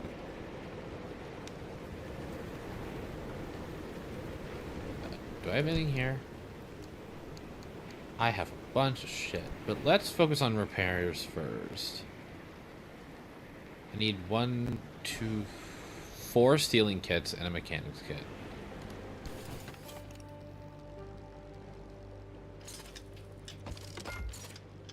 One, 2, 3, 4. Oh my gosh, I didn't realize my backpack gave me all that hand space. You're fine, you're broken.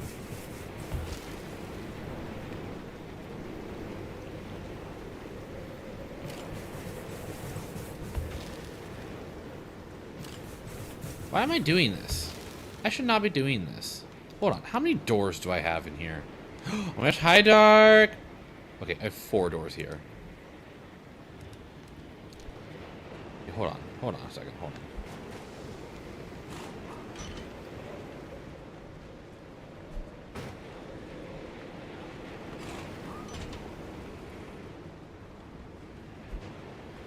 You think I finished per ref for my recap? Hell yeah! I'm excited, hun. My god, I'm gonna spend time with Radium tonight. Holy shit. Can you believe it?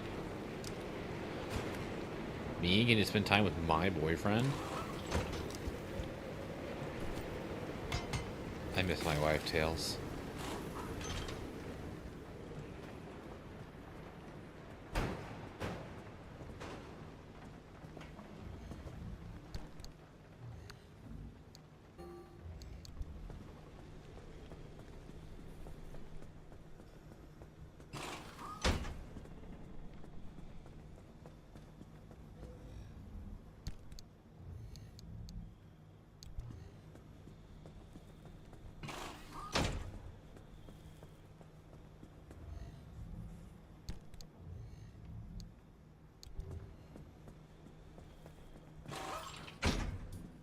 Cool. Alright, put you guys away.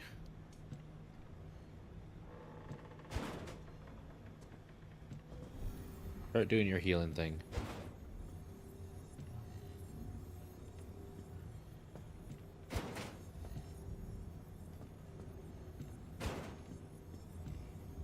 Okay.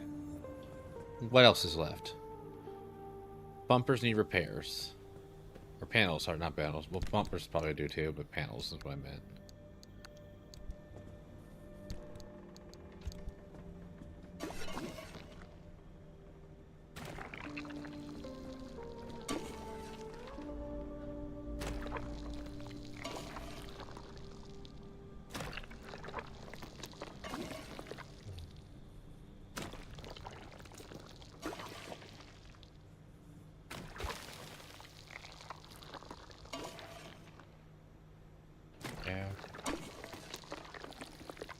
There.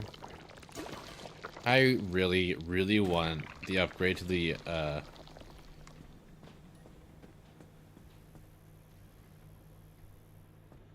garage that lets me auto heal my car.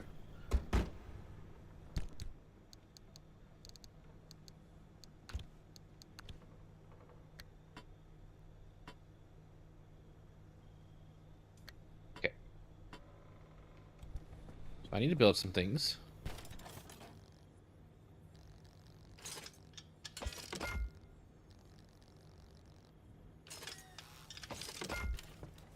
I think I have. Yeah. Okay.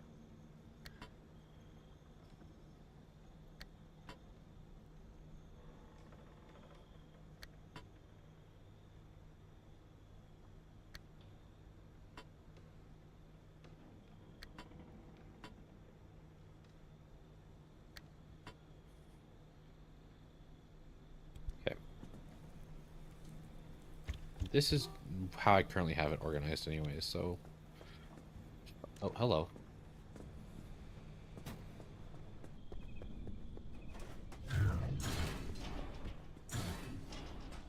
Oh! Thank you for the tree candy.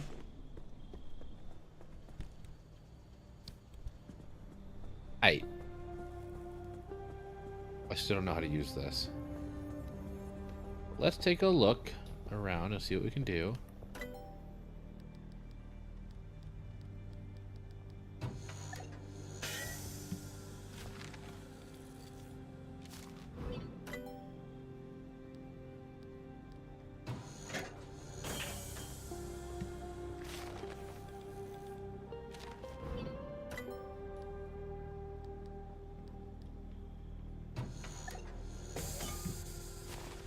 I'm so thirsty right now. Oh, I have a for the water hydrate. and I have a dick. I don't know if you meant like you're thirsty for water or if you want a dick, but I have both. So. All right, I believe that's everything that I can do.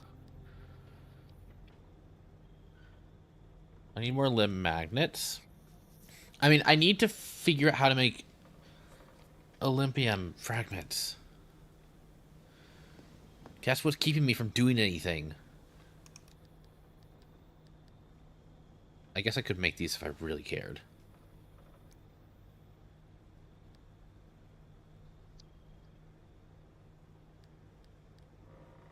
Everything's done here. Everything's done here. Everything's done here.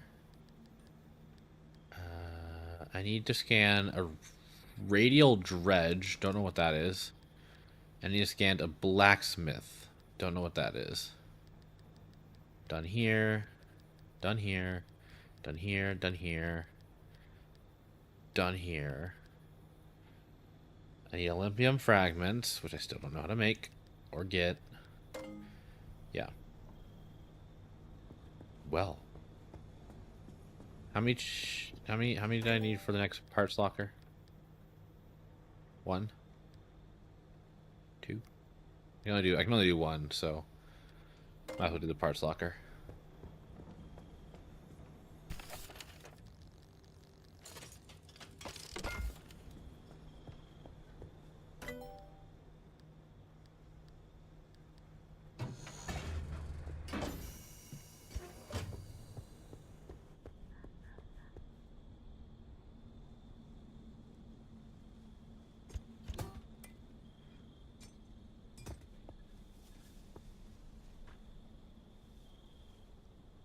I swear I heard something breathe.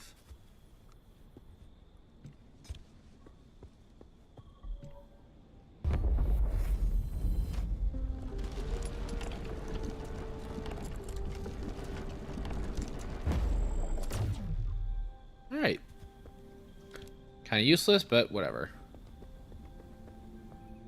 How's the car look? Car looks fine. Oh, it needs fuel.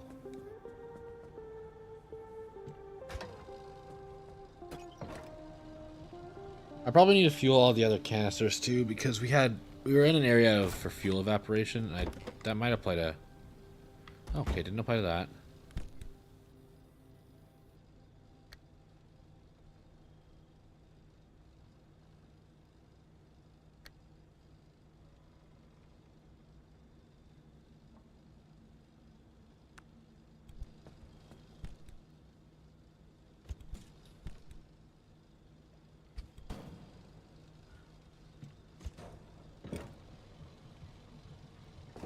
There you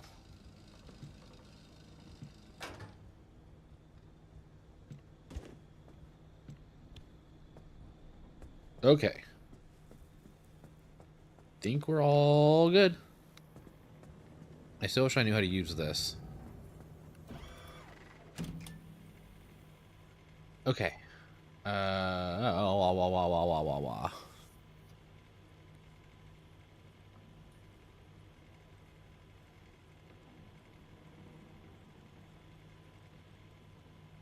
Where should we go? I mean, this one, maybe?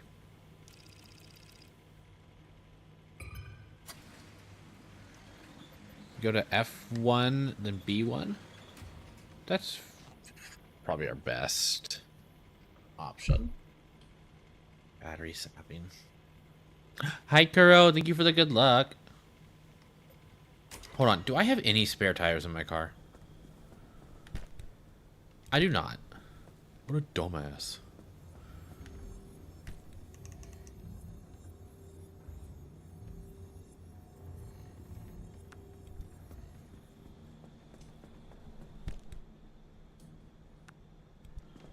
Okay, cool. All right. Okay, hold on. I want to figure out how to use this.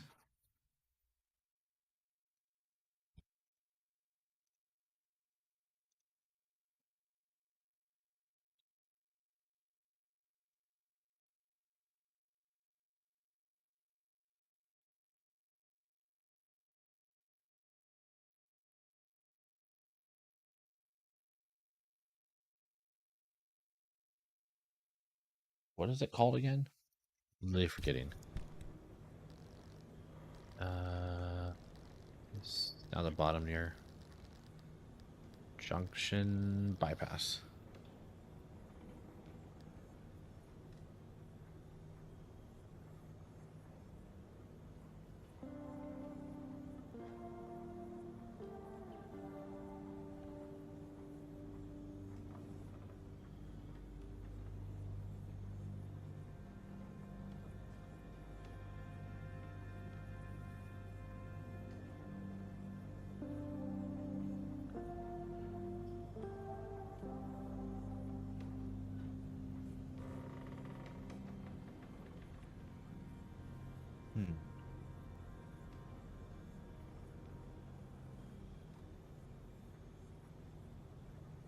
Okay, I think I figured out how to use it. We're gonna go try. Whoa. All right, I think all set. Oh, hold on.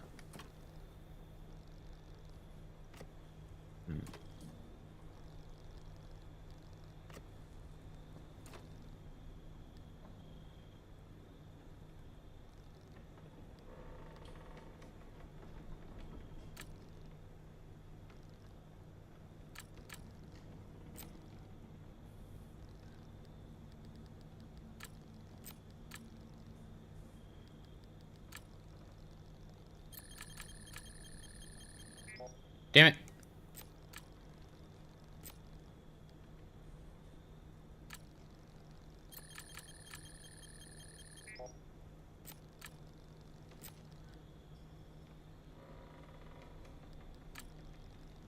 No, I'm not gonna.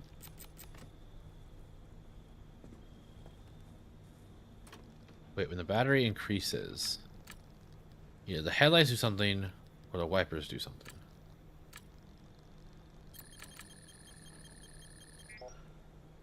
Oh, right.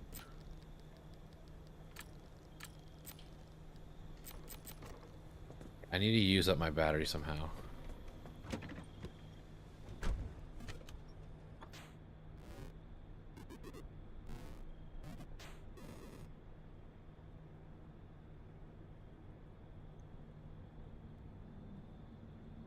Well, they're flickering as it's going down.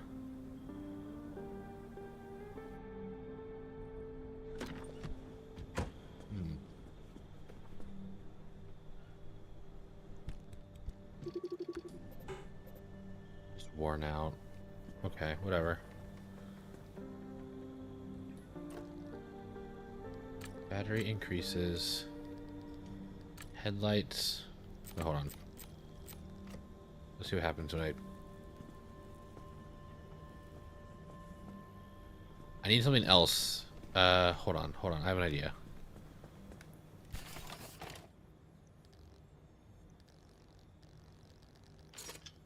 Oh.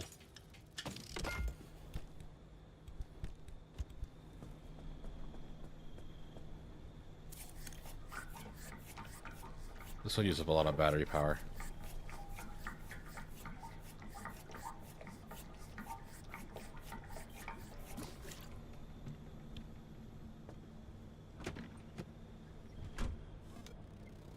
There we go.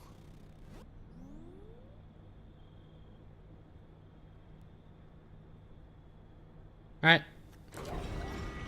Oh, this will also use up a lot of battery power.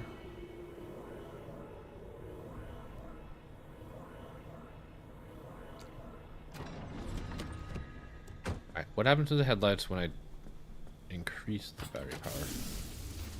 They get brighter. Battery increases. Headlights brightens. Which is a quirk, but not one I really necessarily feel like I need to fix, but I guess I will. Electrician's kit.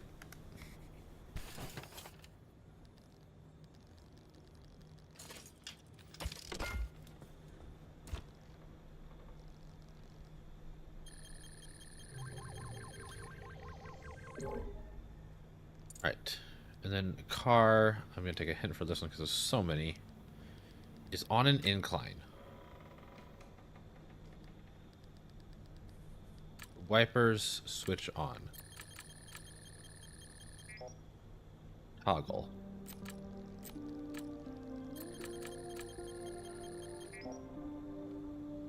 Yeah.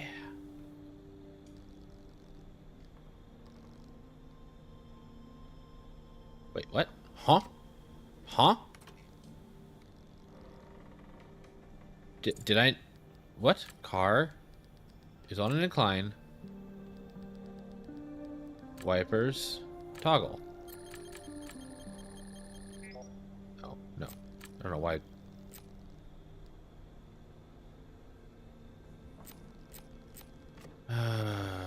Okay.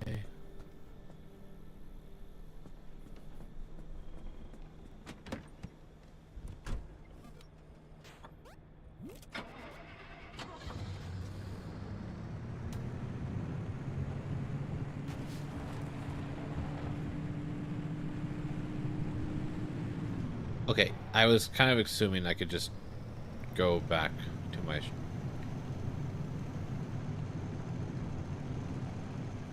Whatever.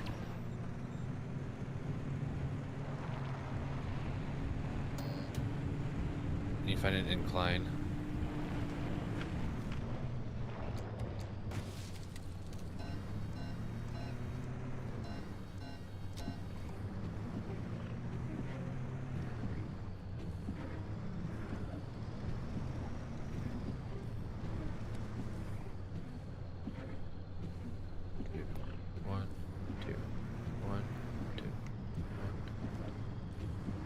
They speed up.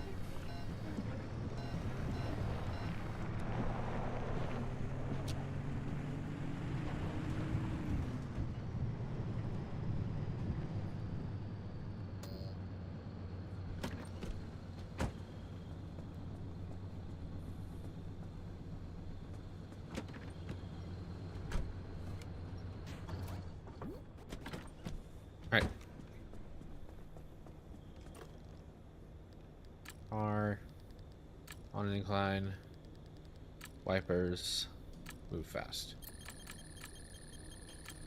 Yay!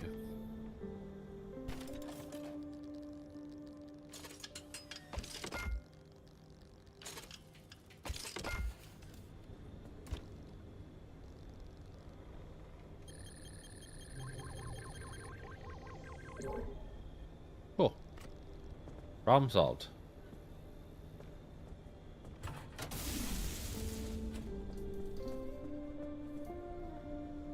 You're not fully done, but it's whatever. Hey. Let's get out of here.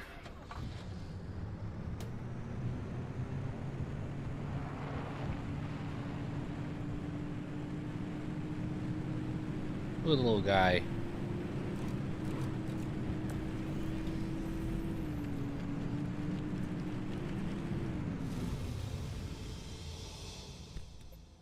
Right, so...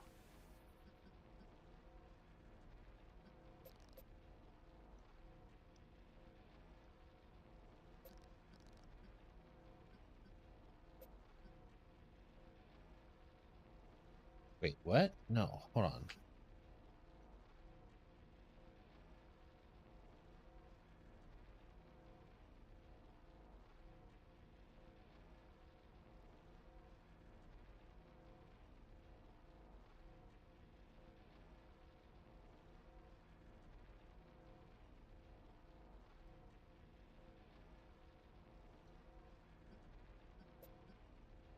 Oh, wait, hold on. What? Oh. Huh. Interesting. Not sure how that works, but...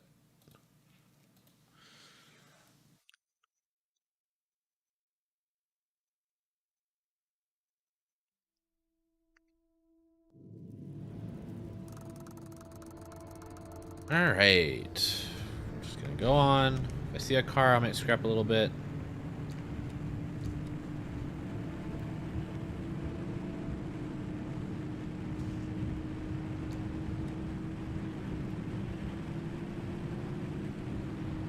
Sweet, it's raining. Get some battery power back.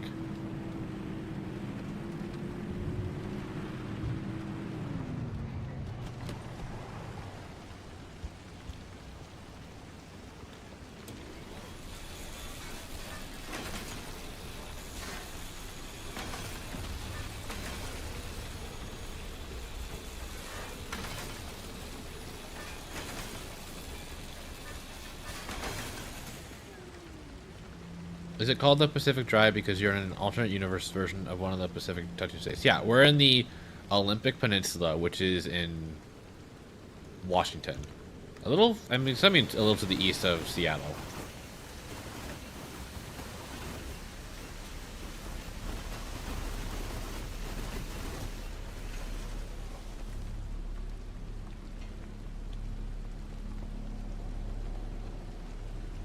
Yes, we are in the Pacific Northwest.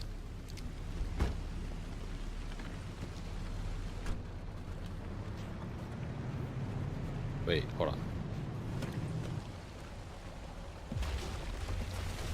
Oh, there it is.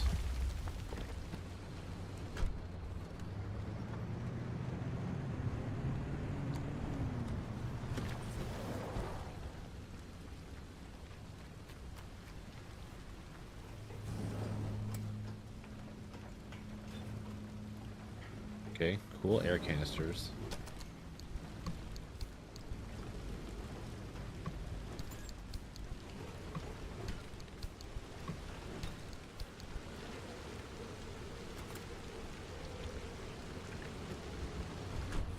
Onward.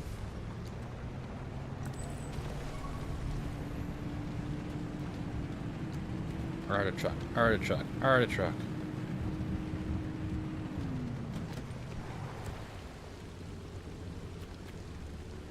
There you are. Good haul.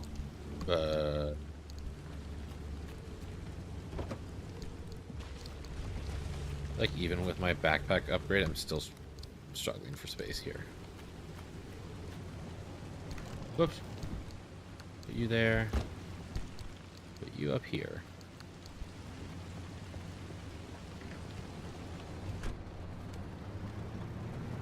And onward.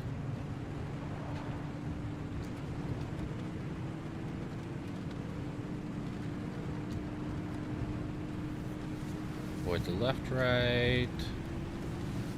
See our destination. Oh, we're still halfway.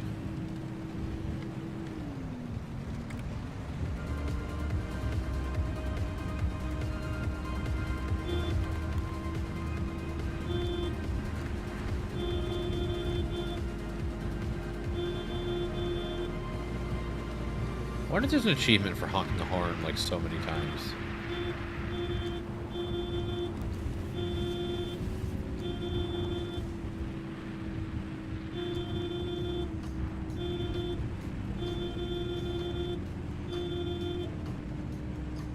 Nothing yet.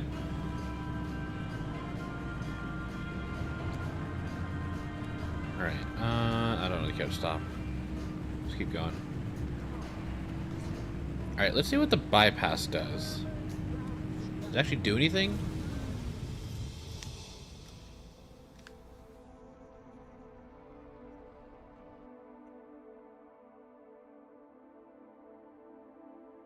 Oh, I'm getting kind of hungry. This will probably be my last run. I need to eat.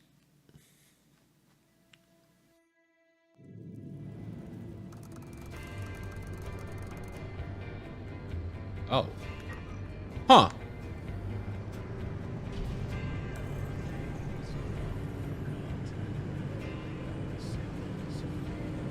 we really did just skip past the junction. Interesting.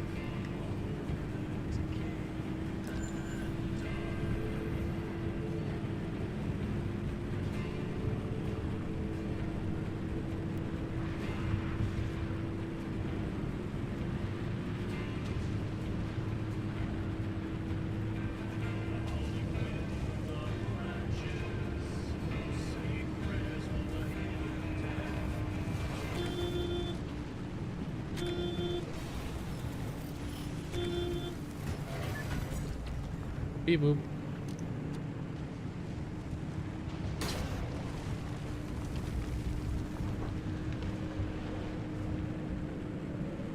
Okay. All good, all good. We're fine, we're fine. Ooh.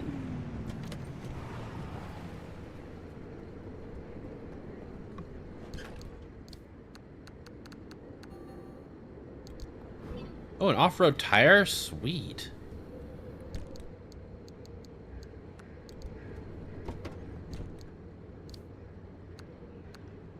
Whoops, didn't mean to put that there.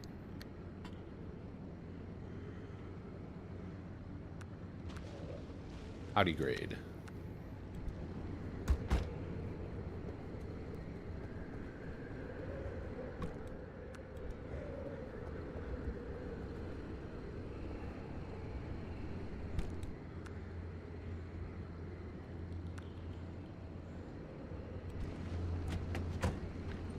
Hop in. Get out of here.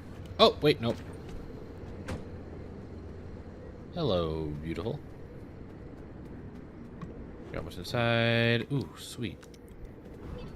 More logs.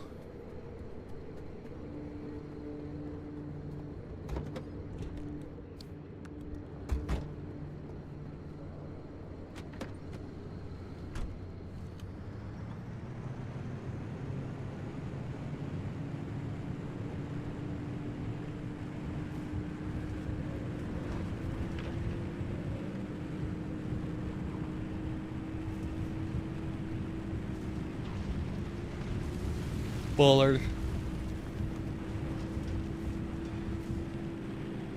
And we are out of here.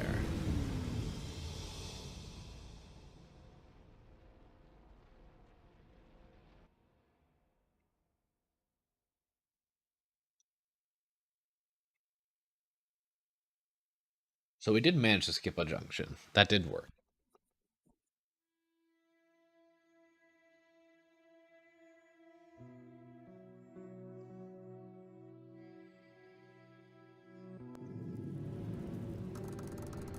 All right. We're right here. Go here. We definitely need the anchors now. Plus, there's a gas station here. Hell yeah. All right. Now for trees.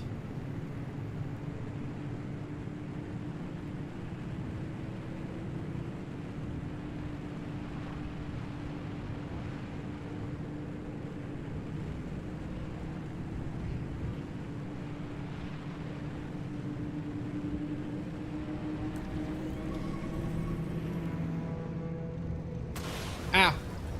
Fuck me. Nine Nakamori. Look at me schmooving and grooving. That's a left, right, and I'm going right into it. Wait, what the hell is that? Oh. You have fun. I'm gonna deal with this.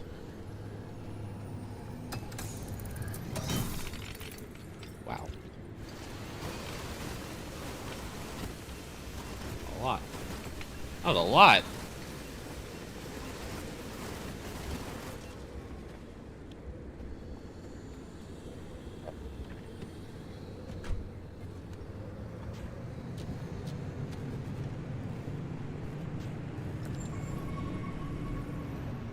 I see a tree. And I saw another tree. There, okay.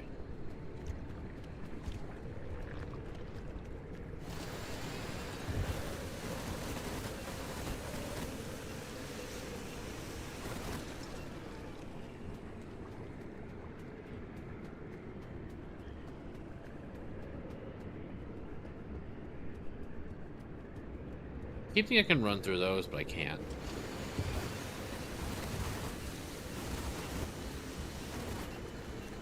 Cool.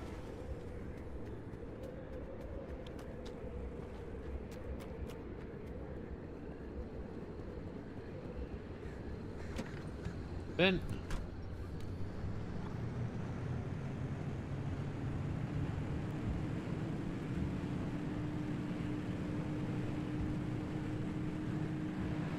No.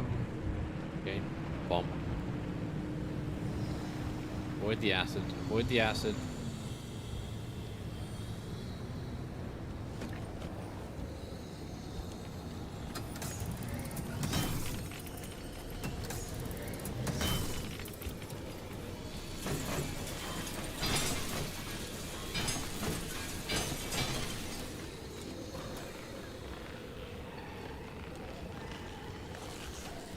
Oh.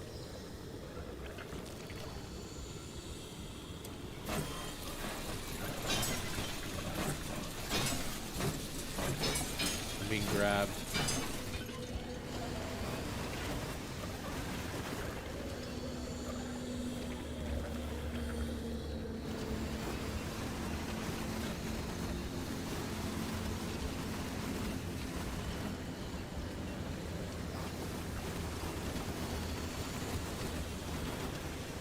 So many good materials here.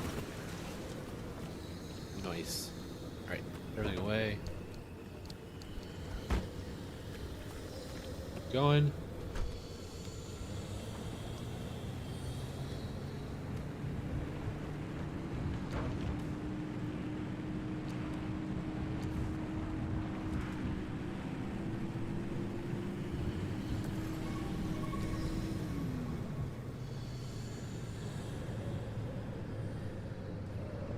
Nothing major.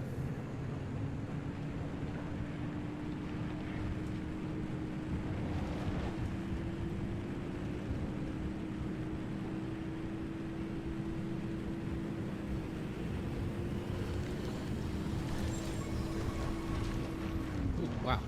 Tree right here.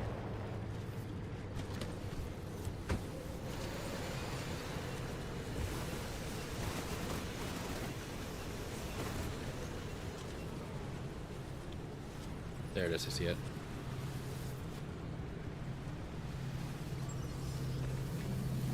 Let me scan it, let me scan it, let me scan it! Oh, come on.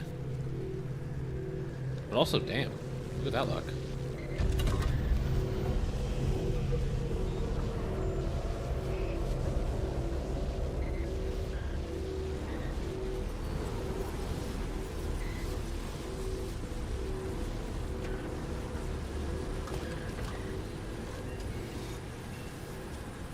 Stay out of the range of that.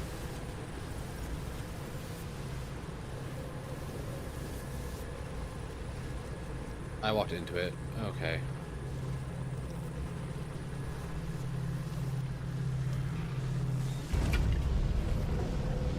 The bubblegum buddy doesn't see me.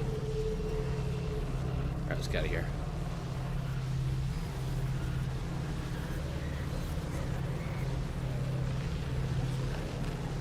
Let me go. Let me go. Let me go. Thank you.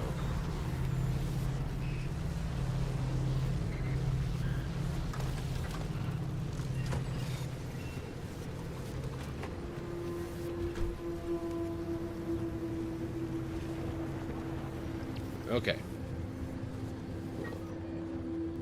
Go towards the gas station.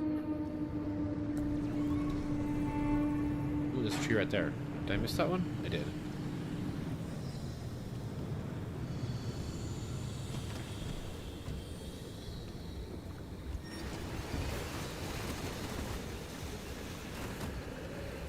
Cool.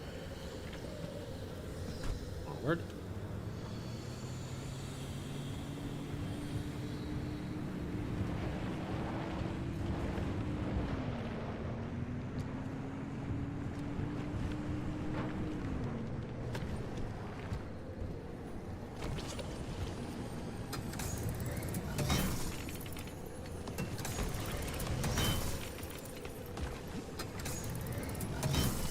I almost didn't make that.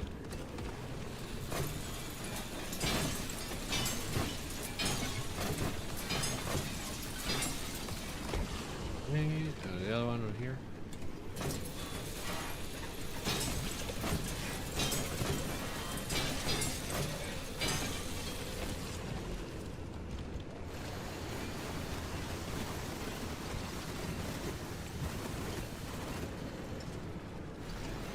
I think I should make more hand vacuums. Store one in the car.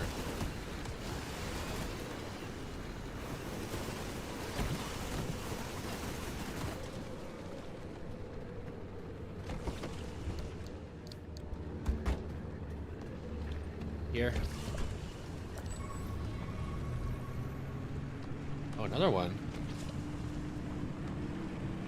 Oh, oh, ooh.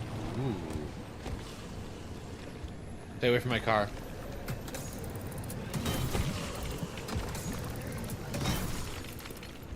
Okay, suck.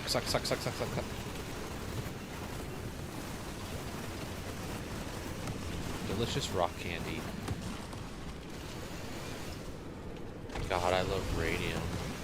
Get out of my car. No. Suck it up. Oh my god, jeez. It's just a little bit of candy.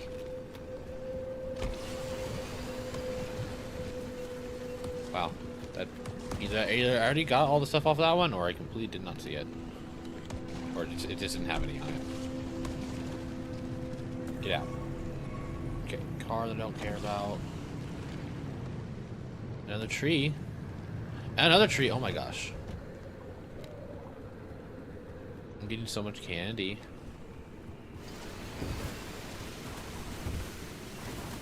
Do you think Kirby shits? No. Kirby is able to absorb anything and everything. His body uses up every material fully consumed. There is no waste.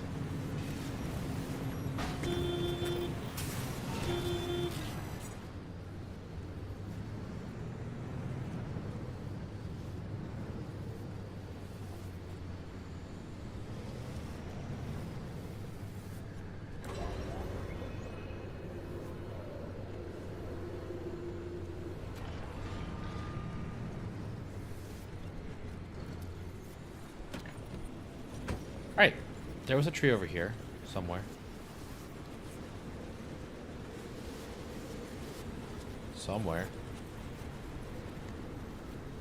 There it is.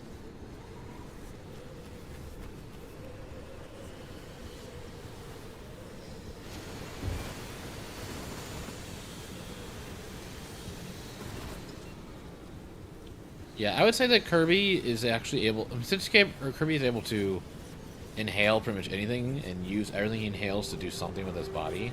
Plus the amount of energy he probably needs just to, like, be what he is. I would say, yeah, he uses up everything, so there is no waste. Wow, this room is terrible.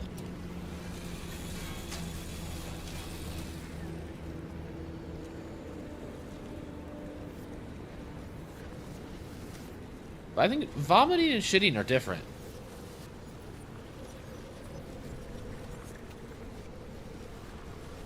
Oh, hello.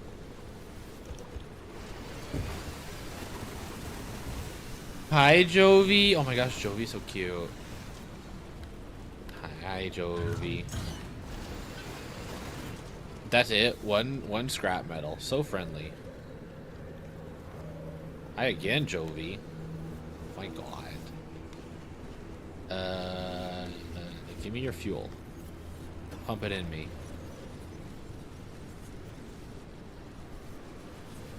He spits out stuff in a condensed mass, aka a star.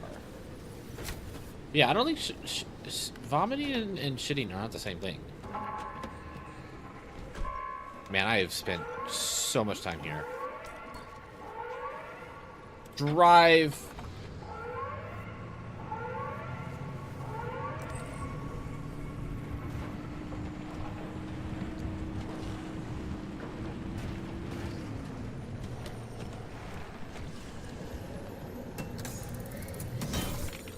Suck.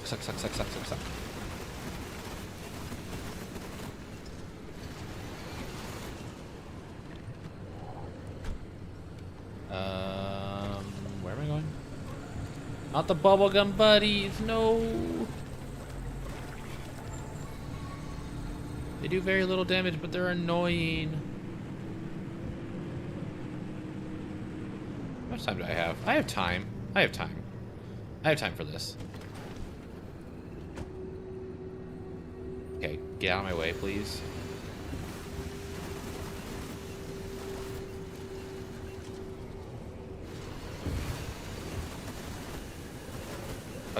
Suck, me this weekend. Oh my god. So true. Me for real, for real. And a slap.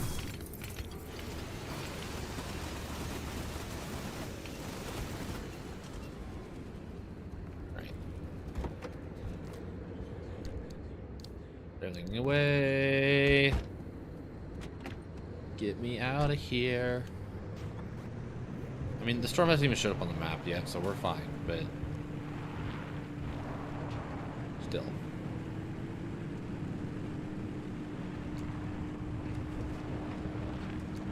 That's a log. Okay, missed it. That's a rock. That's a tree. That's a log. Flawless.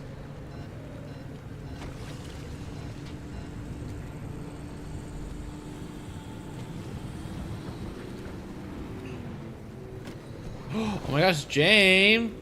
Oh, hi, Jane. Thank you for the shout out to Jane. Also, go check out Jane. Very good artist. Very hot. So hot. I'm so far away from my microphone right now.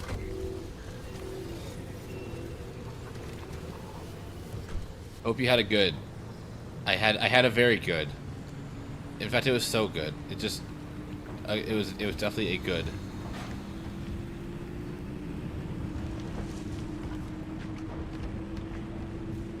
Straight line, man. Let's go. Yeet. Right. New area.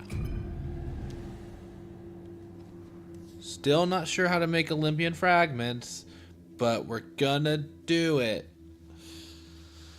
I did have a good convention. Radium and I will be recapping it later tonight. Or Radium's gonna be recapping it. I'm just gonna be there. But I will have words, I'm sure.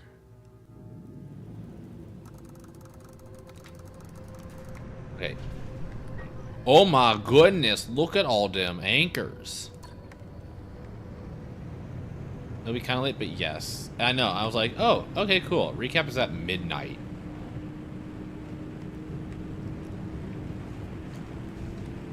That's fine.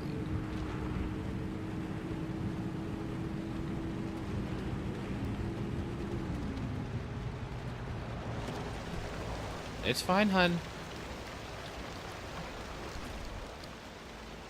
Crude panel, don't care. Okay, stop turncoating on me, you fucking bitch. I can't believe my car hates me now. Okay, stay on the road for now. Okay, get off the road for a second, and then back on the road. Get off the road again.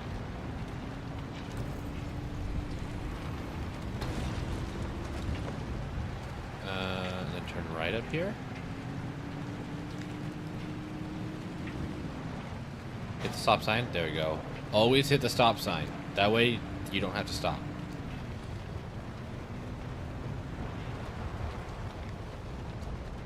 There's no one around to arrest me.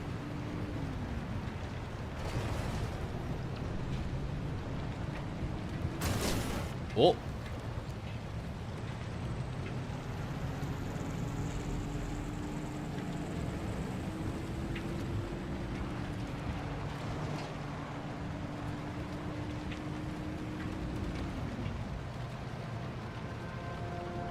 The road is very steep.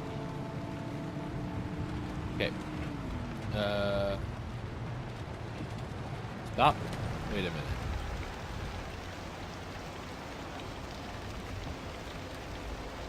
Hello. Thank you. It's a very big dumpster pearl.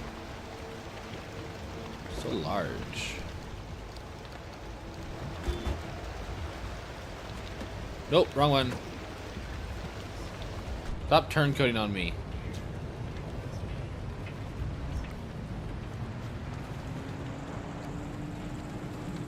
Almost down to the bottom.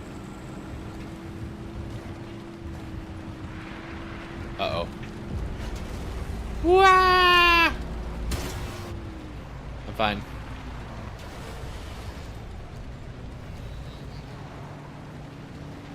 Whoa, what are you?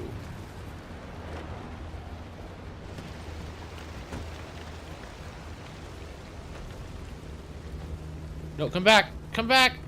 Come back! Come back! No!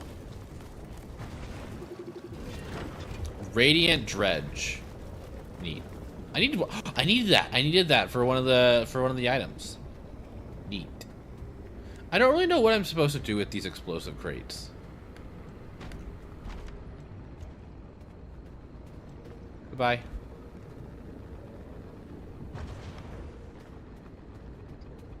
Hi, Baffy. Oh my gosh, thank you for the welcome back.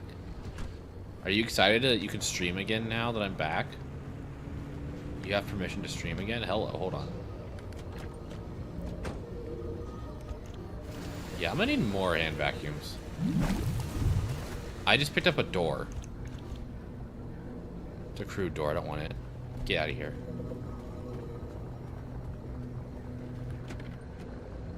Oh boy, thanks for permission. You're welcome.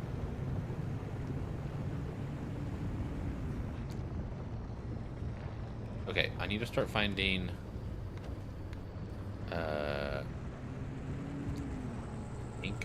anchors. I hear one.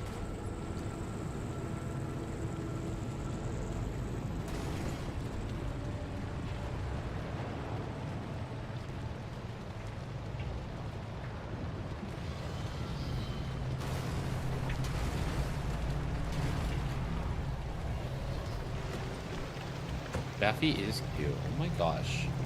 So many cute people in my chat right now. And radio.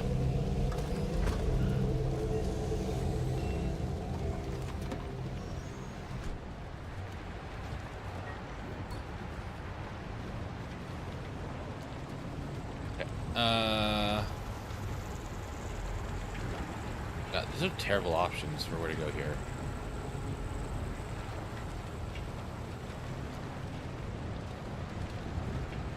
There's a lot happening in here, you know, right now.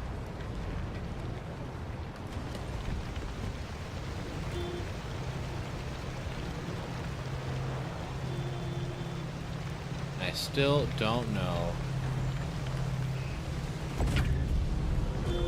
Hi. Hello out there. Don't worry, I'm coming back.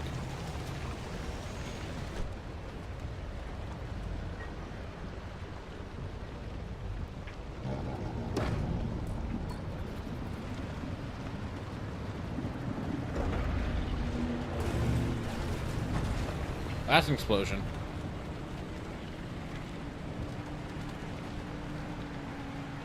Okay, okay, where?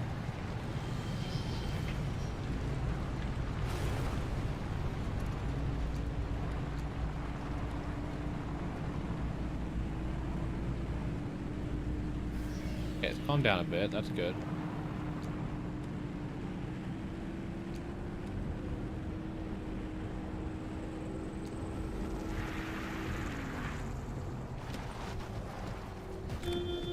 Ow.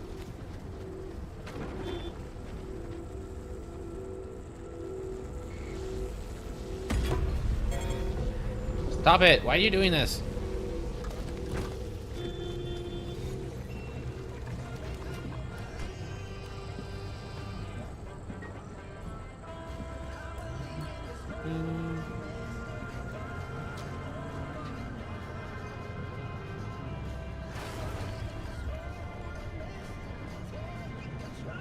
Oh my gosh, the three of us would have so much fun together.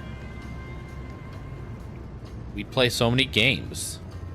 Like Uno and Monopoly and Mario Kart. That's the kind of fun we're talking about, right? Oh my gosh, we should play Twister together.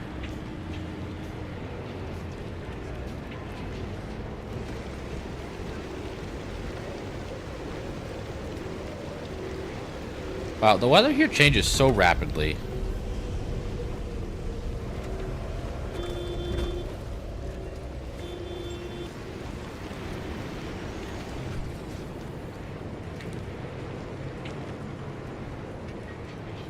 Wait, there's another one.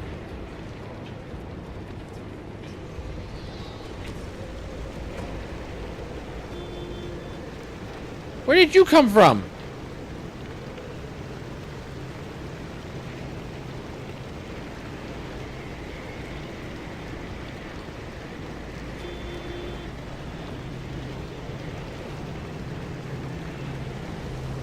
Oh, the weather outside is weather, and the fire is so fire.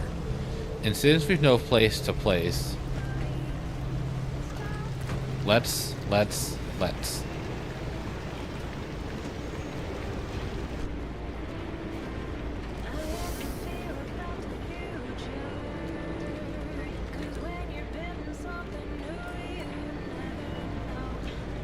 Okay.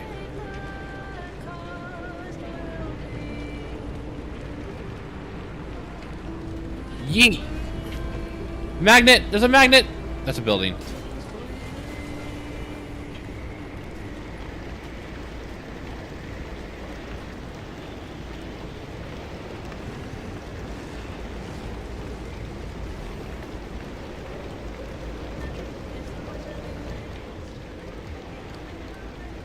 I need 20 of you.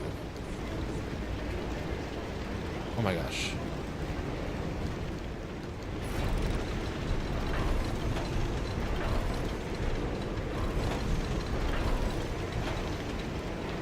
Okay, cool.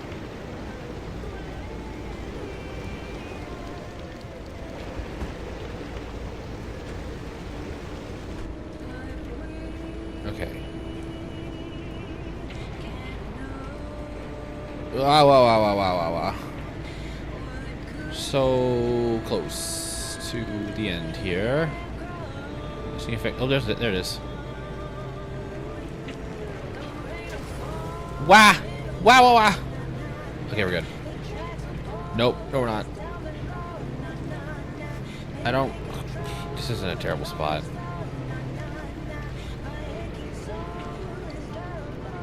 Okay, this is fine. Don't move.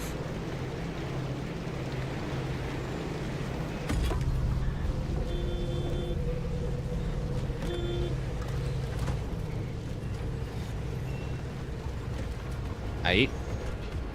Okay.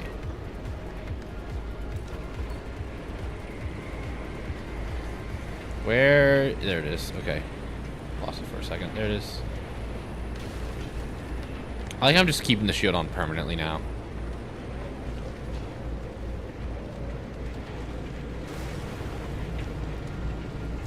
Wow! I'm fine.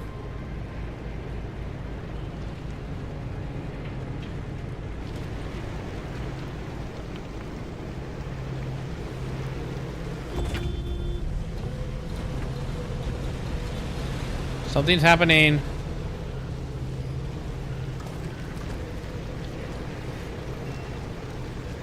Stop fighting me.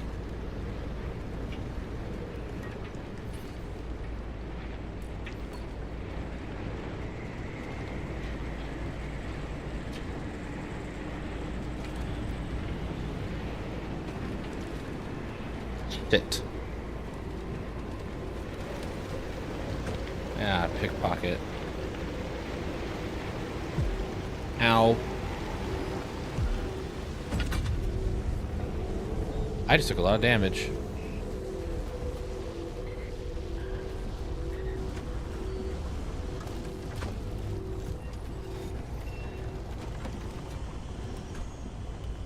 Okay, one more.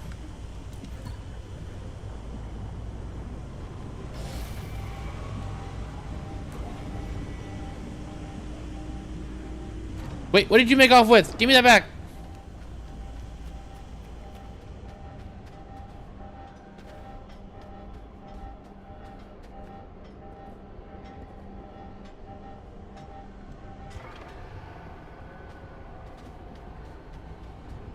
Don't take my stuff.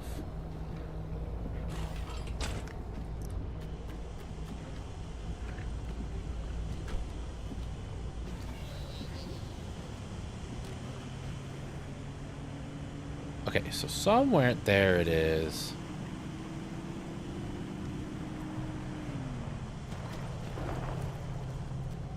Alright. I still was unable to figure out how to make Olympian fragments. Please don't run into me.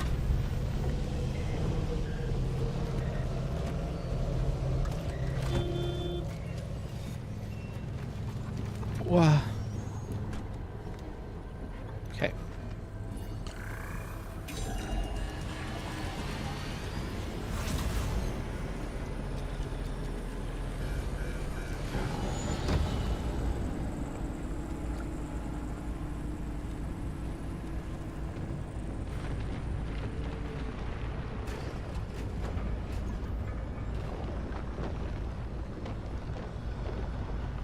Wow. Okay. We're gonna make it. We're gonna make it. We'll be fine. Nothing's gonna break. Everything's gonna be fine. Everything's gonna be fine. Have you tried fragmenting an Olympian? I have not been able to find an Olympian. Daffy, do you know any Olympians I can fragment? What? Something just broke. But nothing happened. I don't even know. Watch out for the squire. Watch out for the tourist. Watch out for the buildings.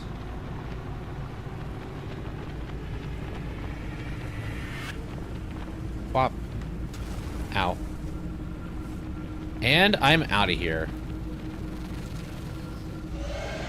Woo!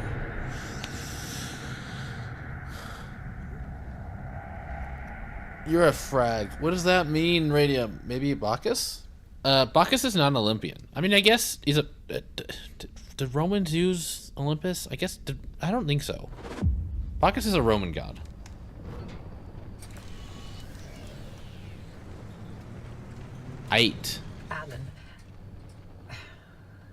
Alan would have gotten a kick out of that car. Cool.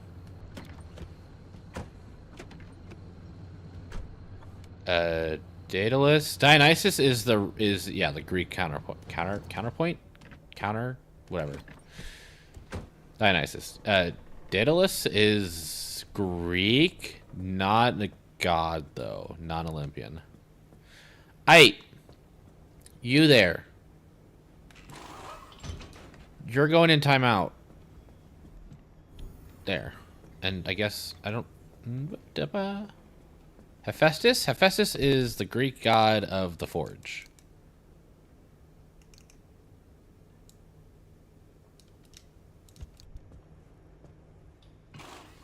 Boop. Alright.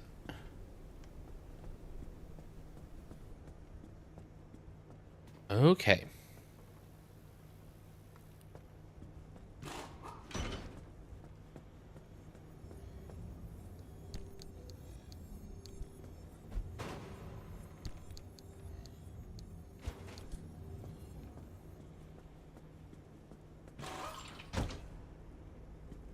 Why are all my doors so fragile?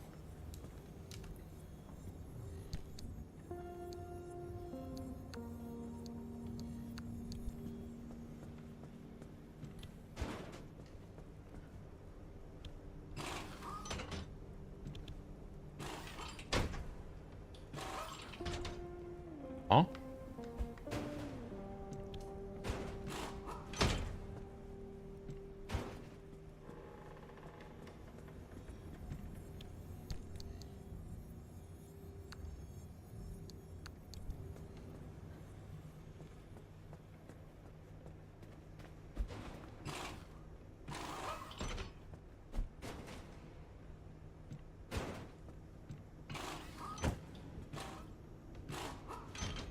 I love the idea that I can just throw a door in my backpack now.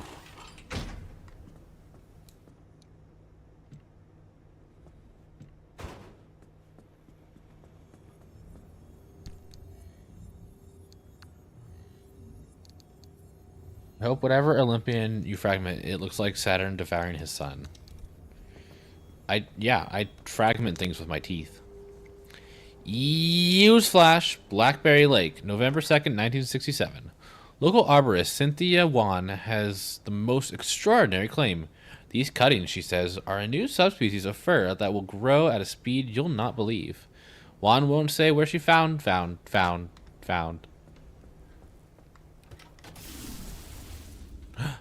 Hi, Sam. Right. All the doors have been more or less fixed. Can I make a blowtorch? I want to make a blowtorch. Can I make a blowtorch? Actually, before I make a blowtorch. Nope. How are you? I'm doing pretty good. How about you?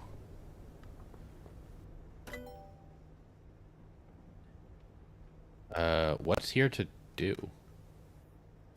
Parts locker, Olympian bumper. I don't personally care that much. I'm so thirsty right now. Oh, I have a water for you, and I have a dick. I don't know if you meant like you're thirsty for water or if you want a dick, but I have both, so. Thank you for the pet and the hydrate.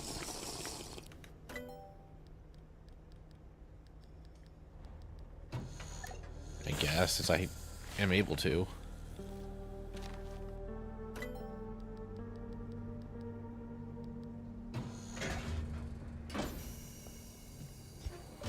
Wowie.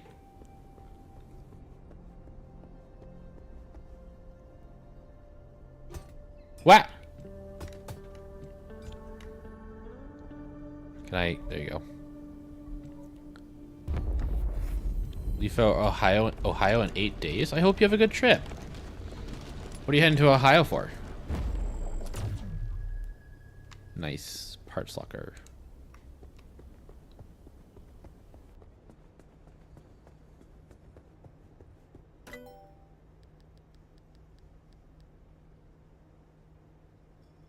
Circuit board.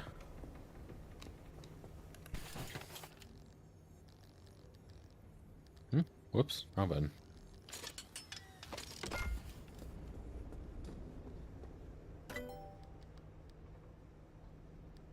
Still can't produce a limb chip.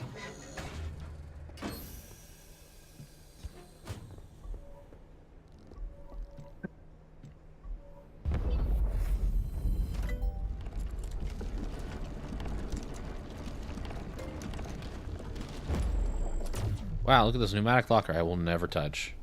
Color guard of RC made to worlds to retain their phrase. Oh, nice! I hope it goes well. Congrats. Doesn't Ohio have, like, a lot of amusement parks? Isn't that a decent enough reason to go to Ohio? Line up there at 4 a.m. That sounds terrible. I'm so sorry for you. If I have a flight at 4 in the morning, I just don't sleep. Like, I'll sleep on the plane, and that's it.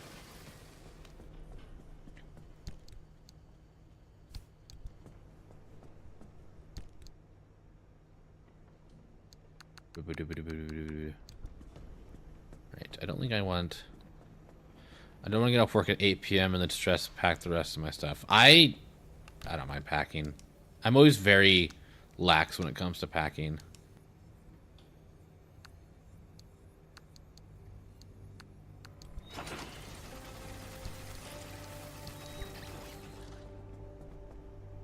So does the Bay Area.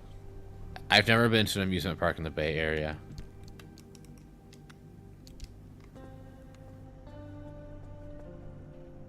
Anything else in here? Nope. Bunch of stuff up there, though. Alright, clean up. Wait, hold on before I do that. Alright, what else do I need to fix the car? Headlight needs a new light bulb. Not you. I have all my clothes in the case already. Nice. I am a last minute packer. I pack like the night before. I always wait, do my laundry. Where am I going? Boop.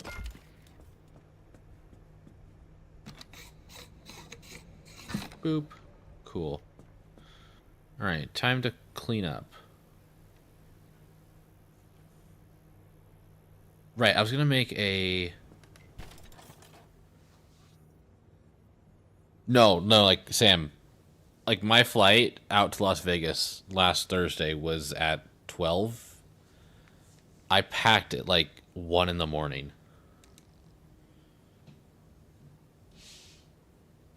What am I doing here? Blowtorch? Yeah. Okay.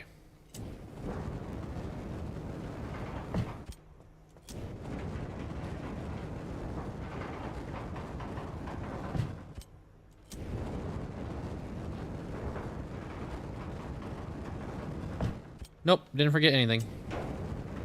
I had more than what I needed.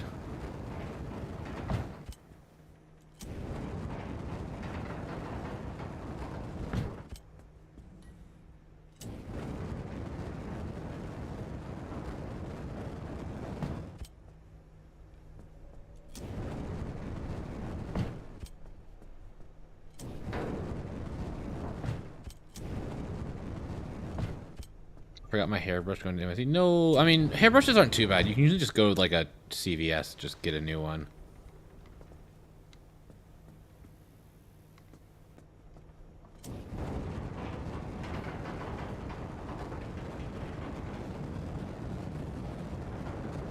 That's such a waste of a blowtorch. Yeah, fire on cardboard. Definitely works. So I still need repair putty for like... Oh, I still have that for like these.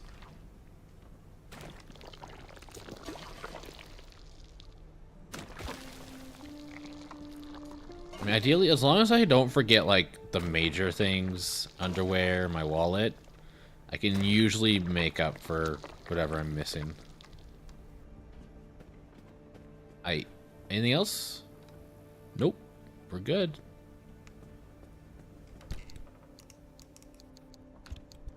Also, apparently this did not get shredded. Orb.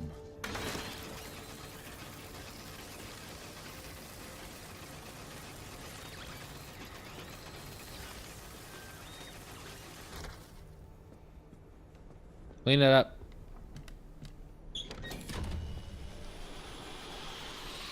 Warp.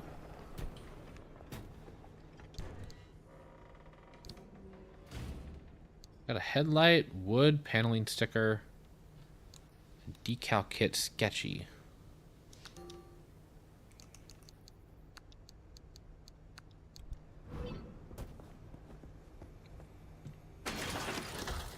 Yeah, I wasn't gonna get anything from that.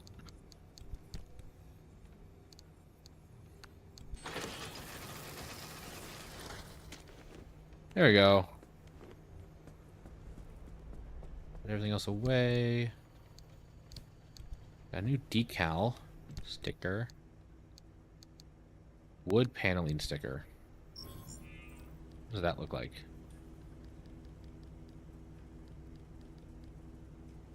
More wood paneling. I love wood. Wood's so nice. Okay, fuel up. Put it in. And we're full. Speaking of full, my stomach is not full. I'm hungry. Alright, and do we have any quirks? We do not. Hell yeah. Alright, I think that's probably it. Ooh, I need to get to this. Getting to that is gonna be a nightmare. Okay, I think, assuming the map stays the same, we'll go for A4 next time. And that'll be G1, D1, A4.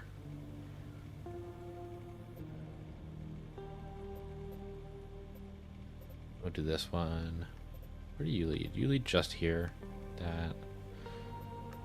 What leads here? A5? A5, yeah. Okay, cool. Alright, I think that's gonna be it for now. 8 runs! Yay!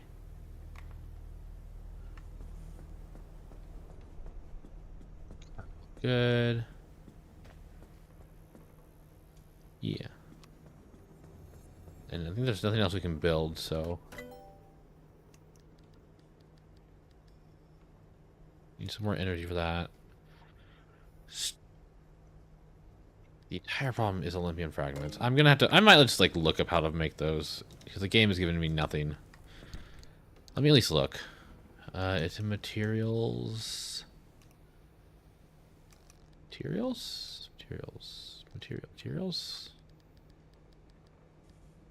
No.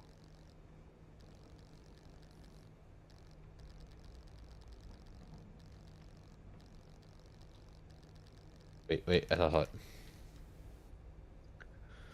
Found in smokestacks. That doesn't tell me anything. This might have once been more conventional metal. Either prolonged exposure to elements and anomalies in the zone or deliberate experimentation has changed it into something quite different. It's firm, it's light, it's slightly warm. It could be an excellent alloy. It doesn't tell me anything. I only know is that I can find it in smokestacks, which are somewhere. I don't even know what a smokestack is. Is that an area?